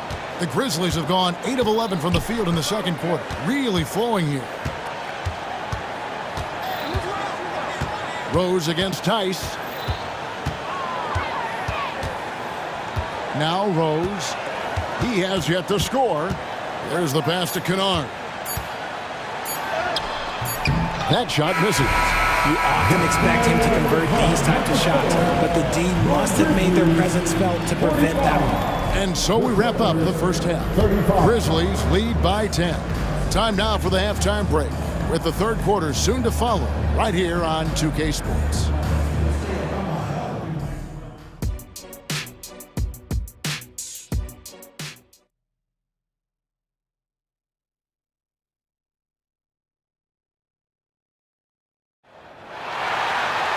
And if you're just joining us in this one, first half is in the books. 1 half to go. Guys, Ja Morant has been sensational. No problems fighting his way to the rim in this one. A lot of points in close. And you love that mindset he has going at the rim. He hasn't settled for anything, and he's been the aggressor all game long. So with George on the bench, here's who Tyronn Lue's going with. They've got Bones Highland. Powell is out there with Daniel Tice. And it's man in at the 2. 3-on-3. Smart, wide open, he fires. It's good. This time the assist from Rose. Smart's got himself going there. His first points of the game on the deep ball. There's a screen. Here's man. Trying to come right back with the 3 of his own, but it's no good. And the Grizzlies leading by 15. Smart on the wing. Lays it up and in off the pretty assist. Rose has got 4 points this quarter. You can't leave someone open when Smart is running his team because he will find that mistake. And the Clippers decide to take their first timeout here. Some changes for Memphis. Brandon Clark, he's checked in for Jackson. Bain comes in for Luke Kennard. And it's Morant in for Rose. It's time now to hear from our Hall of Fame reporter, David Aldridge. What's the latest, David? Thanks very much. Well, Ja Morant might be right-handed, but he looks to drive left. When he was a kid, he broke his right arm flying off a trampoline. Now that arm is shorter, and usually that right hand is smaller too. He says, that's why I dribble with my left hand. I'm able to control the ball better. In my head, I think I'm left-handed. Back to you. Trade secrets, right, David? Hey, thanks for the report. And with that basket, he's able to end a 10-0 run by the Grizzlies. Jackson, he's checked in for Memphis. RJ, the thing about James Harden, whatever your team needs, he can provide at a very high level. Yeah, beyond the scoring and the passing, if you need 10-plus boards, he can do that for you also. Steals, but the man lives in the passing lanes. Each night, he makes an impact in a different way. And perimeter scoring, I have to imagine it was a topic of discussion at halftime. And you see this so much more nowadays in the NBA. Teams putting a larger emphasis on jacking up threes. Leonard against Morant. Lets it go from deep. And again, it's Memphis with the three. Hey, whatever adjustments they made at halftime, they are working to perfection. Oh, yeah, I can't agree more. They haven't missed. Jones. Oh, and the dunk by Jones. It's harder to thread those passes inside, but the reward is evident. Morant looking around. Passes it to Bain. Morant with the screen on George. Bain for three. Rebounded by Tucker. Clippers trail by 19. Here's Harden. In it goes for the 8th time in 10 tries. This is the offensive onslaught that is James Harden. Just capable of dominating games all by himself. Up top, Morant. He's got 34. To the inside. And Smart with the basket on the assist by Morant. Smart's got 5 points now in the quarter. And so Harden will bring it up for the Los Angeles Clippers. And George kicks to Leonard. Harden sets the pick for Leonard. To the middle. And Harden with the stuff. A sometimes underrated playmaker. Leonard continues to do it all. Bain against George. And it's the Clippers with the rebound. We've gone about 3.5 minutes into the third now. Jones with the screen on Bain. George with the bucket. A good ball handler with an advanced offensive repertoire. George is more than comfortable in the pick and roll. Timeout called, the Grizzlies. Start it. On second man, now on the court is your hot spot. Get foul and let them hear it. Some changes for Memphis. Williams comes in for Bain. And it's Rose in for John Morant. 1:11 left to play in the third. Rose. And he could not get that one to go. A lot of contact, and he'll go to the line for two. And Rose, a fighter, someone who challenges defenders inside and attracts their attention. Russell Westbrook's checked in for the Clippers. Rose hits them both. And that's another area where he is just a superb player. Excellent at the free throw line. Pass to Jones. Back to Westbrook. He lobs it up. Stolen by Jackson. Westbrook against Rose.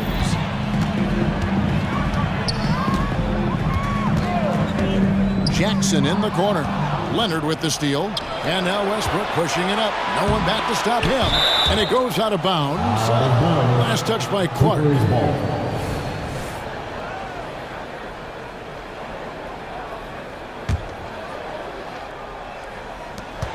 36 seconds left to play in the third. And it's Leonard missing. And the Grizzlies leading by 16. Tries the spin move. Westbrook against Smart. Rose scanning the floor. Clock at 4. Memphis needs to get off a shot here. Jackson gets the bucket. And Rose must continue to focus on his facilitating. When he does that, this is a dangerous team. And here's George for three. Oh, and he nails it just in time. One eye on the rim, one on the clock. What? And so it's Memphis in command with a 16-point lead as the buzzer sounds. What a defensive effort they put on Kawhi Leonard. It's rare to see him have the kind of trouble he's had tonight. We've got more in store for you right after this. And a quick look now at the State Farm assist of the game.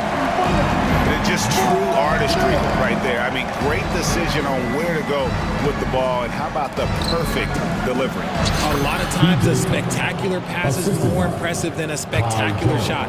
This is one of those times. And 1 quarter to go in a game that to this point has not been an evenly fought contest. We've got Brandon Clark. Williams is out there with Rose. And there's Jackson, and it's Smart in at the 3, the small forward. That's the lineup in the game for Memphis. And the slick pass from George set that up well. He has such a natural instinct for where to send the ball. He's just stretching him out. The defense has got to do a better job of staying attached to him. And the lack of defensive pressure on shots like that is a big reason they're down by double digits. And an eye for an eye. Both teams working to stretch the floor. This is today's NBA. Hey, we see this kind of exchange more often than not. Quick off the floor and powerful. Clark loves to attack that rim. George dishes to Leonard. Leonard sets a screen for George. Pass to Tucker. George against Smart. And with that shot, the Grizzly lead is cut down to just 12 points on the bucket from Paul George. And moving George around the floor keeps the defense guessing. Clark, a screen on Westbrook. Wound up there for Clark. Stolen by Tucker. George with no one around. And again, Los Angeles with the triple. And we know George can score from all 3 levels, which is why he's capable of catching fire. And it's Clark slamming it down. And he can do a lot more damage to the rim than that when he wants to. Oh, you're right. And with the lead they're enjoying, I'm surprised he didn't put a little something extra on that one. Jackson has the open look. Good, and Smart gets the assist. Jackson's got a pair of threes here in the 4th quarter for Memphis. And a breakdown here, guys, the hustle stats for the Grizzlies. They've been defending with excellent anticipation all game long. Just look at how many times they've managed to get their hands on the ball. And they've really been able to get out in transition and produce. The defense hasn't had an answer for this up-tempo pace. Clippers trail by 11. And over 2.5 minutes in the books here in the 4th. For Memphis, they've gotten 4 of their 6 shots to fall so far here in the 4th. A pretty nice efficiency there. Now a timeout called by Memphis. Prime City, let's give a warm welcome to your Grizzlies Breakers. And some changes here for the Grizzlies. Jackson is checked in for Jackson. Bain comes in for Williams. And it's John Morant in for Rose. And the Clippers making a change here as well. Harden's checked in. Time now to turn to our sideline reporter, David Aldridge. David. Hey guys, McCart Taylor Jenkins' message to his team. He told them, don't look at the scoreboard. We have to play like we're tied. They want their team to sustain that level of effort, and we'll see how it works out. Evan? Thanks so much, David. Smart with the ball. Jones covering. Smart passes to Clark. Leonard against Morant. 6 to shoot. Clark a screen on Leonard. Now here's Morant for 3. The Clippers grab the miss. Outside, George. Jones finds George. And the pass to Tucker on the wing. Harden.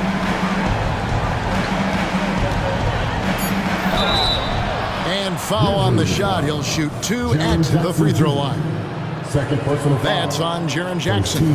No one does this better than Harden. Makes trouble inside and draws a good foul. Taking 2 shots. He hits the second from the line. Boy, he'd sure like to have that miss back. Hard to chip away at a lead when you're leaving freebies at the line.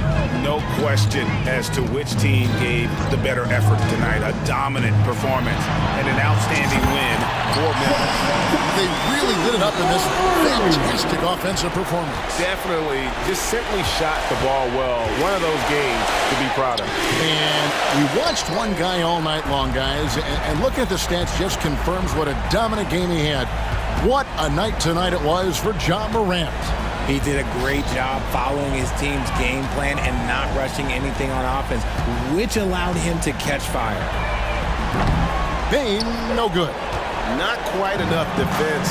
That time around, just lucky he was off. Here's Harden.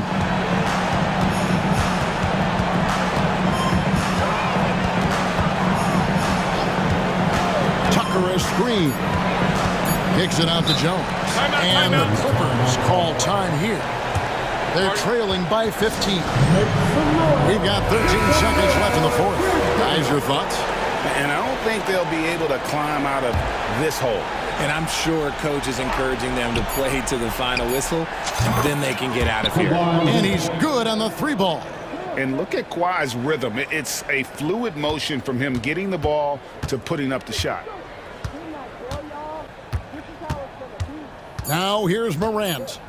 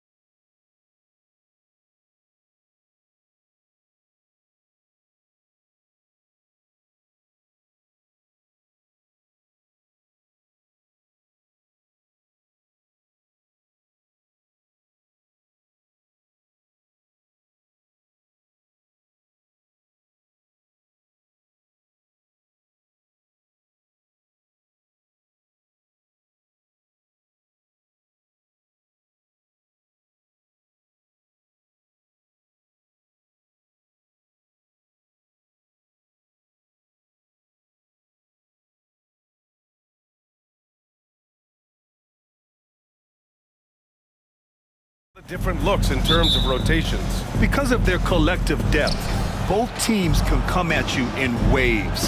And another great luxury about depth, you can keep those fresh legs on the floor pretty much at all times. The starters for the Memphis Grizzlies. Morant and Bane in the backcourt together. Jackson out there with Brandon Clark. And it's Smart in at the 3 spot. And Marcus Smart picks up the foul. That's his first foul. First personal foul. First team foul. Stolen by Jackson. Morant against White.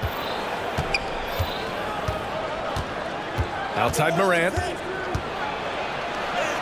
Up and in on the layup. I mean, just an agile move by Morant down low, working around the contact and getting it to go. Holiday passes to Tatum. Over Clark. Outside Holiday. Drains the triple. And that's what they want to do. Get him open looks early. And we're about a minute into the first.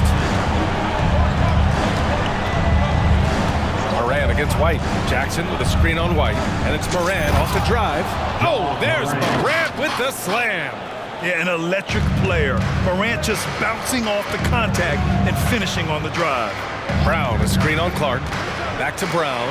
And Brown with the stuff. His playmaking is something to watch. Threading that pass right in there. Well, the past few years, Jason Tatum has made a concerted effort to attack the rim. BA, he has gotten stronger. He has gotten more aggressive. Even with his offhand, Tatum is now special at finishing around the rim. You love this about him. He methodically attacks his weaknesses in order to become complete. Well, this is where Porzingis thrives. He is shot ready on the catch.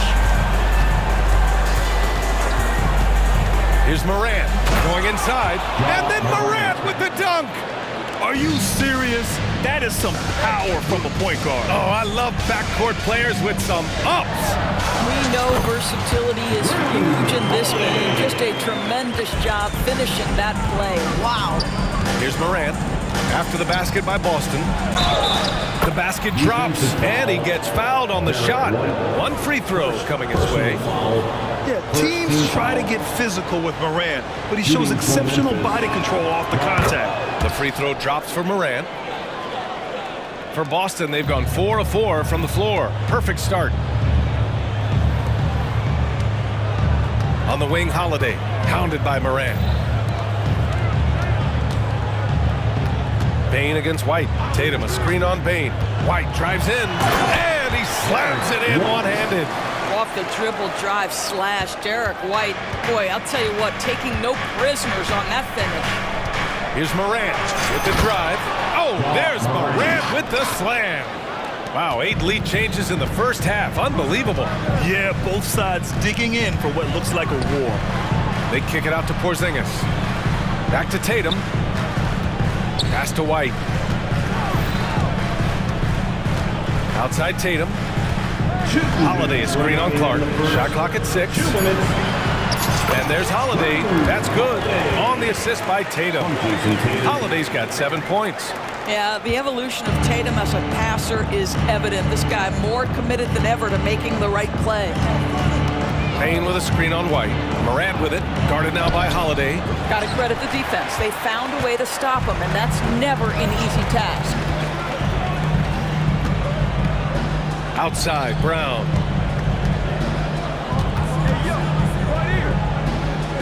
Outside Tatum. And he drives in. Oh, Tatum slams it home. How about that? The quick feet, quick thinking makes the play an easy one in screen and roll action for Jason Tatum.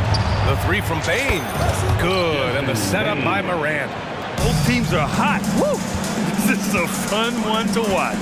Well, you love it when you can get off to a fast start offensively. You hate it, though, when your opponent does the same. Here's Porzingis. And that one makes him 2 for 2. He's in his rhythm. Boy, what a display of toughness from Kristaps Porzingis. He's a rock down low. And it's Morant off the drive. And yep, it's good. What a great shooting performance. His percentage is outstanding. Second team foul. Shooting for Memphis. The free throw drops for Morant. The boundless athleticism Morant has is really special. He's someone that is always in attack. Kick out to Brown. Back to Tatum. Tatum, a screen on Morant. Holiday from long range. And again, Boston with the triple. Oh, man, this has been an absolute battle in the first half. Each team trying to establish itself. The lead just keeps going back and forth. Outside for Morant. Three-pointer, no good. Time called here. The Celtics decide to talk it over. There they are. Make some noise for Celtics Entertainment. The Celtics making a switch here. Celtics Entertainment. The Celtics with the lead. Now Holiday. He's got 10. Driving to the basket, and Holiday powers it home. Terrific night for Holiday so far, and I have to pin it on his energy. He's given this game all he's got. Jackson with a screen on White. And then Morant with the dunk. And just a great screen. And they got a high-powered finish out of it. And my question is, where was the help? Someone rotate over and challenge. Time called here. The Grizzlies decide to talk it over. Get loud and let them hear it. Grizzlies substitution number 10, Luke Kennard. Timeout, Memphis. It's time for some t-shirts right now, fans. Coming onto the floor from the Celtics, number 0, Jason Tatum. Here's Kennard. He got it up in time, but it would not fall for him. And so it's Drew Holiday.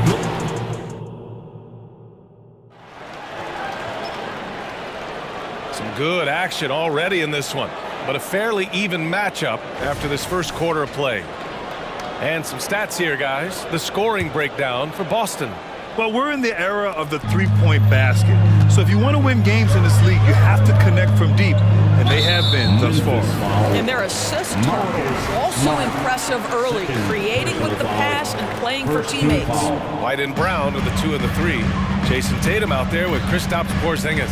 And it's Holiday in at the point guard position. That's the Boston 5. Now here's Holiday. Here's Porzingis. On the take, Porzingis. How about the handles by Kristaps Porzingis? You know, another international prospect coming in with a developed skill set. Here's Clark. Nice start for him, sinking his first shot. So, Grant, if you were a GM and you could choose one young player to build around, who would it be? Wow, that's a great question. I mean, PA, I think you have to go with Victor Wembanyama. I know he's a young fella. He just got drafted. But the upside is so huge for this young man. His talent, his skill, his size. He is the next iteration of Kevin Durant, in my opinion. And I would go with him. He's got a lot of runway in front of him, a lot of years to get better, get stronger, and to win championships. And keeping us updated from the sideline, Allie LaForce. Ryan, there's a youthful exuberance in the Grizzlies locker room that some say more resembles a college team. Jaren Jackson Jr. said, quote, everybody listens to the same music, does the same things, watches the same stuff. We all vibe together and we like hanging around each other. And coach doesn't like the call at all. He's opting to use his challenge. He wants the officials to look at the replay. That's his first personal foul. Second team foul. People were worried that this would slow the action down. But with so many close calls in every game, the NBA was smart to adopt this. The previous play is under review. For a coach is let his players know he's got their back. If they're adamant that the call was wrong, he'll back them up and make the refs take another look. The ruling on the floor is confirmed. And they've made their decision. The call will stand. And as much as it hurts to lose a challenge, I think Coach would challenge that call again if he could. He really disagreed with the foul, and he's still peeved. Celtics youth That one misses for Tatum. Known as one of the most successful teams in NBA history, the Boston Celtics continue to add to their legacy, Doris. Yeah, BA, this is a roster that completely understands how special it is to play for this organization. They also are mindful of the weight of expectation that comes with it. Championships are their history. Championships are what is expected. Here's Morant. Kicks it out to Jackson. And a great assist by Morant as that one goes. Jackson's gotten himself on the board with a 3 there. That jumper is pure. Jackson with great touch for a big man. Set him up, let him knock him down. Tatum finds Holiday. Fires the 3. And the Celtics another 3. Boy, he's been unconscious this quarter. I love the confidence he's playing with. Morant, the pass to Bane. Outside for Morant. Ja steps on the gas. That one's good for 2. Morant's got 20 points. Boy, Morant is a gamer. Sinking that one right through contact. Brown, a screen on Morant. Outside Tatum. White with it, and Clark picks him up defensively. Count it, good. Tatum's got 6. This guy can do so much for you on the offensive end, and that is why his number gets called time and time again. Here's Bane, and it's thrown down hard with both hands. Not just an aggressive scorer, Morant is also a fantastic distributor. And the Celtics call time here. Get loud, fans, on the court is your hype squad. Kennard, he's checked in for Ja Morant.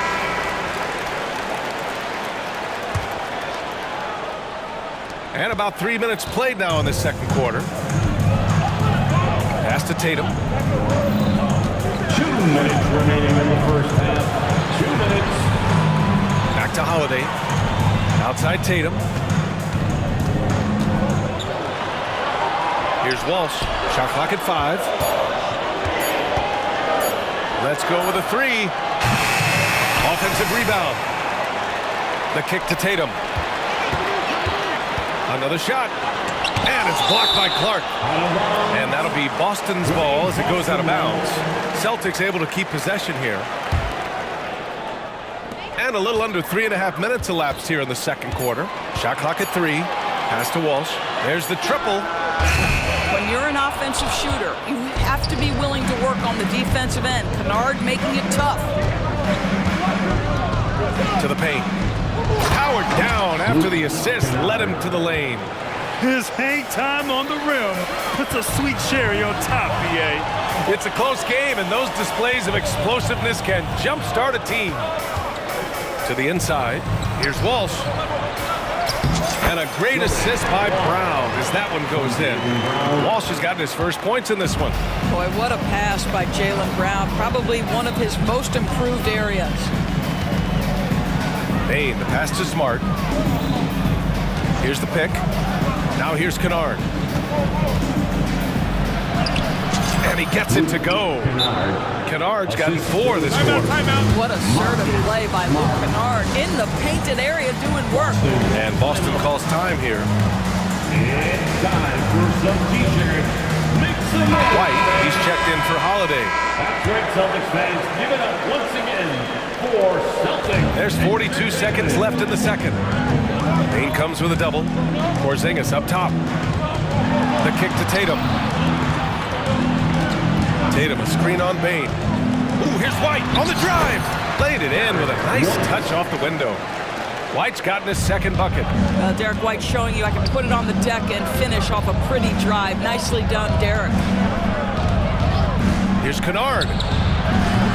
No good on the triple. And so Brown will bring it up for Boston. 6-point game. Jason Tatum, he's a sharpshooter.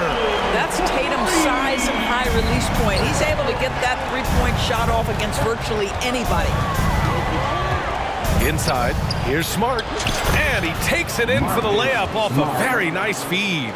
They're punishing those late defensive rotations, getting good looks inside throughout the half. One thing Jason Tatum has showed us is he can make contested shots in the NBA. Think about that guy, so young, yet so unshakable. And that concludes the first half. It's the Celtics up 10. And we'll see you back here after the break. Third quarter action in just a bit.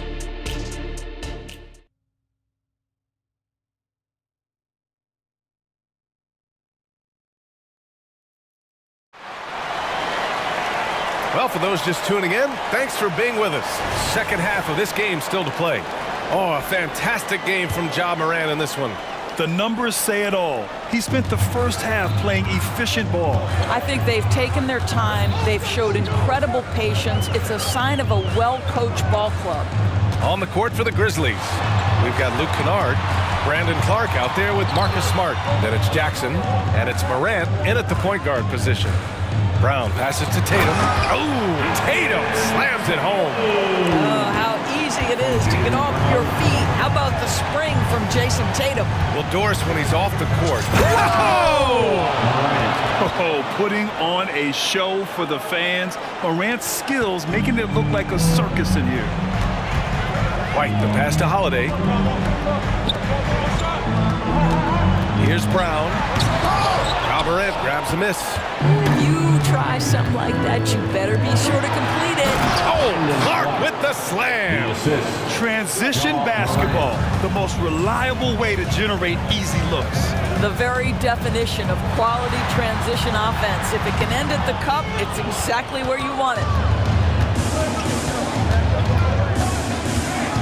And if you're just joining us, we've played just over a minute here in the third. Kennard finds Morant.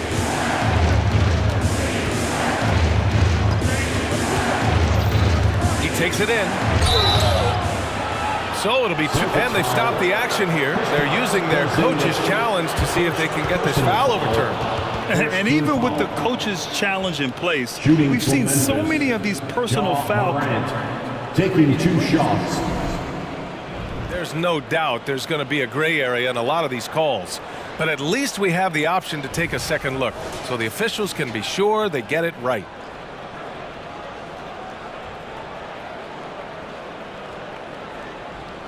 The ruling on the floor stands. And they've made their decision. The call will stand. And as much as it hurts to lose a challenge, I think Coach would challenge that call again if he could. He really disagreed with the foul, and he's still peeved.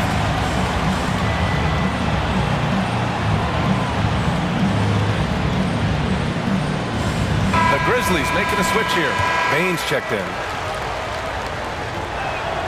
The free throw drops for Morant.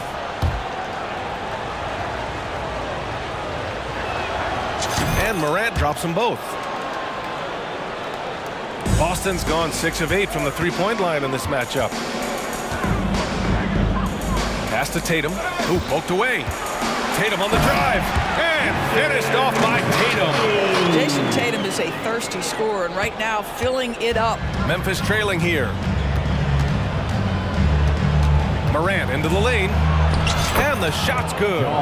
Morant's got 6 points in the quarter. Yeah, just doing his part. Staying active and converting at a high rate. And he has really kept them in this one. The high effort level. Now the rest of the team has got to step up. Tatum. And finished off by Tatum.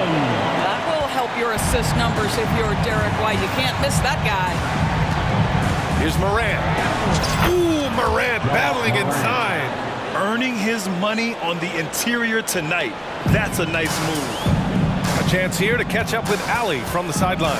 Well, Brian, durability is a focus for Ja Morant. He said, quote, the #1 thing is being available, working on my body to get stronger, and on the court being way more consistent with my shooting so I don't have to go back to the rack, absorb all that contact, and hit the floor every single time. Brian? Yeah, that makes sense. Thank you, Allie. Morant into the lane. And then Morant with the dunk! And the bounce that Morant possesses is unlike anyone else at his position.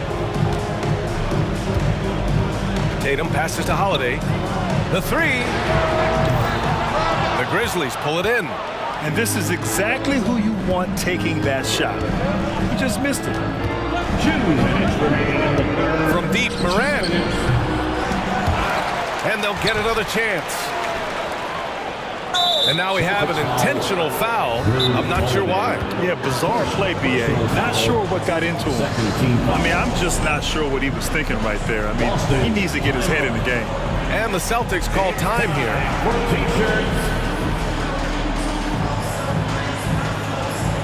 And the Grizzlies with some changes.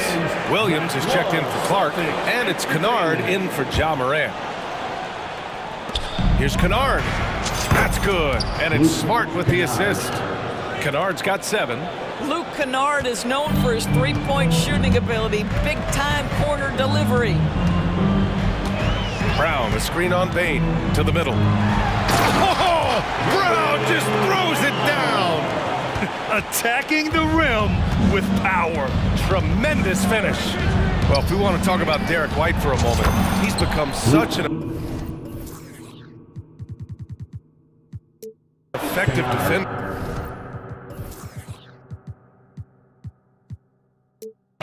Yeah, you know, B.A., he's got a great mix of awareness and ability. Just an exceptional quickness that allows him to be a disruptor at that end. White with it, guarded now by Williams. White can't hit. Well, we love his ability to attack the rim. He just loses a little bit of focus and misses the chipping. Back to Bain for the lead. Jackson finds Bain for the tie. And he lays it in. He's got 7. In a tight game, they wanted to make sure of that possession. And Boston calls time here. Boston, timeout.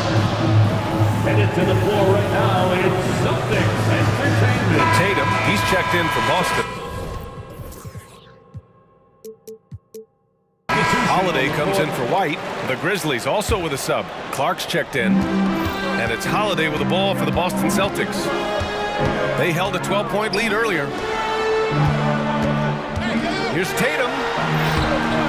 No good with a layup. Memphis has gone 4 of 9 so far from the perimeter. From deep, Bain. And again, it's Memphis with a 3. Another lead change. Give these teams credit. They're really fighting it out.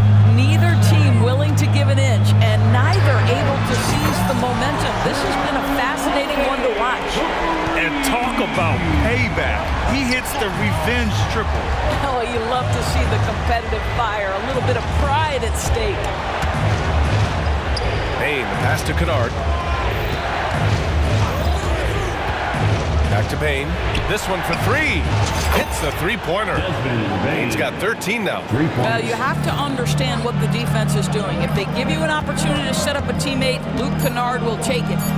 Back to Holiday from downtown. And no good. Trying to get that one to fall.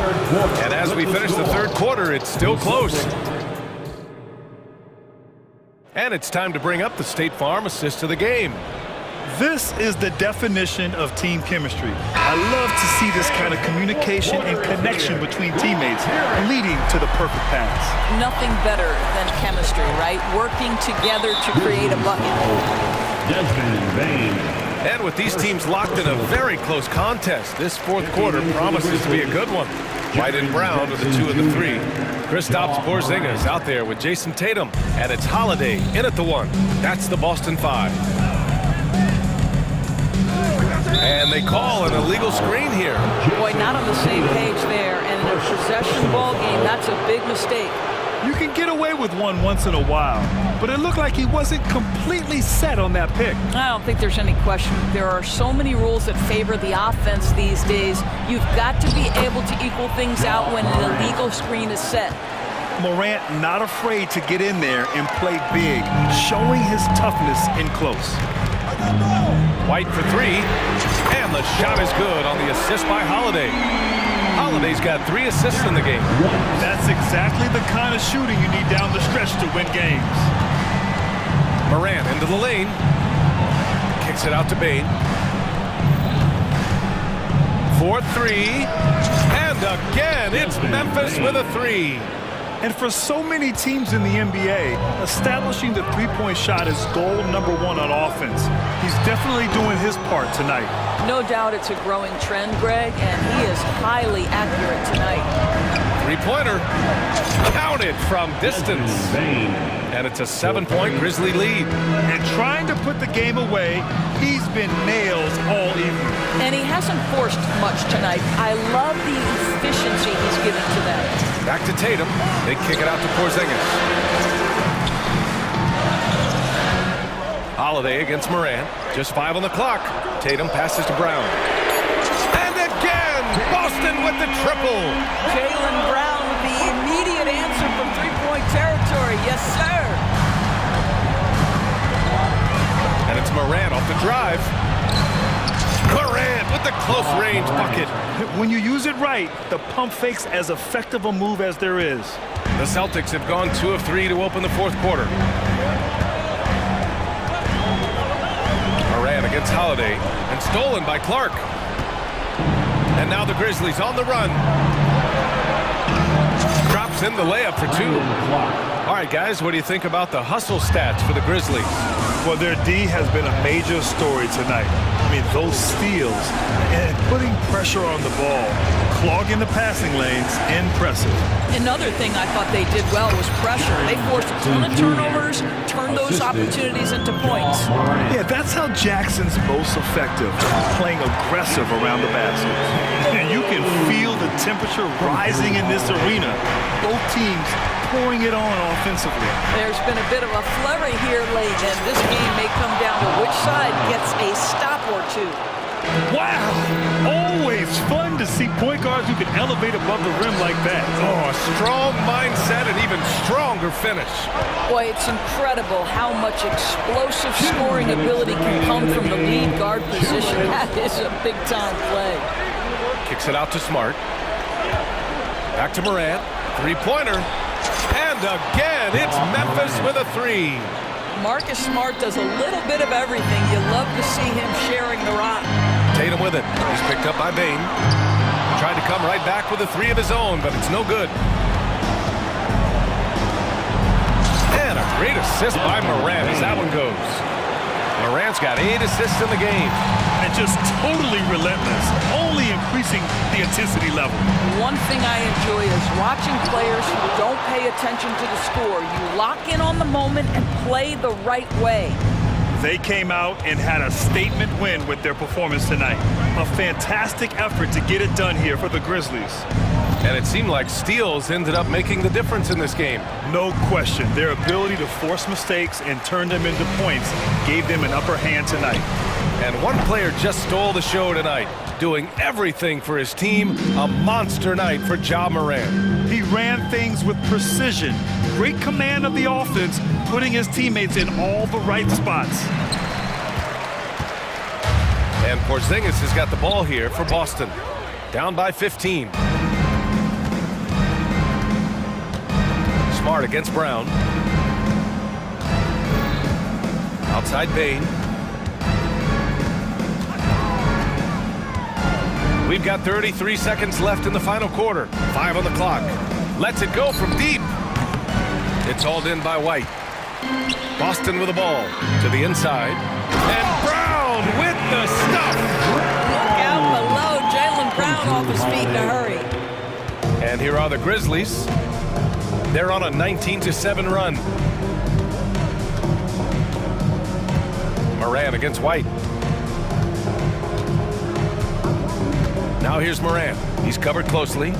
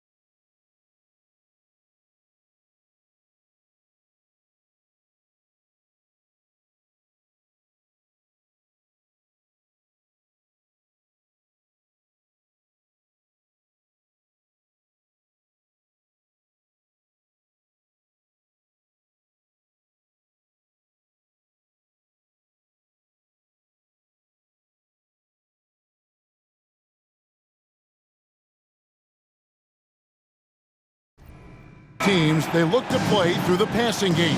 And all the better for us. I mean, as fans of the game, seeing that kind of flow and teamwork, it just makes the game fun to watch. Now the starting group for Orlando. The guard pair for them, Anthony and Suggs. Isaac in the front court along with Wagner. And it's Banchero in at the 5 down low. Now here's Banchero. Just 4 to shoot. No one near Suggs as he lets it go. Drills the three-pointer. Shooting in good rhythm there. Suggs off the catch and shoot. Nicely done. Here's Holiday. And he gets the whistle. 2 free throws coming up. It's on Jalen Suggs. It's his first trip to the line. First free throw is good. At the line, Drew Holiday. Both free throws good from Holiday. Holiday really is a soft-spoken guy on and off the court. Leads by example, is extremely reliable and talented, and his teammates have great respect for him because of it. Here's Anthony. Wagner outside. And he commits the intentional foul. Jason Tatum, first personal foul, first team foul. Here's Anthony. Porzingis with the block. That reach of Porzingis is just outrageous. I mean, I love when he uses it on defense to stifle shooting. And the dunk by Porzingis. Outstanding distribution there. I mean, what impressive passing ability. Wagner with a screen for Anthony. Beyond the arc. And again, it's the Magic from deep. Part of the job description as a guard, but Anthony relishes the chance to get his teammates good looks. Brown outside. Porzingis with a screen on Wagner. Inside. And the dunk by Porzingis. Nice job hitting him right in stride. Excellent play. And Greg, the massive contract extension for Jaylen Brown this past summer. For a time, the richest in NBA history. You gotta pay to play, or in this case, to contend for titles. With Tatum and Brown, the Celtics have that opportunity. Anthony going up top. Don't let his size fool you, folks. Cole's got some hops. This guy is a high flyer. I mean, especially for a power forward, and he needs to be as an undersized player. Anthony, the pass to Banchero. Isaac with a screen for Suggs. To the inside. Stolen by Holiday. Left side, Tatum. A 3-ball. Drills it from outside. Tatum's got 5. You got to D-up Tatum from deep. He's got that kind of range. With the drive, no one near Banchero as he lets it go. Again, the Magic score. Really well done there. Just confident and composed, never in a hurry. Brown finds Tatum. And slam dunk by Tatum. The playmaking of Brown continuing to evolve. Nice dime there. Now, here's Suggs, guarded by Holiday. And stolen by Wagner. Pass to Banchero. 2 minutes. Over in the corner, Isaac. 2 minutes. Wagner, a screen on Tatum. Banchero outside. 6 on the shot clock. Isaac misses. Celtics leading by 3. Tatum kicks to White. Back to Tatum. And the dunk by Tatum. Very capable as a point guard is Derek White, showing off his playmaking skills there. Here's Banchero. And contact on the shot, so he'll be shooting free throws here. As far as first overall picks go, Paolo Banchero definitely arrived with a bang in 2022. He sure did, Greg. I mean, he's the first rookie since LeBron James to record at least 25 points, 5 boards, and 5 assists in his debut game. And he continues to build on that en route to Rookie of the Year. Now here is Holiday, down low. And it's sent back by Isaac. And the suffocating reach of Isaac is tough to overcome. And outshoot, excels at getting up and denying shots. And here's Anthony from the arc. That's going to be out of bounds. The Magic will retain possession.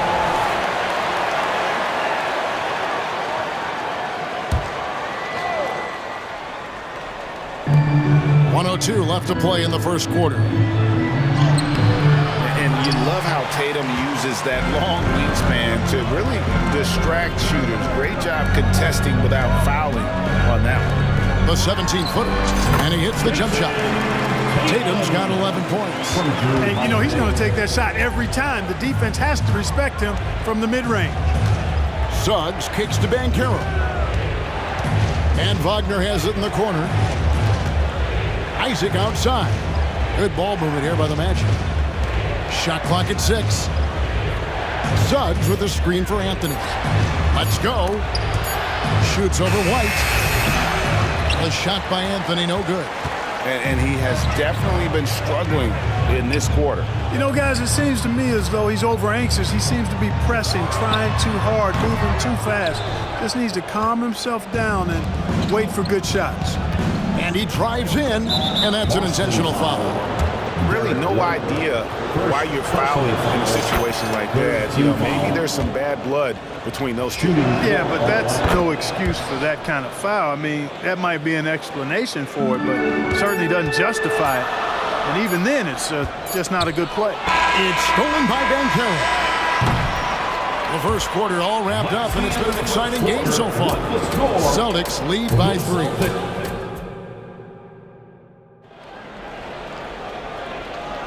And if you're just tuning in, it's been a pretty even game through the first quarter. And the Celtics guys, what jumps out to you stats-wise? Well, in that first quarter, they were intent on just pounding the ball down low. Yeah, and it's worked. They've got a clear edge and points in the paint. Now we'll see if they go with a more balanced attack or just keep on pounding it inside. The wing pairing, it's White and Brown. Kristaps Porzingis is out there with Tatum, and it's Holiday in at the point guard. That's the 5 to begin the second quarter for the Celtics. Kept moving and found an opening, staying active. Anthony grinding for that bucket in tight. Holiday, the pass to Tatum. Tatum using his size inside. And those are the kind of nice inside looks they've gotten here in the first half. Banchero was screen on White. Anthony nowhere around. It's good. This game is all even. Anthony's got 9. Clever call by Anthony there, using the pick and roll to create an opening. Tatum finds Brown. Tatum setting the pick for Brown. Back to Tatum. And stolen by Wagner. Anthony on the wing. White covering. Oh, and the jam by Anthony. That's a stomach punch, guys. Turn it over and give him a free run to the bucket. Oh, you're so right. No question who has the momentum now. You know, those kinds of plays can be difference makers, game changers, momentum shifters, especially in a close contest where 1 or 2 possessions can impact the outcome. Catching up on the changes for Orlando. Gary Harris is checked in for Jonathan Isaac. And Markelle Fultz is subbed in for Cole Anthony. That's not the type of opportunity he fails to convert very often. Things really clicking for him at the offensive end.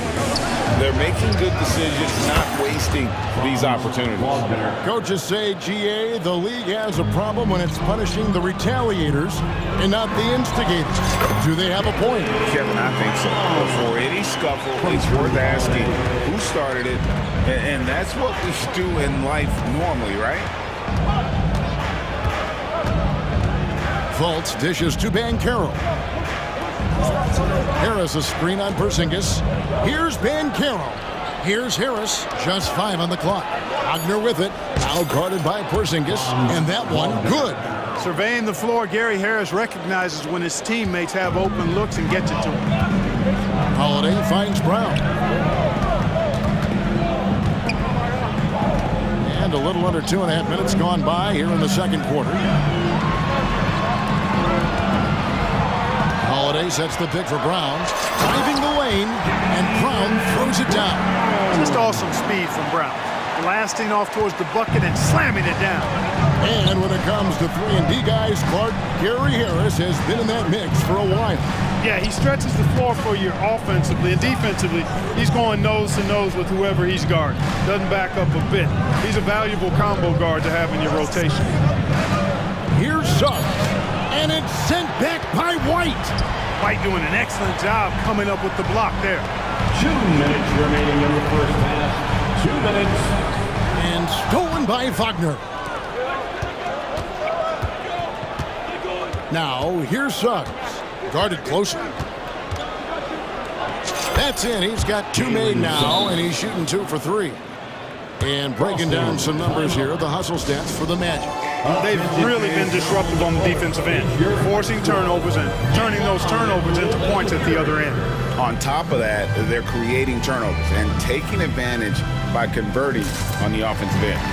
Now call the Celtics. Tatum, he's checked in for the Celtics. Isaac's checked in for the Magic. 1:44 left in the first half. Tatum setting the pick for White. Gets it to go from beyond the arc. White's got himself going with the triple, his first basket of the game. Fultz against White. Fultz kicks to Wagner. Here's Banchero. That 3 off the mark. And the great shooters know when they've got enough opening to go for the 3. I didn't think it was a bad choice on that possession. Jason Tatum scores, but also creates for his teammates a sign of his continuing growth as a player.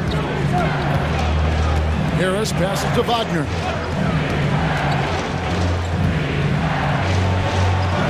That's his 4th basket of the game, and he's only taken 4 shots, off to a good start. And you're going to take as many of those high percentage shots as you can get. White with it. Isaac picks him up. Porzingis sets the pick for Tatum to the paint. And the dunk by Porzingis. Outstanding work from Porzingis that time, creatively sending that one home. Harris kicks to Banchero. Wagner on the wing, guarded by Tatum. Harris outside. Banchero is screened for Harris. 4 on the clock. Here's the 3. And it's White with the rebound. And here's White. He'll bring it up for the Boston Celtics. Here's Brown. Brown jams it in. Brown with that amazing athleticism, putting on a show out there with jams like that. Banchero passes to Isaac. He knocks it down, but wait a minute. The officials are getting together. They may want to review this one. The previous play is under the room. They're going to bring out the monitor and see if he got that shot off in time. And even though, you know, you're thinking maybe we don't need the replay in a situation like this, still plenty of time left in this. The ruling on the floor is confirmed.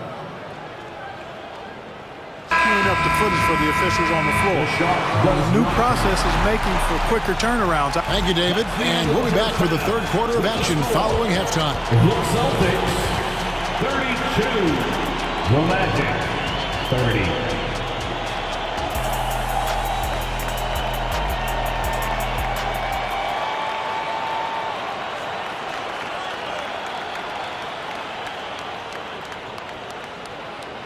And we're halfway through this one. Plenty of basketball left in a game that's been fairly even so far. And you know, guys, Jason Tatum has really been making it happen. The way he was able to finish on the block was incredible there in that first half. Yeah, you know what? I think he's doing exactly what he has to do. Using his body, shaking off contact, and then finishing at the rim. So on the floor for Orlando, the guard pair for them, Anthony and Suggs. Then there's Jonathan Isaac. Then there's Carter. And it's Houston in a power forward. Suggs with the steal by himself. And Suggs throws it down. Hey, the moment Suggs picks their pocket, he's gone. Then he spots his opening in transition and converts. Well done. Carter against Horford. And finished off by Horford. And those plays can make a difference in a game like this. Well, you know it's going to fire up, Greg, everybody on that bench. Making a statement for sure. I mean, we'll see if they can maintain that aggressive approach, guys. Oh, and he went for the two-hander on the slam using some muscle. Some urgency from him there, sure. I get the feeling, guys, that he may be sensing that this is a critical time in this game. Holiday with it. Isaac picks him up. Holiday gets the bucket. Oh, when he puts his head down now, Holiday is like a controlled bull heading into the ring. A lot of ferocity, but it's under control. It's a great move, and he catches the defense completely off guard. Yeah, if that's a harbinger of things to come, he's looking at having a very big second half. Horford sets a screen for Tatum to the middle. That's good from Horford on the assist by Tatum. Tatum's got his 4th assist in this one. Man, I love watching Tatum break down the defense in the pick and roll, exploits any passing lane that's available to him. And here's Anthony for 3, connects from 3-point range. Anthony's got 14 points. This game has a lot of character here in the 3rd period. 6 changes of the lead here. Intensity is the theme for this one. Pass to Walsh. Back to Tatum. Holiday sets the pick for Tatum. In the corner, Horford with it. And he can't answer back. The 3-pointer offline. Orlando's gone 5 of 9 when they put up the 3-point shot tonight. An intentional foul committed, but for what purpose, Greg, I'm not sure. A sign of confusion right there. I can't imagine why he thought it was a good idea to foul there. Looking at who's out there now for the Celtics. Porzingis comes in for Al Horford. And it's Brown in for Derek White. Here's Brown, and he slams it down right on top of Jonathan Isaac. The athletic Brown with a big-time slam. You got to defend him better than this. Anthony, the pass to Houston. Carter outside, over to the left wing. Pocket 6. Pass to Houston. Fires for 3. They get the rebound. Isaac kicks to Suggs. Hits it from 3-point range. 12 points for him. Suggs has that kind of ability from behind the arc now. Very efficient from deep. And play stops, whistling what looks to be an illegal screen. You know, guys, sometimes that just happens, but you don't like to see it when the game is this close. And Orlando making a change here. Now a timeout called by Boston. Celtics. Here we go, fans. Time to make some noise for Boston's own Celtics Entertainment.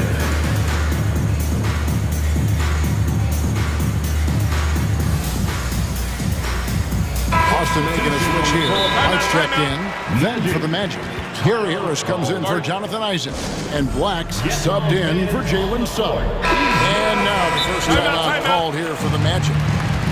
Timeout Orlando.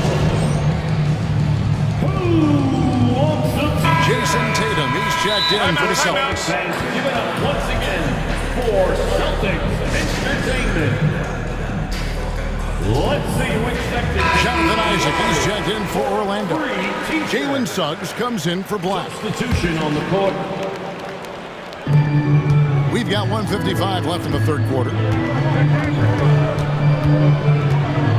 Anthony against White. The pass to Suggs.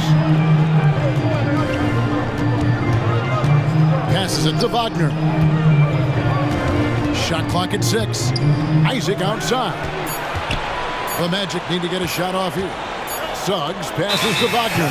And there's the shot clock violation. Couldn't get the shot off in time.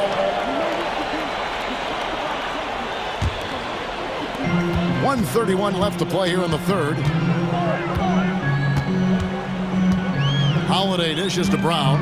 Back to Holiday. Suggs with the steal. Brown against Wagner.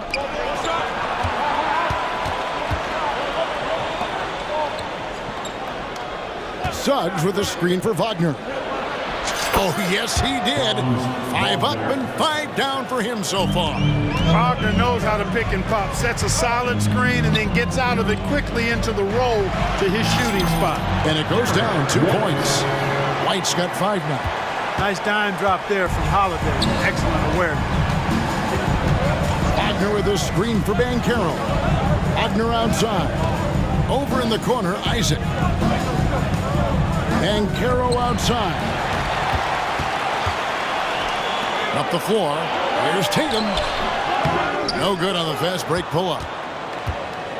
And it's Anthony with the ball for the Orlando Magic. A 2-point game. And it's Wagner missing. For Boston, they've gone 5 of 7 from the field in the 3rd quarter. Let's see if they can keep it up. 2-second difference between shot clock and game clock. Tatum with it. Now Anthony defending. Celtics passing it around. Back to Porzingis. And the dunk by Porzingis. Whoa, that'll wake you up. He is such a great athlete.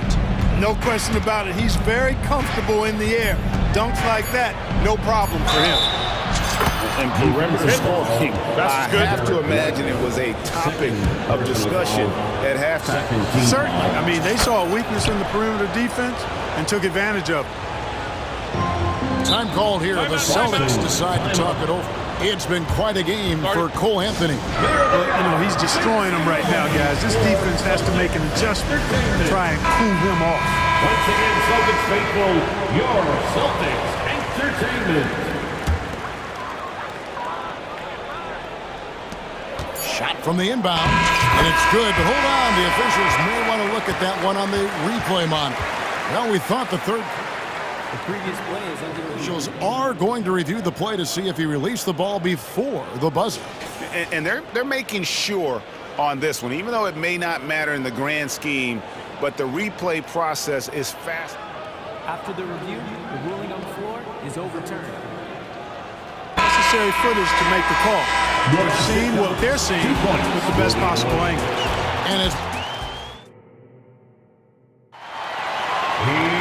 And with these teams locked in a very close contest, this fourth quarter promises to be a good one. Orlando's gone downtown 13 times in this game, and they're just over 50%, 7 of 13 on threes. The wing pairing, it's White and Brown. Tatum out there with Porzingis, and it's Holiday in at the 1. That's the Boston 5. Here's Banchero. Yep, right through the net. Banchero's got the first basket as we get going in the fourth for the Magic. Holiday with it. Defended now by Wagner. Pass to White. He kicks it to Tatum. Again, the Celtics good for 2. Well, Tatum can find a shot he wants just about anywhere. He's got that kind of versatility. Wagner as screen on White. Wagner outside.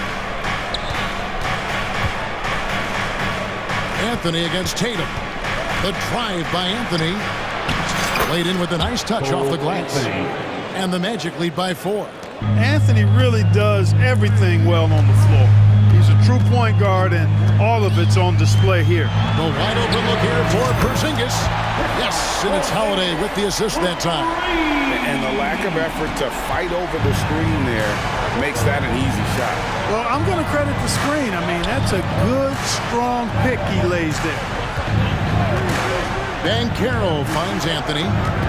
Now Wagner. Banchero outside. Down to 5 on the shot clock. And finished off by Banchero. Boy, good vision that time from Suggs on this play, finding the most ready shooter and fed him nicely. And Tatum out top the key. It drops. That's his 9th field goal of the contest. A blistering hot 9 for 11. And that's right in his wheelhouse, looking to make an impact when it counts. You know, they want the ball in his hands here because they trust him to hit all the big shots. And Wagner drives in. It's good. Now he's shooting 6 for 7. Wagner saw the opening and took off, slashing with the best of them. Tatum a screen. Here he goes. The kick out to Holiday. And the Celtics hit again from deep. Defensively, you can't back off him that much. You don't want to give up easy threes at this stage of the game. Here's Banchero. And finished off by Banchero. No shame or fear in this young fella. Banchero going to take on any big shot. Love seeing that from him. Tatum way outside. They grab their own miss. Holiday surveying the floor. And that one drops. Tatum's got the game tied up here for Boston. And Tatum has been in these situations before. He's reliable when it comes to stepping up in big moments. Anthony kicks to Banchero. Isaac goes in. Outside Anthony. Out To the wing, releases. That's good from Suggs on the assist by Anthony. 14 points for Jalen Suggs. Jalen Suggs was known for knocking down big-time hoops in college, and we're already seeing it translate here in the NBA as well. Great confidence from that young man. Tatum gets to Porzingis. A shot by Holiday. Nobody around. It's good, and they get the go-ahead bucket. Holiday's got 6 points in the quarter. I tell you, boy, he comes up big at the right time. I love his demeanor, though. His disposition says all business, and I'm ready for whatever is needed. Back to Banchero. Banchero is screen on right. The shot from 20 feet away. Pass to Suggs. Wagner outside. Cranes it from downtown. And you can't get a bigger bucket than that. Well, that was 1-2. He wanted the ball. Nobody else was taking that shot. On the wing, Holiday. And again, Boston with the triple. Boy, it's just a fantastic effort they're getting from Drew Holiday. Banchero passes to Wagner. White against Anthony. Driving in. No good on that one. Great D that time from Tatum. And here's Tatum. He'll bring it up for Boston. They lead by 1. You know what? Smart foul. You got to try and extend the game. Sure. It's not over. The clock is as much a problem for them as the score is right now, so they've got to try to manage. Attention fans now on the court. It's your And now we've got the intentional foul. First free throw is good, and that'll put them up by 2. Well, Tatum does look ready, prepared to do what he does best in the clutch, get buckets. And the perfect time to be perfect at the line. Only a 3 can tie it now. The pass to Suggs. Taken away by Holiday.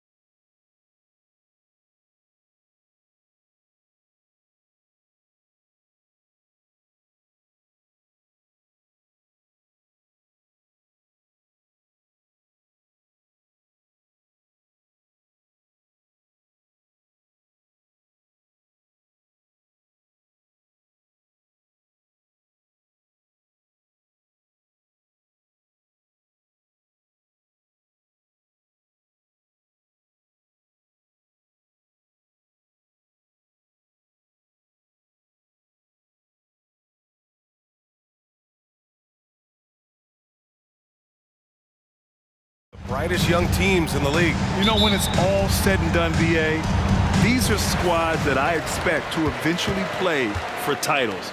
I mean, the talent is there. And of course, it's all about gaining experience and gelling as a team. And the Oklahoma City starting five. Gilgeous-Alexander runs the point with Dort at the 2. Gordon Hayward is out there with Holmgren. And it's Williams in at the small forward position.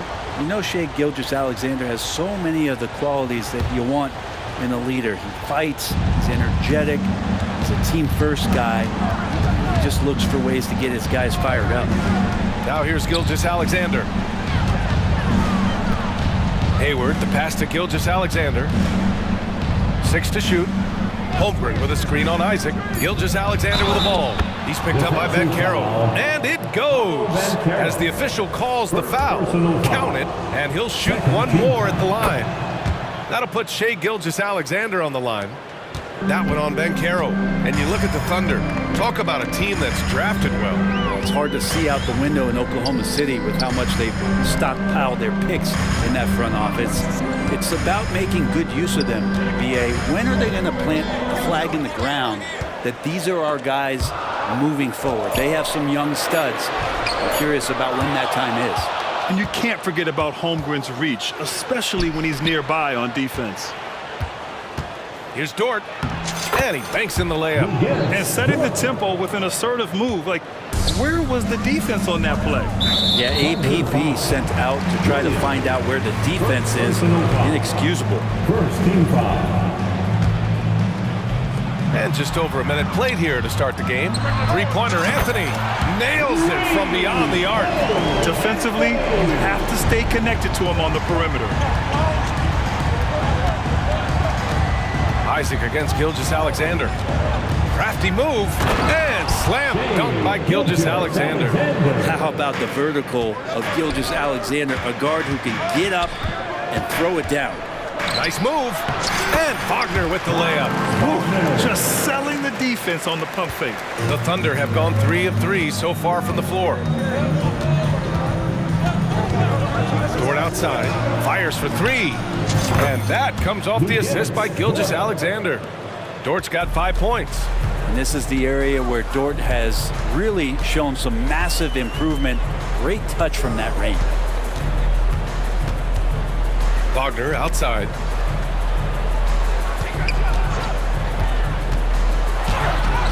From down in the low post, it goes. I love this approach. Getting him involved early, and it's already paying off. Well, he's going to just keep going now. That's early confidence for him. Down low. Hey, the slam by Hayward. Gilgeous-Alexander showing more signs of him being comfortable in that pick-and-roll setting. Banchero the screen. Pass to Suggs for 3. Knocks down the long J. You got to appreciate the consistency. Night in and night out, he brings it. Gilgeous-Alexander looking it over. And again, Oklahoma City with a triple. Revenge. Alexander coming right back for 3 of his own. The 3 from Banchero. And again, it's Orlando with a 3. He does so much out there to stretch out the defense when he's out on the perimeter, and he drains the triple.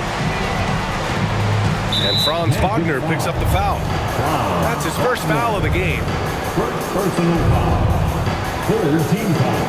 Timeout called. The Thunder. Unlike a lot of drafts, Grant, there wasn't a clear first overall pick in 2022 for the Magic. Yeah, but I do think they nailed it, taking Paolo Banchero, a 6'10 playmaker. Banchero was Rookie of the Year, and he's certainly a player you can build around. Gilgeous-Alexander, and slam dunk by Gilgeous-Alexander. Oh, we've talked so much about Gilgeous-Alexander's athleticism. This is the reason why, on display. Isaac with a screen on Dort. Isaac outside. On the wing, Suggs. And there's a whistle. That'll belong to Shai Gilgeous-Alexander. That's his first foul of the game. First personal foul. Second team foul. Pass to Wagner from deep. Drops in the 3. Wagner's got 7 points. And a smart feed from Suggs. The defense making it easy, leaving his teammate open. Gilgeous-Alexander passes to Dort. And it's Orlando with a rebound. I'm not going to see that very often. The defense in the vicinity, but still, he's not one to blow layups. Pass to Suggs. Wagner with a screen on Gilgeous-Alexander. 6 on the shot clock. And blocked. That one goes careening off the glass. They push it up 4 on 3. Great D that time from Banchero. That's the only kind of defense that's going to cut the mustard here tonight. You got to stay on top of a guy like that who can play at such a high level offensively. Both teams are hot. This is a fun one to watch. Yeah, made for TV game here. Pace is great, scoring is coming in bunches, and both of the teams feeling confident right now. Come on, B.A. He sure can rise. Grant, that's as good as it gets. One of the best in the league. And the dunk by Isaac. And that was a big man play by Isaac, going in with intention and dunking it. Gilgeous-Alexander against Isaac. Now here's Gilgeous-Alexander. Defense right on him. Takes it inside. And slam dunk by Gilgeous-Alexander. And Gilgeous-Alexander has that length to be able to extend up to the rim. Orlando calls timeout. And one thing I've learned through the years is no matter the situation, there are always adjustments you can make. Yeah, not just there to pump up or to discipline players. You got to make sure that the coach makes the proper adjustments and has his team in the right mindset to carry it out. Three-pointer, Anthony. What a performance for Shai Gilgeous-Alexander. He has been the story for Oklahoma City.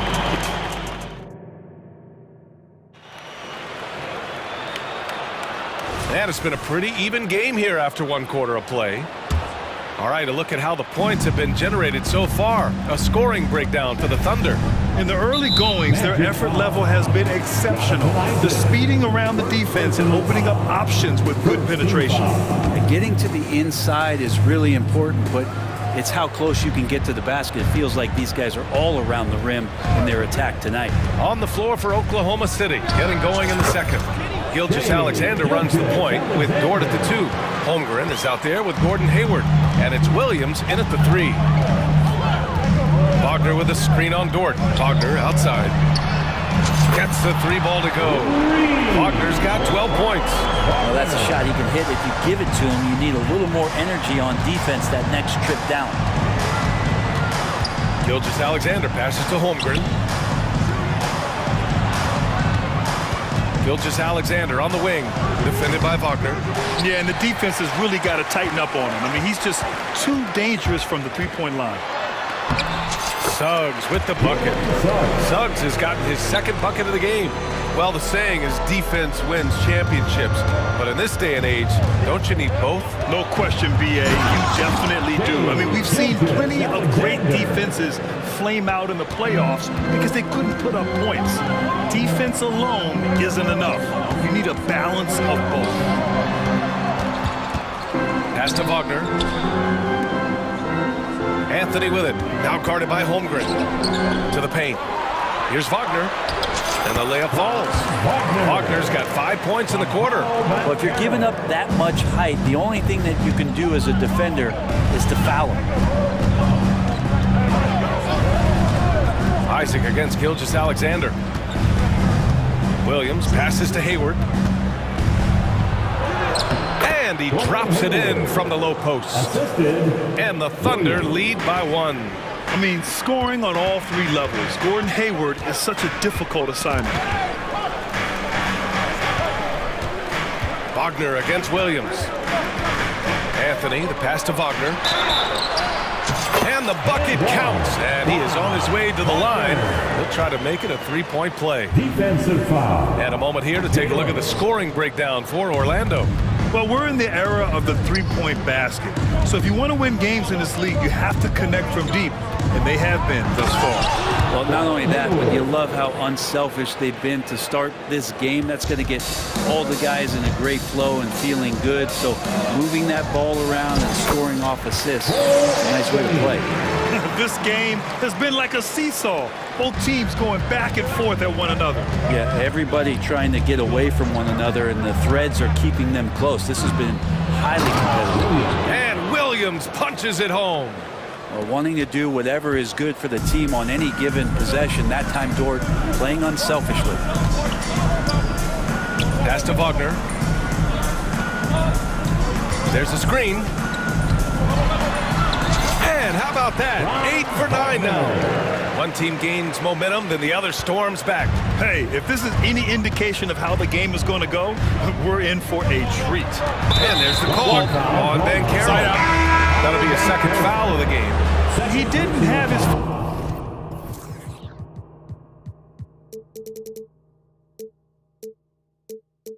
planted. Giddy's checked in for Oklahoma City. Coming onto the floor for the Thunder, number 3, Josh Giddey. Williams with it. He's picked up by Bankero. And that...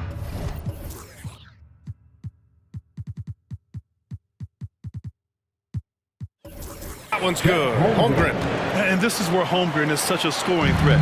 His size can make interior shots easier to find. Many people were disappointed that Chet Holmgren lost his rookie year to injury break. Well, none more so than Chet Holmgren, who's an incredible competitor, but all of the talk is the anticipation around him coming back more well-built, more skilled, and ready for the league in what it has to offer a big man. From Pete Giddy. Second chance effort, and that one's good. Holmgren. Holmgren's got 4 points now in the quarter. And this is what Coach wants to see from Holmgren. Outworking the defense to get a second chance look. Orlando calls timeout. So for the Magic, Houston, he's checked in for Wagner. Harris comes in for Isaac. And it's Fultz in for Anthony. Wiggins, he's checked in for Oklahoma City. Here's Fultz. And no good, trying to use the glass.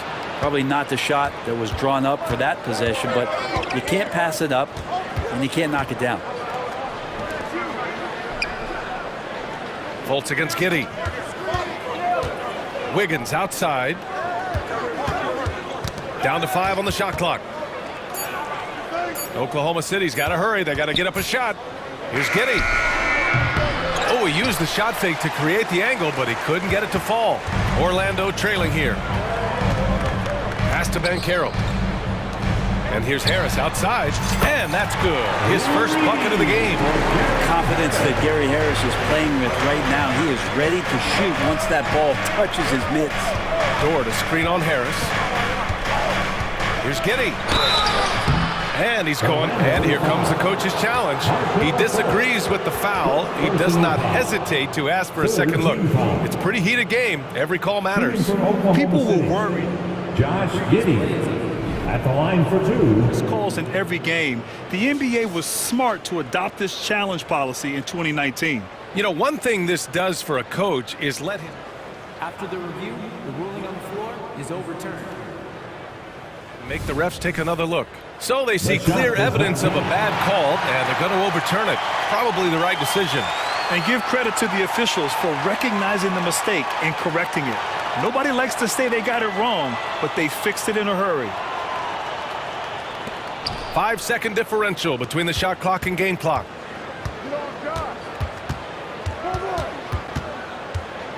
Clock at 6. It's rebounded by Bankero. Harris on the wing. And a pretty tightly contested game here as we end the first half. Magic out in front. They lead by a bucket. And join us right back here after the break for the start of the second half.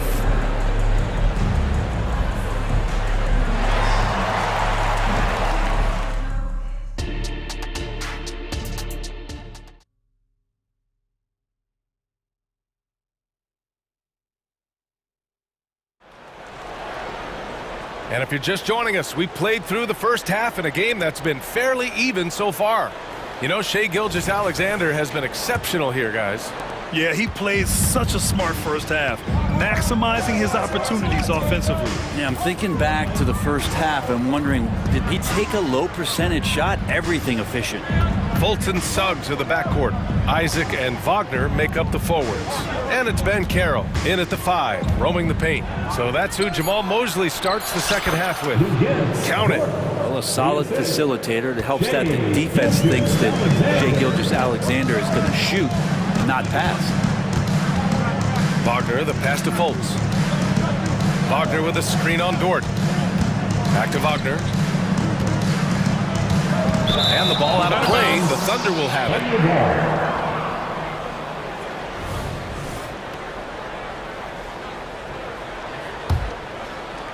And Williams has got the ball here for the Oklahoma City Thunder. Dort, a screen on Isaac. Here's Gilgeous-Alexander, and he drains the quick shot. Gilgeous-Alexander's got 21. He's making plays all over the floor. Gilgeous-Alexander will not be stopped. That one's true. He's now 9 of 10. When it's this close, every bucket matters. You need good looks. Gilgeous-Alexander against Isaac. Now here's Gilgeous-Alexander. He's guarded closely. He's off on the layup. Orlando's gone 6 of 8 from the three-point line in this matchup. There's Fultz with a 3. And again, it's Orlando with a 3. That's the kind of passing right there that makes a difference. Not just in that possession, but maybe on your play for the entire game. Gilgeous-Alexander. Oh, and he got fouled on his way up. He'll head to the line to shoot 2. Gilgeous-Alexander, such growth in his first year, continues to show he's learning this game. Good on both. A great player on a great role at the charity stripe. The D has got to be careful about being too aggressive on him and sending him back for freebies. Chalk up 2 there. Yeah, the smaller defender there really not having a chance. That's where a big guy needs to rotate over and help. And Williams punches it home. Gotta love the effort there. An undersized 4 who can really make things happen with that leaping ability. Now a timeout called by Orlando. Let's get up and make the noise. It's your 407. Houston, he's checked in for Orlando. A big round of applause for the 407. Into the third. 2 minutes in now. And Carroll with a screen on Gilgeous-Alexander. Dort against Fultz. 5 to shoot. Man, he made sure to get his money's worth on that foul. First personal foul. That free throw no good. At the line for Orlando, Markel. And he sinks the second. And the Thunder call time here. And as we head into this break, the players have an opportunity to replenish their energy with Gatorade as they prepare to go into the final stages of this ballgame. Absolutely. Over the course of a game, not to mention over the course of a season, you have to stay hydrated. If you don't, it's amazing how much slower your body is to bounce back. It can have a serious effect on performance, no question. SGA working through contact inside. Refusing to back down. What a gorgeous move by Gilgeous-Alexander. He gets it in there. Fultz has got 6 points in the quarter. The defense kind of opened up for him, and he took full advantage. Outside Gilgeous-Alexander. Williams on the wing. Here's Houston. Dort defending. Houston passes to Fultz. And here's Ben Carroll. Remaining in the third. 2 minutes. They set the pick. Shoots over Hayward. And Orlando again with the bucket. Yeah, these teams are playing with incredible energy. At least in the second half they have been. The first half wasn't played anywhere near this intense. Dort, the pass to Gilgeous-Alexander. A big triple! Gilgeous-Alexander! Coach likes that look. And Gilgeous-Alexander from the corner. Orlando calls timeout. Get loud, fans. Out of the court is your hype squad.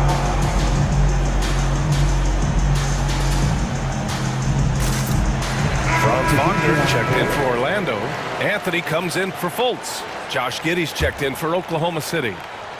Let's give Coach credit. He's trying to find a way to squeeze the most out of every possession. Got to feel good as a coach if you make all those adjustments.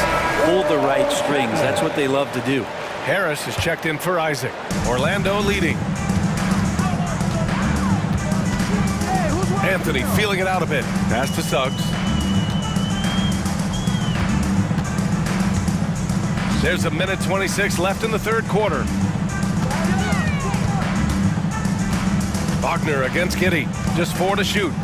Wagner, the pass to Banchero. Banchero down the lane. He hits it just before the shot clock expires. Just a strong drive right there from Banchero. Excellent at finding the avenue to the bucket. Back to Dort. Giddey with a screen on Anthony. Dort for 3. It's rebounded by Banchero. Banchero's got 4 rebounds now. Anthony against Hayward. Harris outside. Wagner with a screen on Williams. Banchero left side. Wagner for 3. And again, it's the magic from Pete. Don't sleep on Banchero's ability as a creator. He wants the best shot possible, even if it's not his own. 9 seconds separating the shot clock and game clock. Dort, a screen on Wagner. Outside, Williams. That one's good, and it's Hayward with the setup. Williams has got 4 points now in the quarter. Yeah, when Hayward has the ball, he watches all the angles. That's how he finds wide open guys to feed. Here's Anthony. Inside. Here's Wagner. And the layup is good after a nice lead pass. Wagner's got 9 points now in the second half. And so it's Orlando leading by 6 as we wrap up the... And a worthy candidate tonight as we take a look at our State Farm assist of the game. This is the definition of team chemistry. I love to see this kind of communication and connection between teammates leading to the perfect pass. The coaches talk about it all the time, but to be able to play with that kind of feel, nice play, collaborating, improvising, and organic. Well, this has been a great contest so far. I imagine the fourth quarter could have more action in store for us. All right, let's check in with Allie LaForce. Thanks, guys. I got a chance to hear what Jamal Mosley was saying to the team. He implored his team to use the clock. He said the clock is our friend. No need to rush things unless they give us a free one. Let's squeeze them out of this game. Back to you, Brian. Good job there, Allie. Thanks. And Oklahoma City looking at who they've got to start the fourth. Gilgeous-Alexander runs the point with Dort at the 2. Gordon Hayward is out there with Chet Holmgren, and it's Williams in at the small forward position. Gilgeous-Alexander passes to Dort. Hayward outside. Dort outside. Hayward with a screen on Wagner. Dort for 3. It's rebounded by Banchero. Banchero's got his 5th rebound in this one. Williams against Anthony. Pass to Suggs. Now Anthony. Wagner with a screen on Hayward. Wagner with it. On the take. And he goes in for the dunk. Wow! That type of finish is just deflating right now for a team that's trying to make a comeback. Ouch. That's certainly a big-time finish right there. It was one big exclamation point, or maybe even a question mark. Well, that's not a shot he's ever going to pass up, and he shouldn't. Despite the miss, no defender anywhere near him. He's got to shoot that one. Man, Suggs can really move. And once he sees he has a clear path, he launches up for the dunk. Williams a screen on Isaac. From deep, Gilgeous-Alexander. And again, Oklahoma City, no good. The 3 from Suggs. And again, it's Orlando with a 3. And just totally relentless, only increasing the intensity level. Yeah, he's the guy that you want to go to right now, trying to put this one away. To the middle. Will it go? Hayward. Oh, and there's the whistle on the shot. So 2 free throws for him coming up. He'll pin that one on Jonathan Isaac. A tenacious competitor, Hayward is more than comfortable playing in attack mode. So 1 for 2 that time at the stripe. The Magic have gone 3 of 4 in the fourth and looking confident on offense. All right, guys, what do you think so far about the offensive approach for the Magic? Well, they have owned the offensive perimeter throughout this game, finding lots of openings and turning them into big shots. You want to talk about ball distribution. They've been dominating that aspect of the game. I think there's a bunch of bankers out there. They're dropping dime after dime. Pass to Holmgren. Back to Williams. Holmgren with a screen on Isaac. Here's Williams.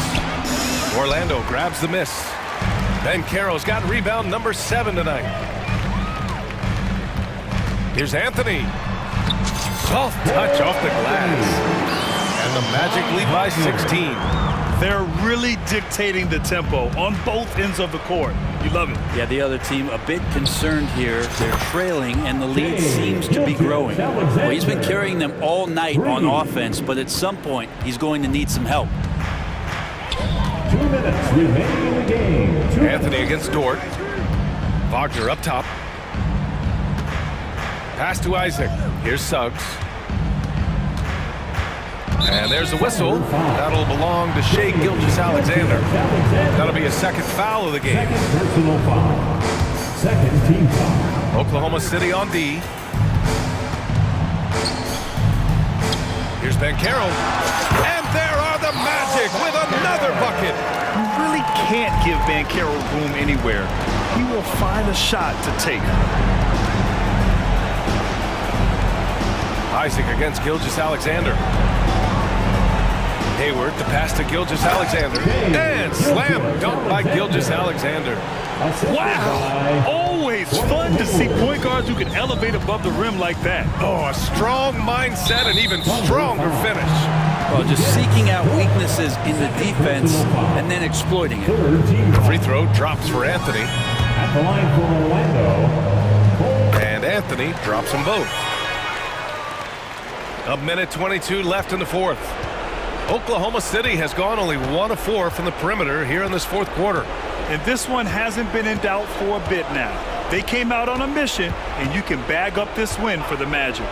They really had things going. Their offense carried them tonight, Grant. Yeah, B.A., tonight, simply they won the battle of the field goal percentage. I mean, it made all the difference. And as it was happening, as it was building, you knew this was a monster game for Franz Wagner. It felt like there was more than one of him out there tonight. He was involved on every possession, and he made his presence felt in so many ways. Gilgeous-Alexander, good. He's got the ability to do damage inside and out. SGA's not going to miss that. Wagner in the high post, working on Williams. Basket's good. Got to give them respect. They're doing everything they can to close this out. Love that the guys are staying aggressive late in this ball game, just not wanting to let go of the rope. Williams, a screen on Anthony. Dort for 3. Rebound by the Magic. 2 seconds separating the shot clock and the game clock. And Anthony, here we go. And count the basket. He was fouled, and he's going to the line for one more. Gordon Hayward. 20 seconds left in the fourth quarter here. Gilgeous-Alexander against Isaac. Outside, Williams. Pass to Hayward.